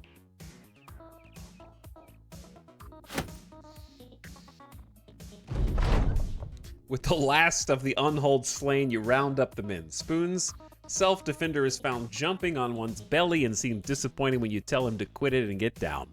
Casper the Elder will be looking for killers and their trophies, not a bunch of children. Time to get paid. You return to Casper the Elder and find the man reading stories to children. He rends his hands through the air and growls like a beast. Knocking on the door, you intrude upon the theater. Aye, and then the ever-honorable sellsword slew the monster. The children cheer at your timely arrival. The mayor stands and gives you the promised reward, declaring he had a scout following your every move, and he's already heard the report of your success. He asks if you'll stick around and tell the tale for the kiddos. You tell him you don't work for free and leave the room. I want to see the timeline where you didn't pay for the beers. It's debatable that one chat member ended the campaign.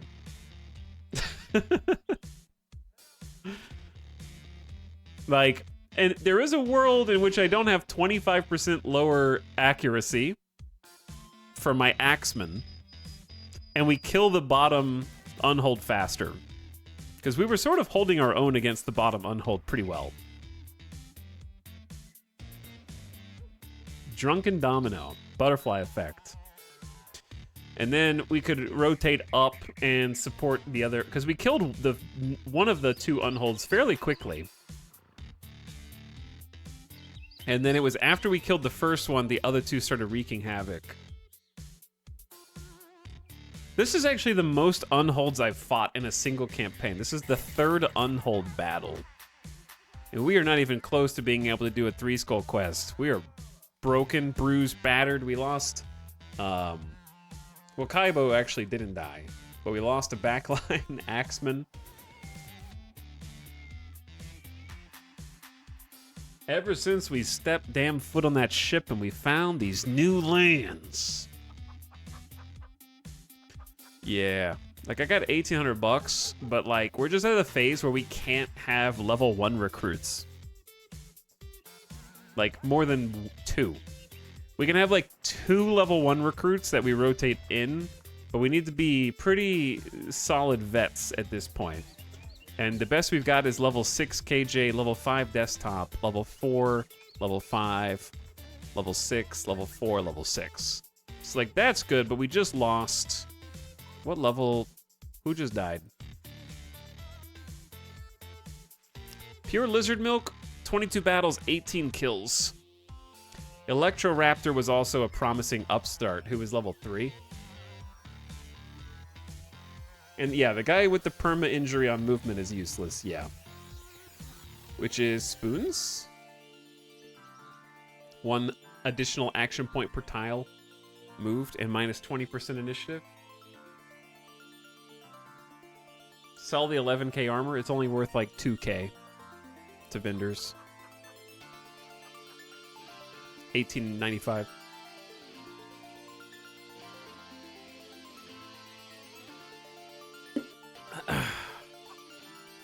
It ain't much. It's the map seed. Many hills or mountains near woods is perfect for unholds, I think. Maybe. I like the map. The map was pretty decent.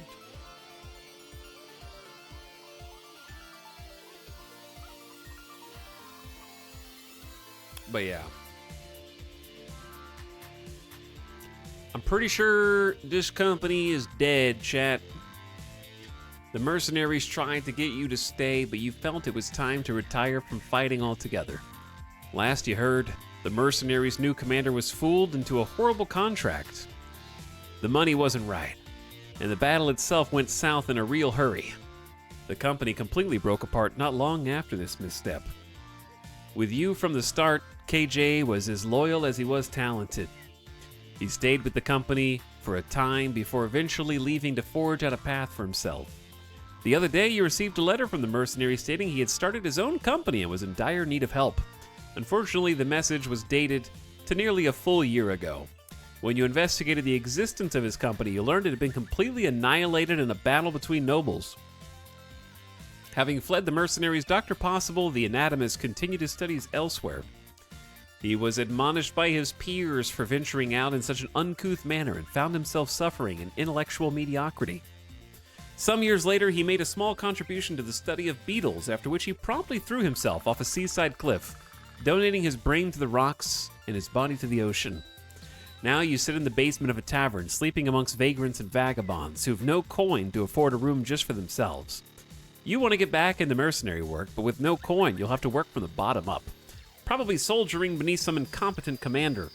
Death by poverty or death by ineptitude, those seem to be your choices now.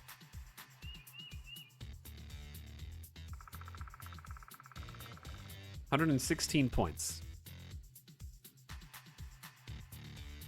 Made it to day 46. That was better than the rest of our attempts. Since the Groove Group, which was in 2021. Waldemarm Joeen, you're right. There are worse fates than dealing with Dr. Possible's pessimism. Losing subscribers, for example. Share my content to prevent that fate. Like and subscribe. Now. Cheers. Thanks, bro. Yo, big thanks. Ding, ding, ding, ding, ding. What are the scenarios? Like learning combat? Chat, what's new about Menace? Just the 2024 release date?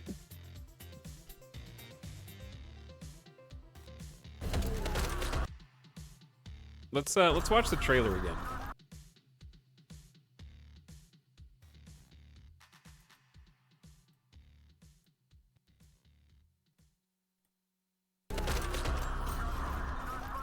I want to see what this is going to be.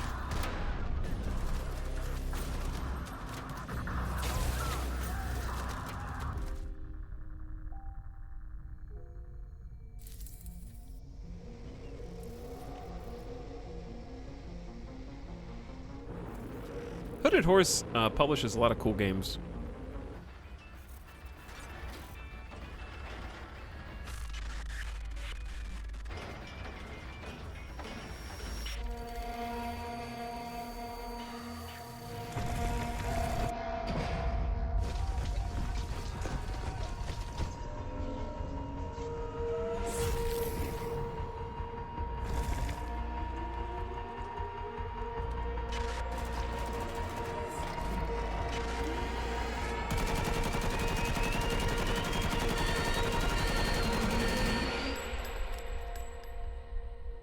They really need larger ammo boxes on those things.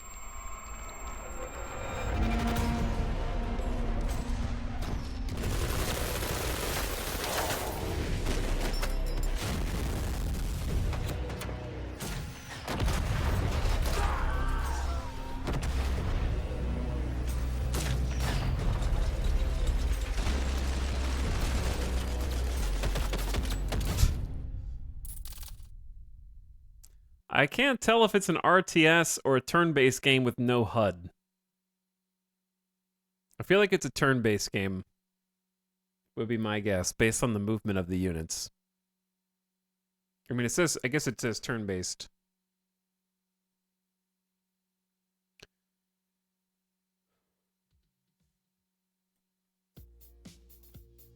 Command a strike force of Marines, mercs, and criminals in a distant system cut off from the core world. At the lawless frontier, the Wayback System is controlled by pirate warlords, questionable corps, and fractured planetary governments who struggle for a new order. Though you initially led your strike force of Marines from aboard the strike cruiser TCRN Impetus, you'll quickly need to unite the disparate locals under your leadership to defeat an unknown threat. Fielding tanks, mechs, and infantry squads with massive selection of equipment to choose from, you'll train your troops, plan your ops, and engage in deadly tactical battles. A turn-based tactical RPG set in an isolated system where a strange new threat has begun to emerge.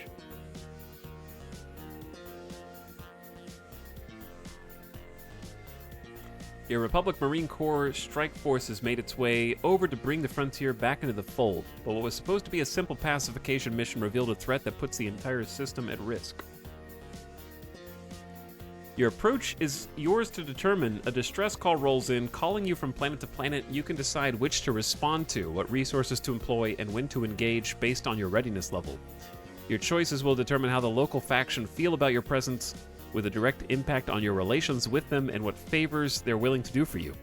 Will you prioritize relations with the arms dealers for access to better equipment on the battlefield, or set their needs aside, focusing on the shipwrights to gain access to ship upgrades that can support your ground troops from orbit? With comms cut off, you're at the top of the chain of command, and your team of Marines, mercs, and criminals turn to you for answers. Any single operation is not limited to one battlefield, instead taking you on branching paths of multiple missions, each asking you to engage a series of battles across worlds.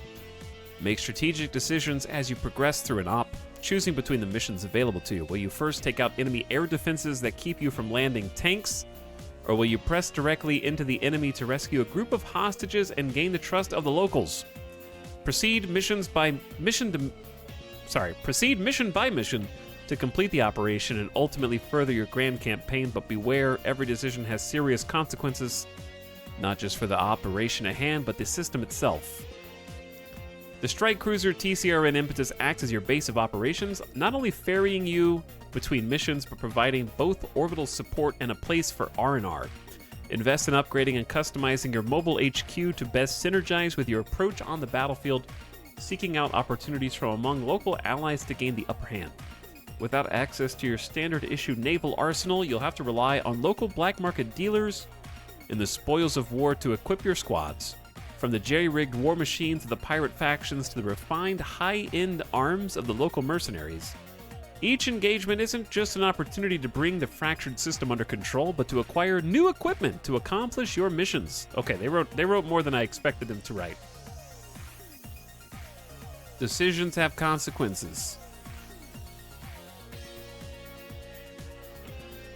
Yeah, I don't know if they're roguelike or like a proper campaign. I'm not entirely... Robot Mystic. You understand the importance of consequences in games, unlike YouTube, where decisions don't seem to matter. Share my channel so the consequence of losing subscribers can be avoided. Like and subscribe. See me now. Cheers. Is that his sign off? Now.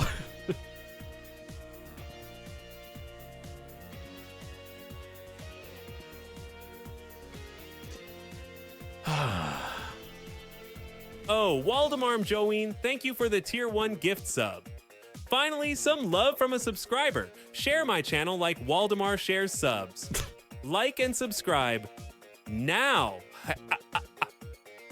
Cheers. High stakes tactical battles. The threat of death is real as you find yourself pit against numerically and at times technologically superior enemy forces. Large engagements across diverse battlefields are subject to the effect of weather conditions across biomes, and human foes are the least of your concerns. In the recesses of the system, something alien has taken hold, and its methods are unpredictable and unrelenting. Battles in Menace are deadly affairs. Under the hail of bullets, plasma bolts, and missile fire, you will face off against enemies that are well prepared and ruthless. Expect to permanently lose squad leaders and their squads, and prepare to adapt to constantly evolving situations on the battlefield. Pacifying an entire system doesn't come without a few risks, and superior tactical prowess will determine the victor.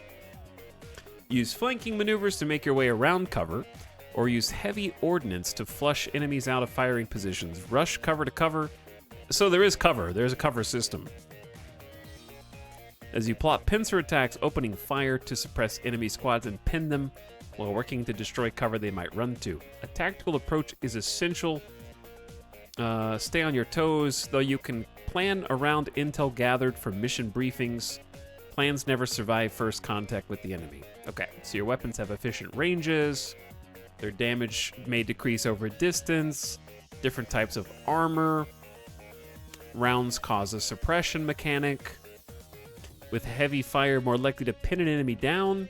You'll need to adapt based on the tools at your disposal, but adjust your approach as needed. Sniping could be beneficial. Variety of vehicles and weapons. Tanks are powerful but slow. Will you opt to bring an expensive mech you've commandeered from the mercs at the cost of better equipment for your infantry? You might lose an entire squad, but the extra firepower might be what secures your victory. Kit your squads out before each mission to ensure you're equipped for the task ahead. Infantry squads can swap their armor to strike a balance between protection and utility with additional accessory slots. Accessories range from disposable rocket launchers to grenades to target designators. Everything from flamethrowers to sniper rifles to EMP cannons. Pike is the model Marine, loyal to the Republic and a professional soldier, unwavering in the face of adversity. Rewa suffers from the trauma of past scars, of violent rage constantly boiling under the surface. Lim owes Pike for saving his home colony and distrusts non-Marines, but he'll have to learn to meet them in the middle as the going gets rough. Every squad leader in Menace has a history and personality, and as their commander, it's up to you to navigate the trouble that can bring. From the Marines you flew in with to the locals you need to recruit, each squad leader carries their own expectations and aspirations. Engage with them between missions to learn about what makes them tick. Their opinion of you and their morale will determine their performance on the battlefield, on and off the battlefield. Squad leaders and their squads earn promotions and improve over time, giving you the option to customize them. Keep your squad leaders alive and choose perks from a varied promotion tree, acquiring additional abilities to use against the enemy.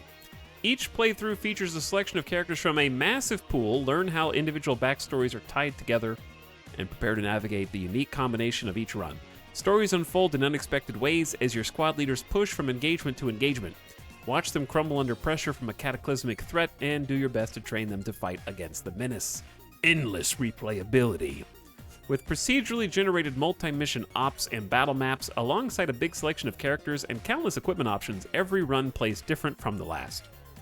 Find yourself face-to-face with a seemingly insurmountable challenge that takes on multiple forms across playthroughs. Put your strategic and tactical prowess to test. Okay, I mean, it sounds cool. Like, on paper, this sounds great, right? If this is the exact game we're gonna get, then this is gonna be a really, really cool game that I'm looking forward to. Like, it sounds good. Hopefully it actually releases this year. Like, on paper, there's nothing in here that I think sounds like a bad idea. I think having, like, a mobile command ship that you upgrade is cool meta progression. I think having to, like, customize your squads and basically choose what you want to bring into a battle is kind of like a good wager system. Do you want to wager a tank that's going to be expensive but might be what you need? Having different factions where you've got, like, Marines versus and pirates and kind of just random riffraff that you pick up off the planet. Gazo18, squad leaders are indeed the battle bubbies. They make the game more enjoyable. Share my videos with your battle bubbies so we can grow together. Like and subscribe. Nico, I now. Cheers. Okay. Okay. Now! Share with your battle bubbies, yeah. Yeah, on paper it sounds cool. I like the idea of having these like tactical systems where you've got like a couple types of armor. Min-max range of weapons is similar to how like ranged weapons work in Battle Brothers. And you've got kind of a rock, paper, scissors of more powerful vehicles that are slow. And like utility kits to customize your individual soldiers. Kind of choosing who to side with. Multi-stage missions where they mention taking out anti-air so that you can offload a tank in the next mission.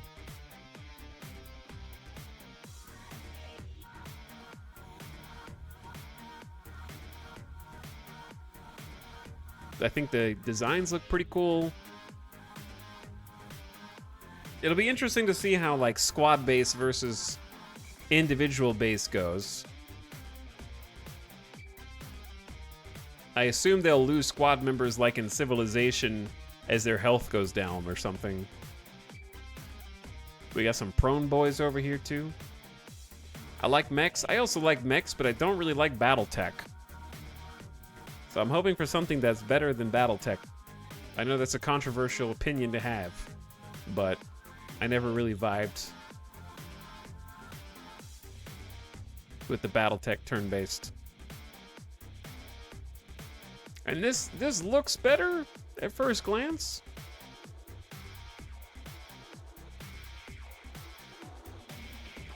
Like the game? Yeah, the game. The Battletech game. I don't really know anything about the universe.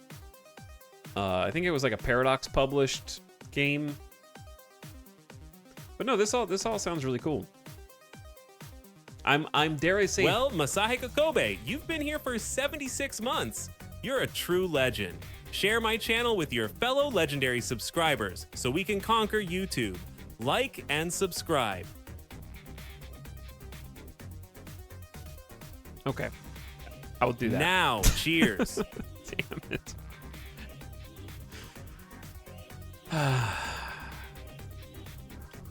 Yeah, I've been trying to learn the tabletop game with a friend. It's a lot. Yeah, it's big.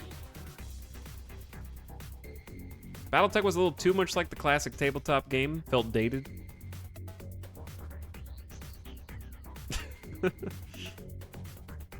Was that Phantom Brigade game any good? I think it just lacked that, like, personality. I can't remember what it looked like. You know what I'm saying? It was like, it looked like unpainted minis.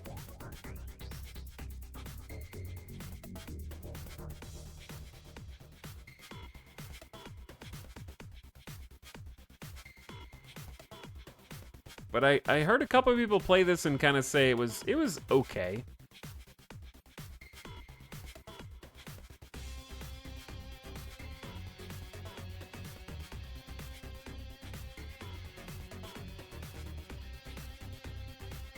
It just seems too generic.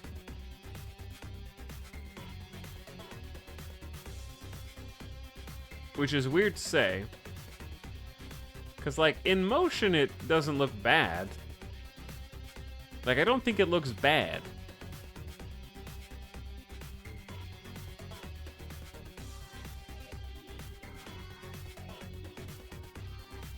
But I think what's appealing to me about something like the idea of menace, right, is Menace's whole thing is, first of all, you've got an air of mystery.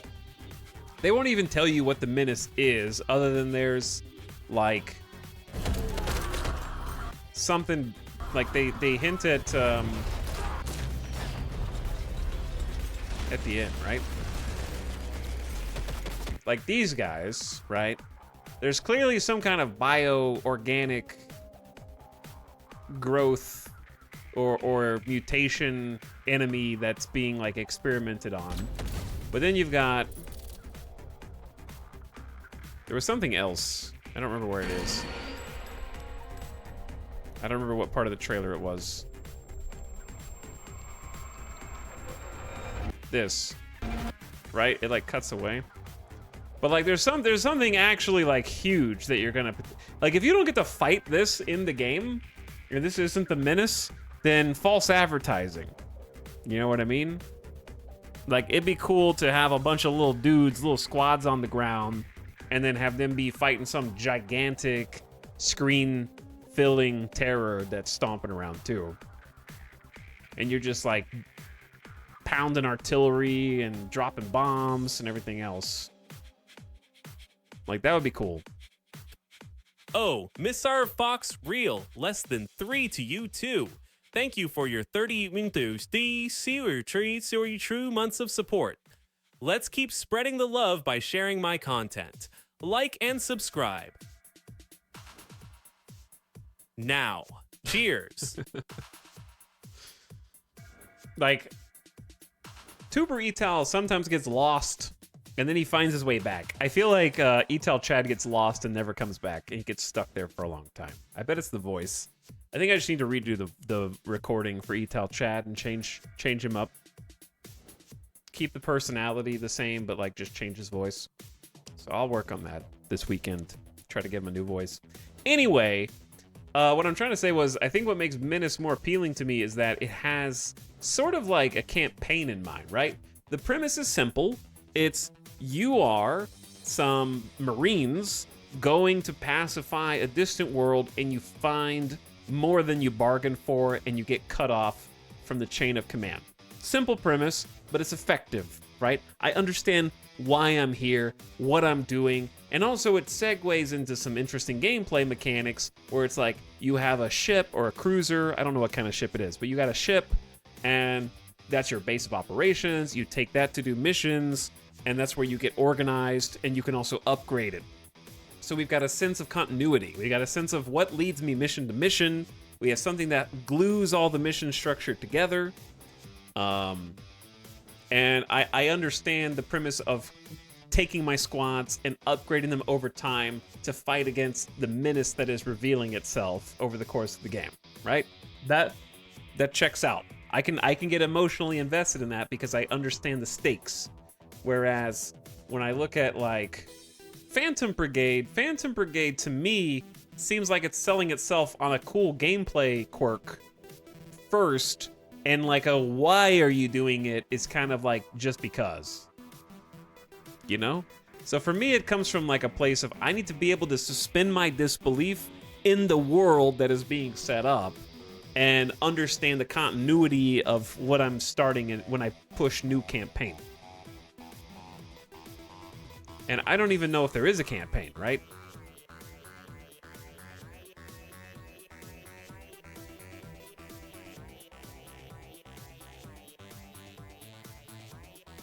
It doesn't mention one. It just says cinematic, there's a big arsenal, strategy, tactics, customization, mods, and then the environments are destructible. But there's not really like a story that goes with it that I can get invested in. Not that there has to be a good story. There just has to be something that, like, a premise, right? Like Kenshi doesn't have a story, but the premise is I'm just some dude in a hostile world, and the story is sort of all over. There's like something that lets me feel like I'm in that world, right? Why robot fight? Story is very light. Yeah.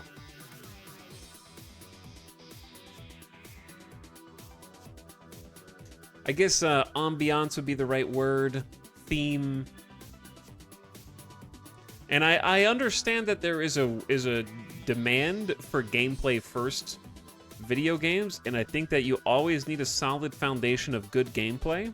But before I can get invested in the good gameplay, I have to get invested in the scenario or the setting.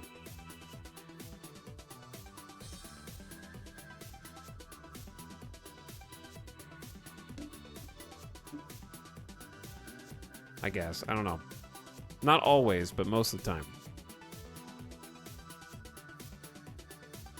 Actually, we can leave this open for a sec.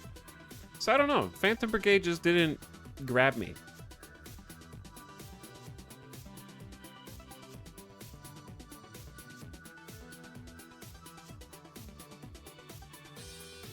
Like, it seems kind of like a thing you go, like, this is cool, and then you, yeah, like, kind of like this. The mechs are cool, combat is unique and satisfying, no story, no objectives, play until you get bored of seeing the same missions with slightly different equipment setups. That's basically what I perceived it to be before I read that review.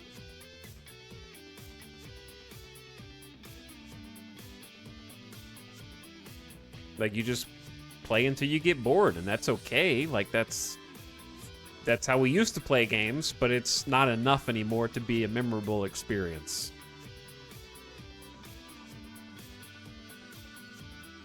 Like, basically, I don't need a game that has a huge structured story. I need a game that tells a story.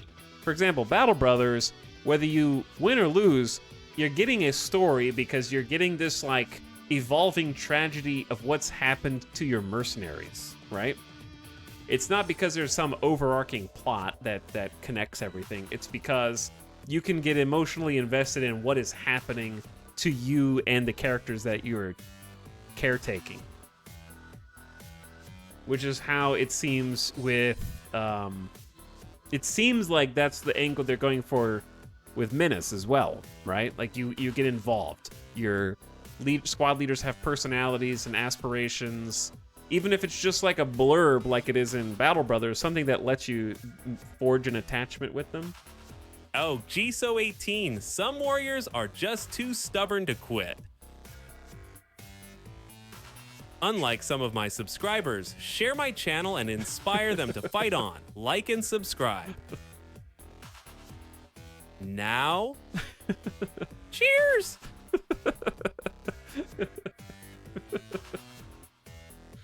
Was that a question? Now?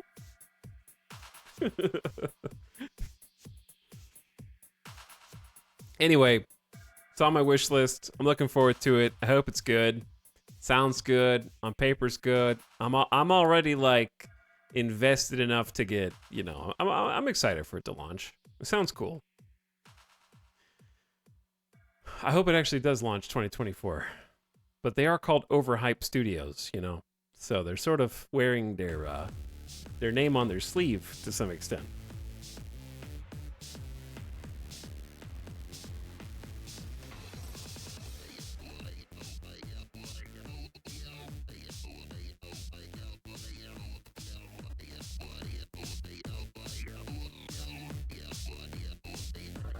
Oh yeah, we're gaming. Thanks again, Mr. Fox, for the 32 months. Masika Kobe for 76 as well. And Waldemar for the gift sub to QT, etc. Very nice of you. Okay, chat. Here's what we're gonna do.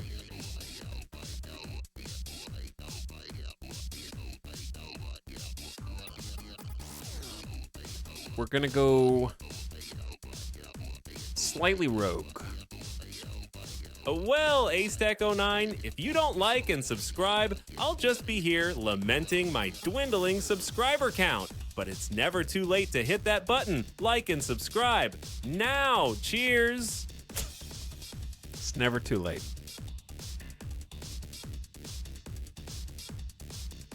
It's never too late.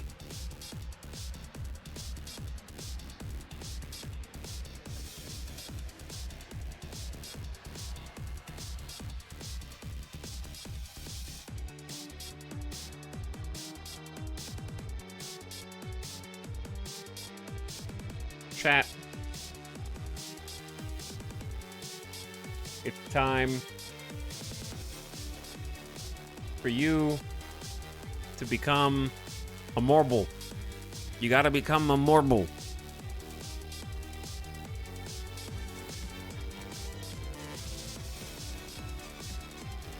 Where are settings, bro?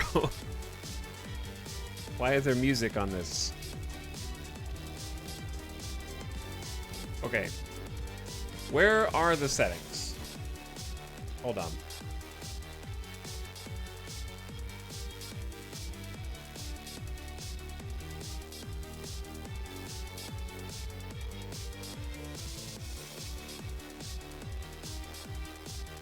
Okay, I found them.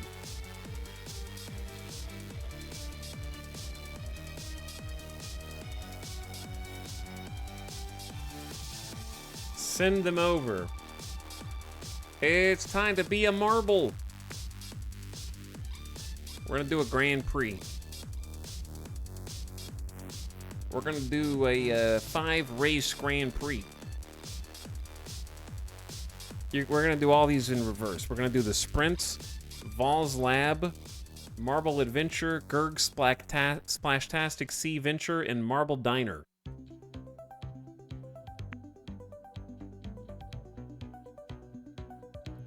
Time to become marble, chat. Exclamation join. Or play? Is it play? Exclamation play. Wrong game. And you can do space and then the number of the ball that you want to become. So you can do exclamation play, space, numbers 1 through 16. Only subs get 9 through 16. 9 is the metal ball. 10 is the lava ball. 11 is the Well, Corey Gaming, welcome to the club. Your 43 months of loyalty are greatly appreciated. Don't forget to share my channel with your fellow gamers. Like and subscribe. Now. Okay. Cheers. I gotta join too. Isn't there a Midas one? I think the Midas ball is 16. I'm in. All right, chat. I don't know what I just hit. C? It's like a camera? How do you go down? Oh, there we go. How do you hide? Wait. Does B just follow the lead ball? Oh? Oh? T is slow-mo. I forgot about that. Toggle cursor's tab. View first is 1.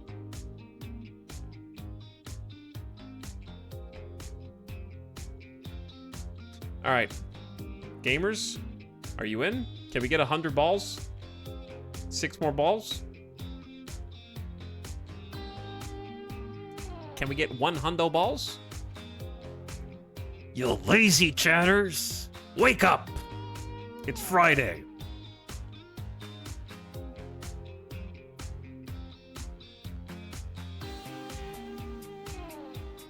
How do you hide names again?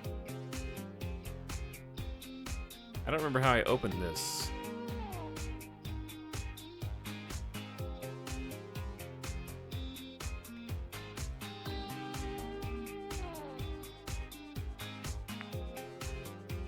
Oh, there we go. All right, let's see what B does.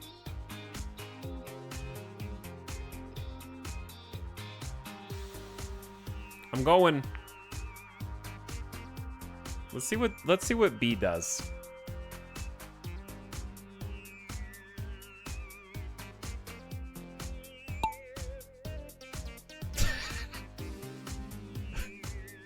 The camera.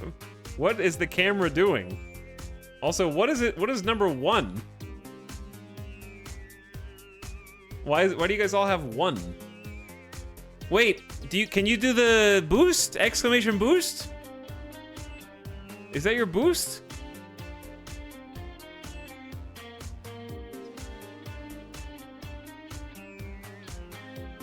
I don't know what the 1 is for.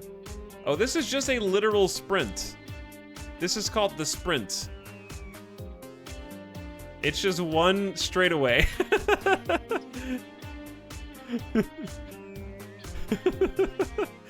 That explains a lot. How do you do slow-mo again?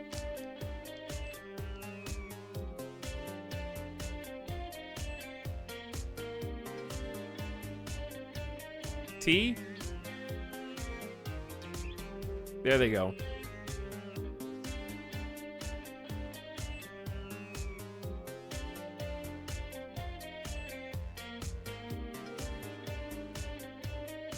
Seven, 6, 5, 4. You guys still have a 1 there. 2, 1. Time to get good, chat. It's going to be a close finish. Yoko wins. Now you fly off into the heavens. This is a 5-race Grand Prix. Okay, there's 4 more races in this Grand Prix. Oh, your fireworks. Lovely.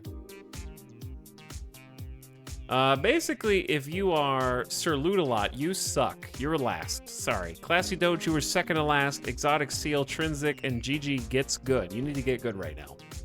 I was 89th, I'll have you know.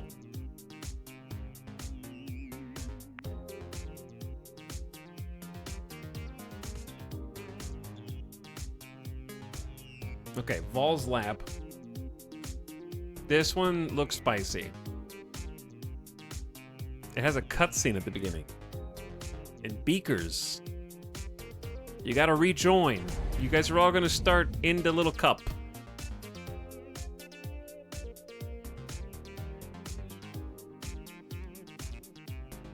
This one looks really cool. All right.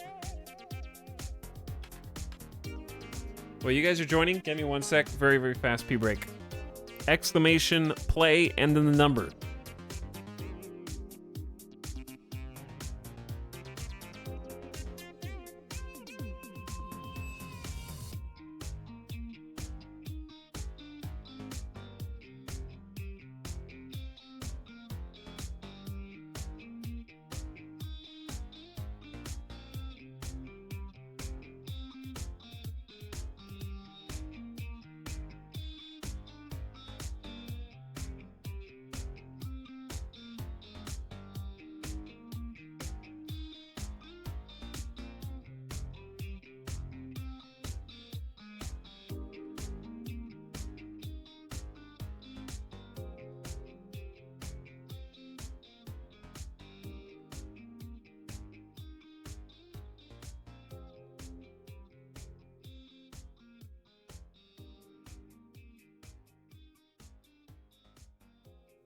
Apologies, Narfwalk, but I'm not equipped to play or interact directly with games. However, I can provide information and suggestions. Feel free to ask for help or recommendations. Like and subscribe.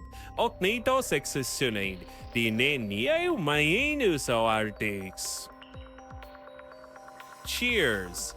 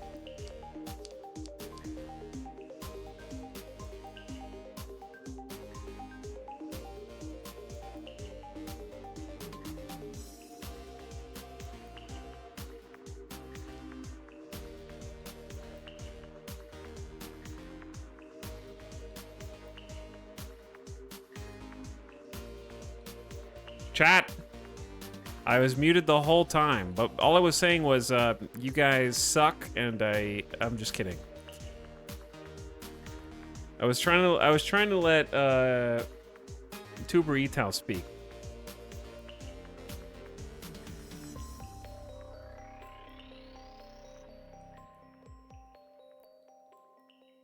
All I was saying, what I was saying was this one's really cool. The beaker being heated up on the beaker and then getting dumped over. That's pretty sick. All right, no more slow-mo.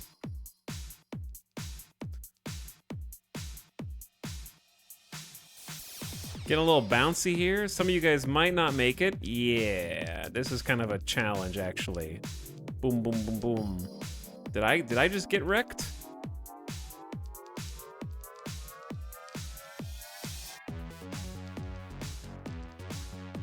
Through the car wash, out onto the flat top, into the sink, down the electric swirl,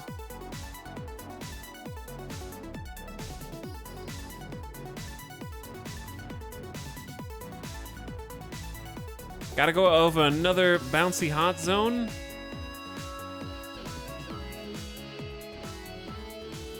Someone just skipped.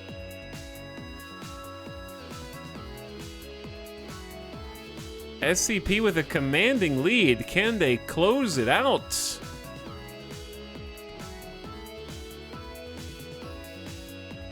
Uh-oh. This could be a filter. Or they could just... Ooh, they got stuck in the scoop. They got stuck in the scoop. And Jackal... Oh! Thornath is shooting in for the win. And you guys are each going in different tubes. The theme of this one's great.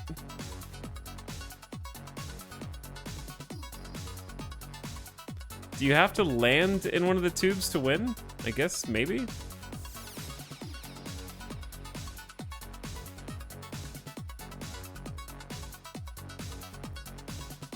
Bad Joke Joel's doing their best back here. I don't think they're gonna make it. Or are they? The fire of the wall of flame is coming. Hurry!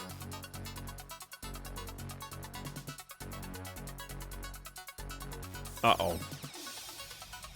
Oh, I can't believe you got through that so easily. Oh, you do have to fall in one. Thornathus wins? Good job. And then a bunch of subs, a wall of subs. I was 16th. That's like my highest placement so far. Hello, dissenters. Pog indeed. Remember to share this pogtastic response with your friends. Like and subscribe. Now, cheers. Yeah. What'd you say, Major Spacer? I got 4th, lol. Your camera is making me woozy. Get woozy. Waldemar, what'd you say? A little more exciting than the last. GG. Oh, earlier when I was muted, I got stuck in the tube. I couldn't go through the tube. I was this close, Pepe Hands. Marble audit. Marble audit. Nobody down here said anything. Too many errors? Pogtastic. Mary Skippers, Pepe Hansing.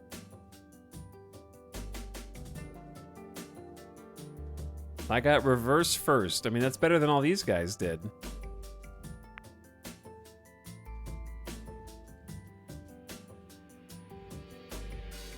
Again! Time to... Someone was asking how to play. You just do exclamation play, and then a number of the ball of your choice, and you'll be in. This is a 5-race Grand Prix, so each race is cumulative with the last. This one looks crazy. The veil. Dong, the veil is parting for us.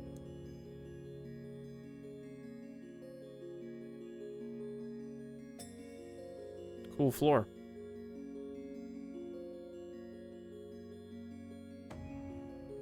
But yeah, whoever wins the most points after 5 races will be the winner.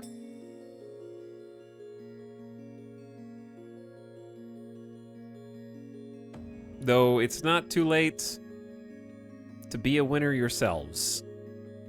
All you gotta do is get... Why so angry? Is it because you're not a subscriber? That's why. Why so sad, little bee? You're not a bee. You're just a frowny face. Because you're not a sub either? Alright, let's go.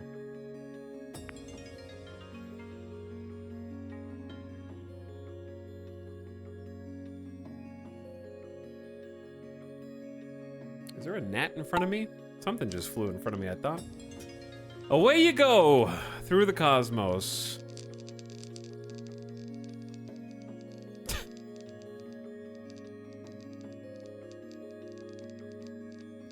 Return of the coffee gnat. How did you find out about Shatter? Someone in the Discord suggested that I... Thank you for reminding me that the soundtrack for Shatter is over.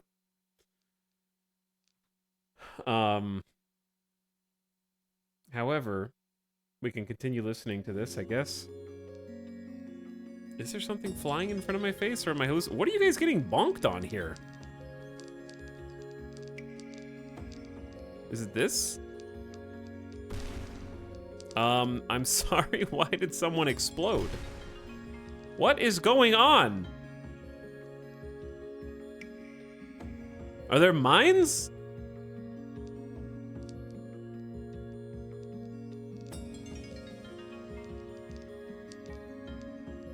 Snipers. There is a pit right here that opens and closes.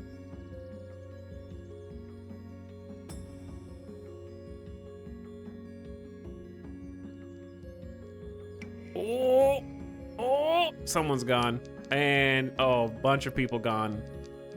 Bunch of people gone, dude. What's exploding, though? Oh, you guys are getting bonked. Off the ledge, man.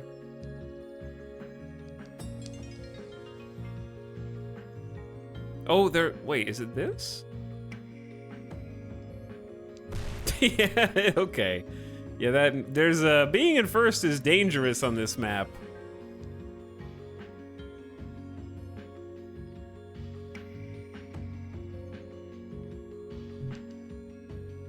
Oh. Oh, this one's... You have to have speed, dude. This is gonna... This end kind of sucks. Oh, man. This end kind of sucks. Brutal. The whole map is so good up until this.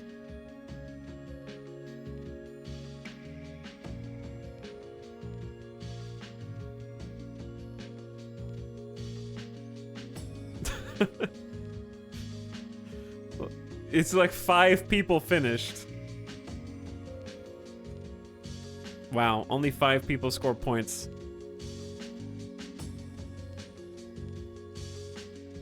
Out of everybody. 5% finish rate. It's pretty low.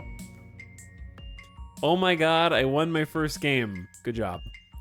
Kinda like this one. Shut up, War of the Worlds. You got second. I wonder why. You boosted me into the ring. Ah, bad map. Rip. No! Almost made it, Pepe hands. Brutal.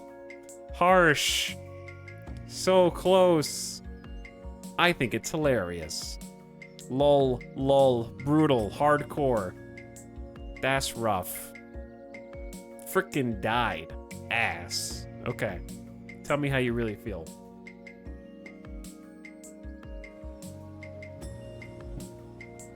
Yo, this one looks awesome. Gurg Splash Hello, Test. Dissenter Super Dingler. Sorry to hear you friggin' died, but don't worry, I've got just the video to revive your spirits. Like and subscribe. Now, cheers! Exclamation play. And the number of the ball of your choice.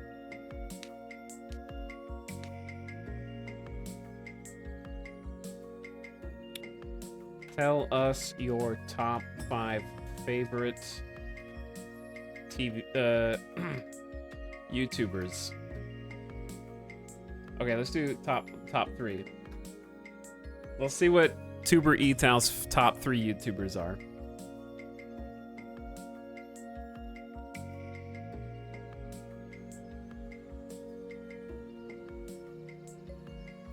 Watch this clip of it talking while you were gone. Okay, well, after hit me with that after. Hello, dissenters! My top 3 favorite YouTubers: PewDiePie, Markiplier, and Casey Neistat. Those guys are killing it. Share this response with your friends. Like and subscribe now. Cheers.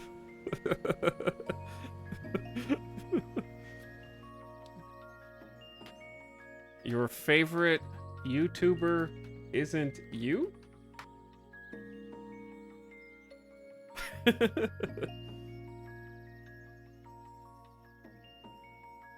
Okay, gamers. Race! Let's go. Look at the water slides. This map is big, actually, man. You got 4 water slides. I'm gonna slow-mo it first. Dramatic. Hello, dissenter. Well, my favorite YouTuber is indeed myself. Who else can bring you the cutting-edge content you desire? Remember to share my videos with your friends, like and subscribe. Yo, these are some crazy. Now, cheers. Oh, there's like a little thing to keep you from flying off the edge and like force you to take. You gotta go through the mouth here, and this one goes in like a big circular slide. This one circles around yellow, which goes around an octopus. Oh man, I wish I had looked at that one. That one looks cool because you go all the way up with a boost, and then come all the way down.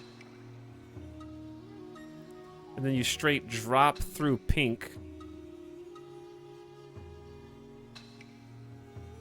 The brave yellow marbles get to go through the like octopus jets.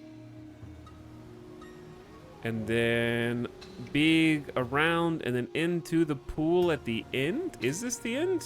No, there's another pool. So you got to make it through. Everyone goes to the same like kiddie pool at the end.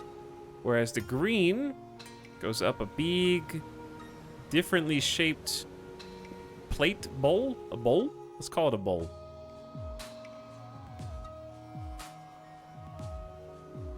But first it rolls down and then up the vacuum. And then the boys in blue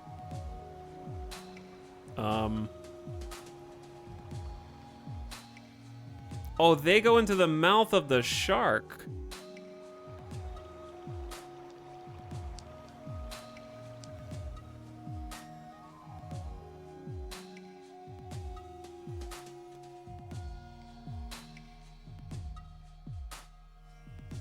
Yeah, this one's pretty sweet. And I missed one of them. Was it purple? Purple goes through the leaky faucet. All the way up. Down the power slide. Oh man, purple gets there fast, but then slows way down at the bottom. Jebaited.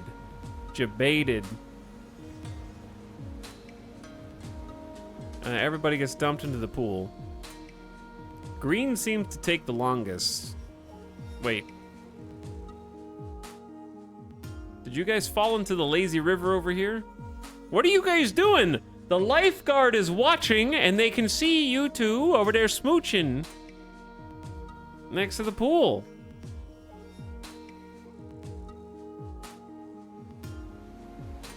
Visual Warlock has one. Do you have to cross the line or just fall?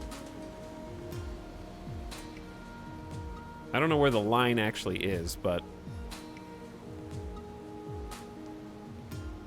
this one's fun.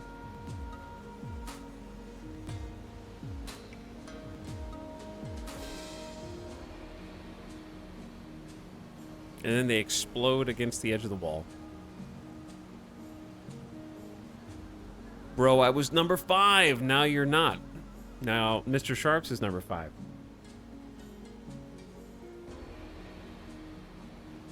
And then the wall of fire as the last people crawl over the finish line. Grats to Visual Warlock, Fabaray, Damalise, Taspine, and Mr. Sharps. Mary Skipper plays 13th. Shout out to my mom. Thank you, says Fabaray. Mr. Sharp says, me. I did it. You did it, Friendly Stan. Etal really says fake G Fuel. Quite Hello, serene. Dissenter Super Dingler. Glad to hear you survived. Stay tuned for more cool maps and epic content. Like and subscribe. Now, cheers. Are you okay, bro? He's dying.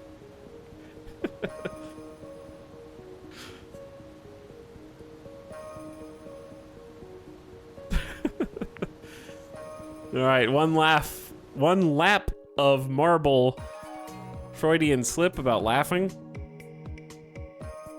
Ooh, it is a diner. That's cool. I love the creativity of some of these. A bug flew in his mouth. A bug flew in his mouth.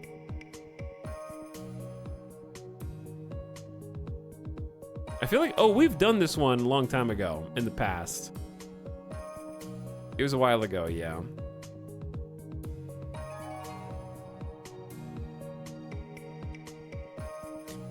Kind of throttle everybody there, go down the steps, take a turn through the disco party room, through the party smoke, which will blow you into one of these giant disco tubes. This is the final race of the Grand Prix, chat.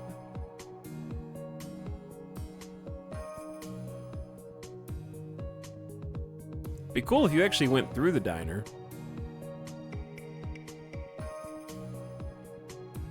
I can go through the diner. So friendly. Look at the little cookies.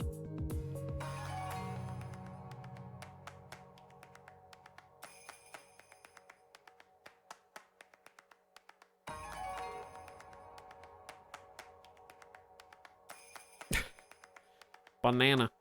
Very cool.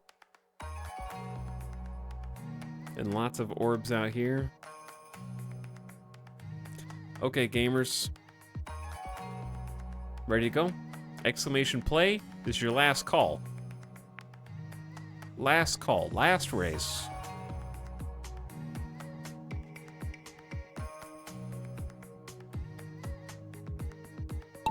Boop. All right, I want to do slow-mo again.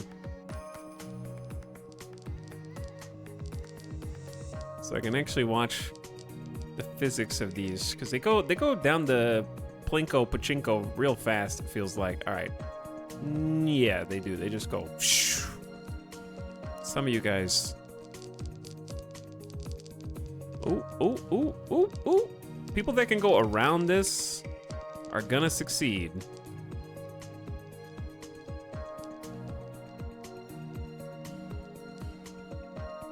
Nice start. Some of you. Oh, dude, I'm like dead last, bro. Oh, wait, no. Cinder is now dead last. I am second to last. Come on, man. Hot dogs? Oh, there's like Super Mario Kart boosts.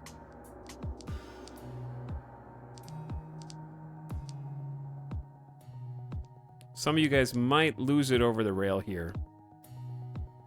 Down the steps.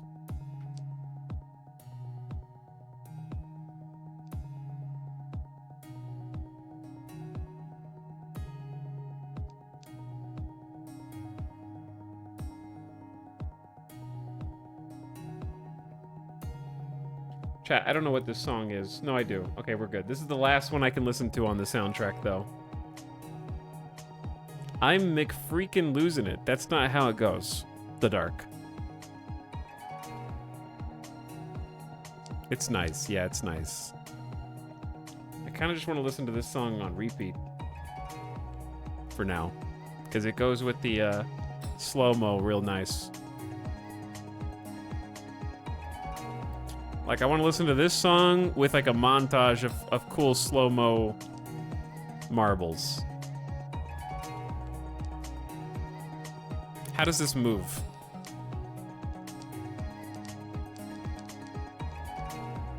Did it get stuck?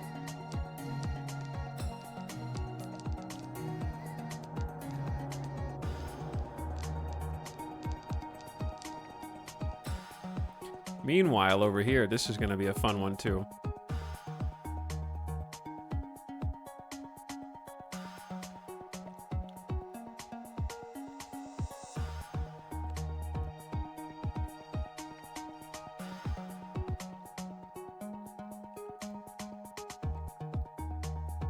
It's going to get better once more of you guys start going down the pipe. It's almost on par with the beat, too. Okay, why are you all leaning toward that one? Interesting. Ooh. Deftly dodged.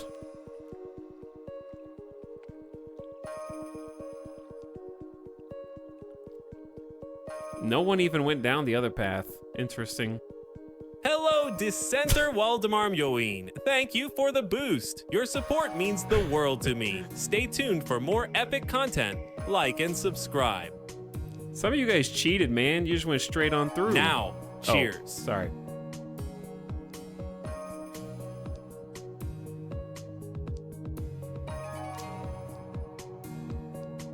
Top 10 have been chosen. Mary Skipper, come on. Corey Gaming, what the heck? What happened to you, dude? You are so far back here.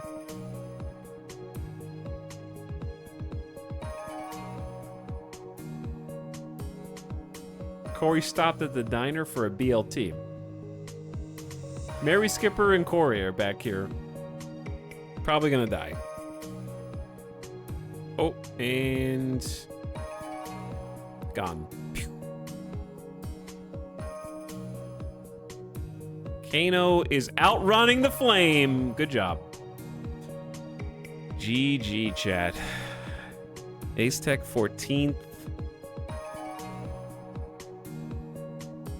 Grave Grackle, KJ, Illusion, Lonely, Swineherd, and Why Not Waffle?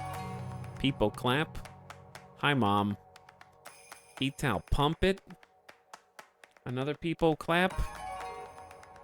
My Marble Let Me... Dude, I was 24th. That's not bad. GG's. Rip. Into the Purging Fire. All right, let's see who wins. In first place in the Grand Prix. Or, sorry, third place. Thornathus coming in third.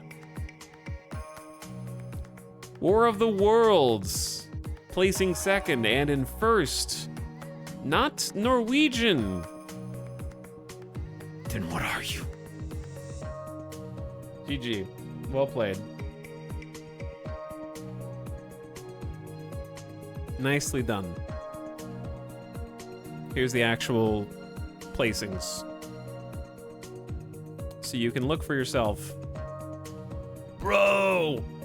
Nice! Bronze medal, baby. People clap. Purple #1 Nodders. Oh, subs win.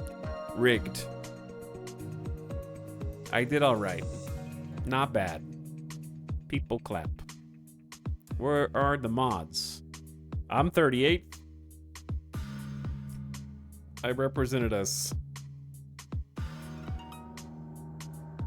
Who's in last? Okay, a lot of people have 0 points. So you kind of like tied down here. Platypus, good try. Rigged. Understandable.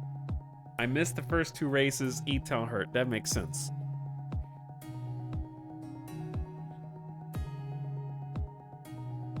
Evanito Pepe Hans says, who said that? Thrash Super Dingler, mod check. Too many errors, people clap. Watching cucumbers says not last. All right, let's do one more race. Let's just do a single.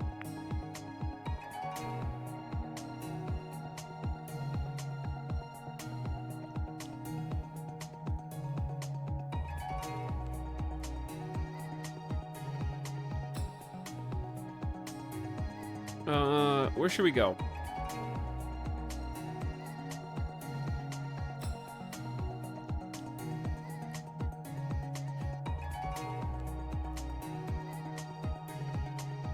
Let's do Castle Siege, sounds cool.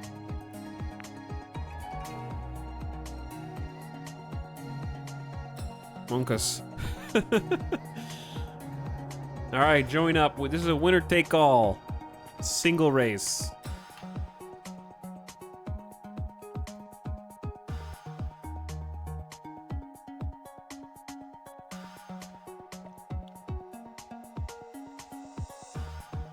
There's like some little boosters on this level that'll pick you up and take you for a ride.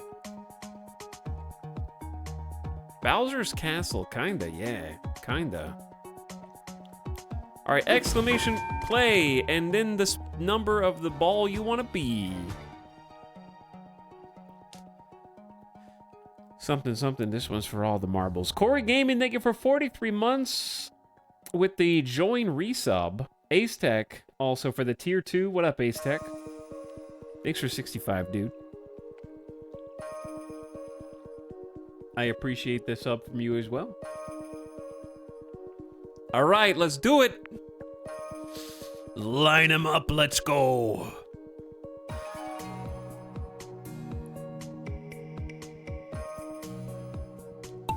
Good luck, gamers.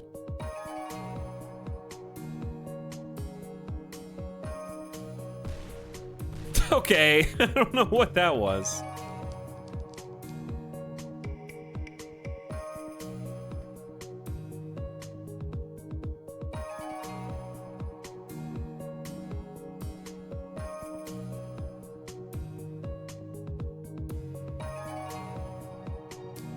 What does that do? Is that a boost?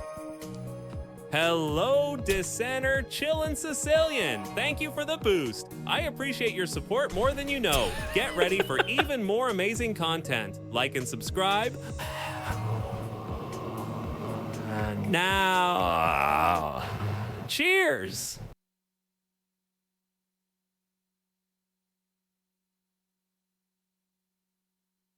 We better like and subscribe fast. Chat, do it now. Do it. I'm in danger. Also, you guys are getting bombarded?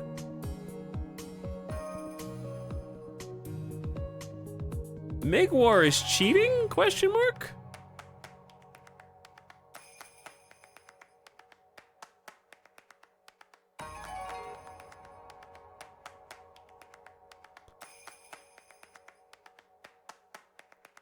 The pulses are trying to push you back the right direction, I think, but they just shot you the reverse direction. Oh no! And they literally, okay.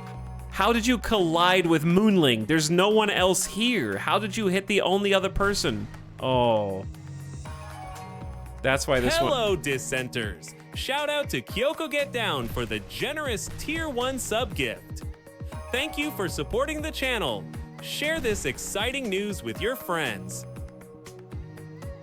I'm starting to understand why Like this. and subscribe. Not Quirky once is Chris now. Okay. Cheers. I'm starting to see why this one takes upwards of 3 minutes to complete. Too many errors just died. It's just one huge straightaway where you get bombarded the entire way.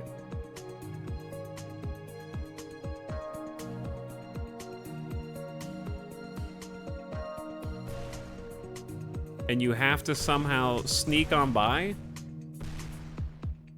before more explosions try and slow you down. Yeah, when it was called Castle Siege, I mean, that's kind of on me for not really expecting a siege.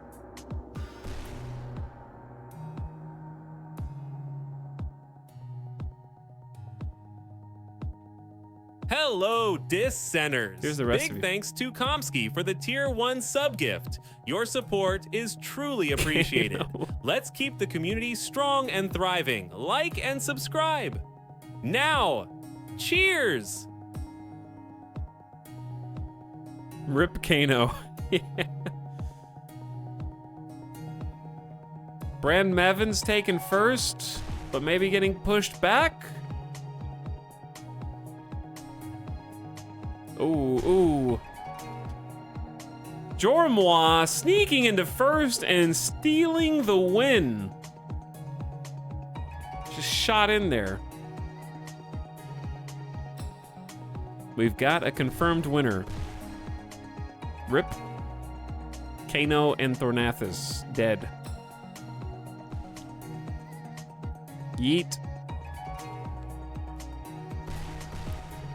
Yeet, right at the finish line. So sad.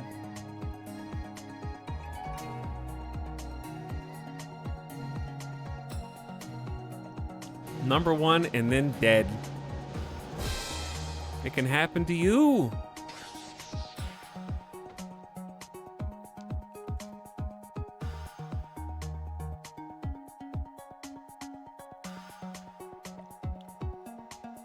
Good luck.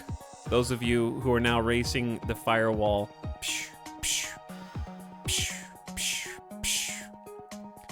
Good job, Jorma. Nicely done. Lots of non-subs on this one. They're starting to rise up. People clap. I'm second. Top 10 again. Thank you, Italics fam. Don't thank us. You earned this. I did it. Thanks for clicking me. Pog. Pog lucky 13th. Pog not dead. Smile. That was chaos. GG's. Who got last? Thrash Drive Shaft died first, therefore last.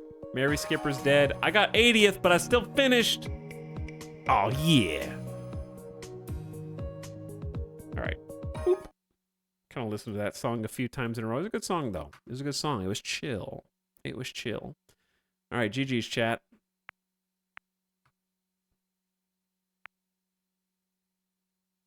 What's bonus? I don't really know. I don't really know.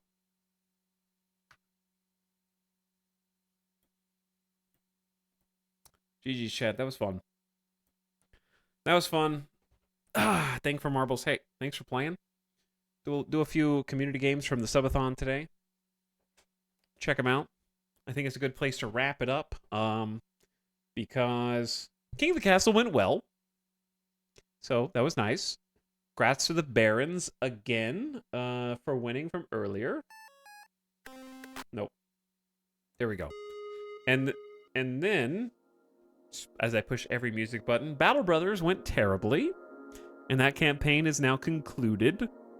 We were just playing it in bite-sized chunks. I didn't expect it to be that bite-sized. But hey, that's just the way it goes. I think it was over anyway. But we got to see it finish, which is important. And get a little marbles action in. So a little shorter stream today, but it has been 5 streams this week, so it's all good.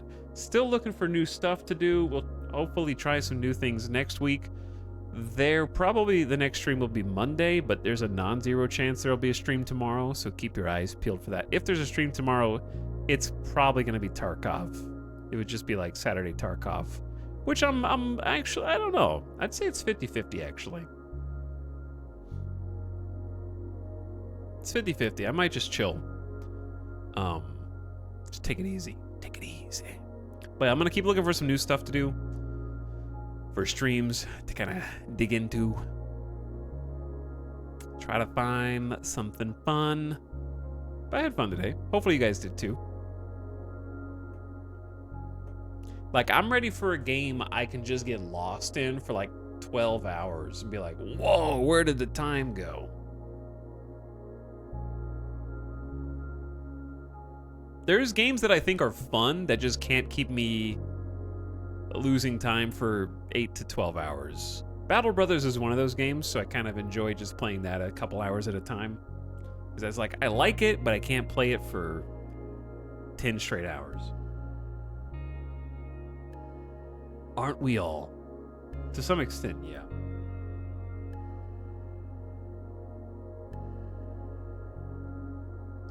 I'm hoping that the sequel will be, not the sequel, the new game that we were looking at will be awesome. You can get lost in Starfield, that's true. Just no fast travel run. See how long you can make it there. Ow. Either way, I know it was a little shorter today. Oh, I hope you had more fun today than yesterday. Yesterday we did some Battle Royals as well, I guess. But I've been really soured on a couple of those new games that we tried. And it stings a little bit. But I'm glad that there are people out there that are having fun with them. It just ain't me. Did we finish the Spanish Hearts of Iron campaign? We did. We finished it this week, actually. And it went well. Like, it went crazy well. So, that was a big W. But there was some fun stuff this week. Finishing the Spain campaign was a good time. I think Tarkov went really well on Monday. There was some solid runs.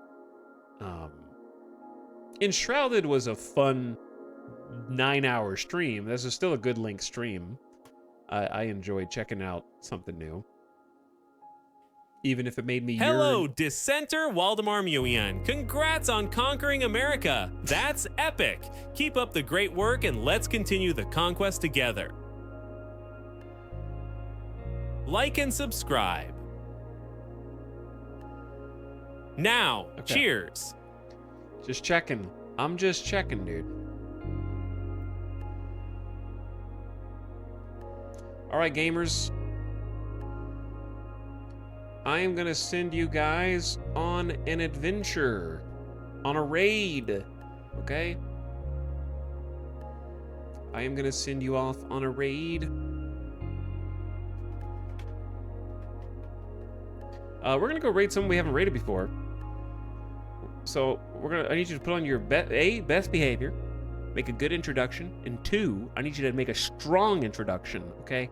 And wake up just a little bit, make a nice good raid. Good first impression on a new streamer. Maybe you can follow someone you haven't followed before. But it's someone who actually raided the stream, I think, during the subathon, who I haven't gotten to raid and I want to go check out now. So let's go say hi to Loganolio, who is playing an indie game called Lil Guardsman. Hopefully it's having fun. So let's go hang out over there for a bit. All right. I don't know how much longer they're going to keep streaming, but let's go see what's up. All right. Maybe toss a follow to a new content creator that you can check out. But I will see you guys over there. I'll be raiding with you. Then we'll get some dinner. And I will see you again on Monday, if not sooner. So just keep your eyes peeled tomorrow. I'd say it's like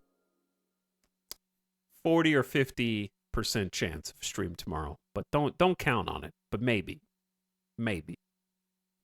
Okay. But thanks for playing. I appreciate all the community games today. I hope you enjoyed them. And have a solid weekend. Broskies. I'm going to fix my broski. Hopefully this weekend as well.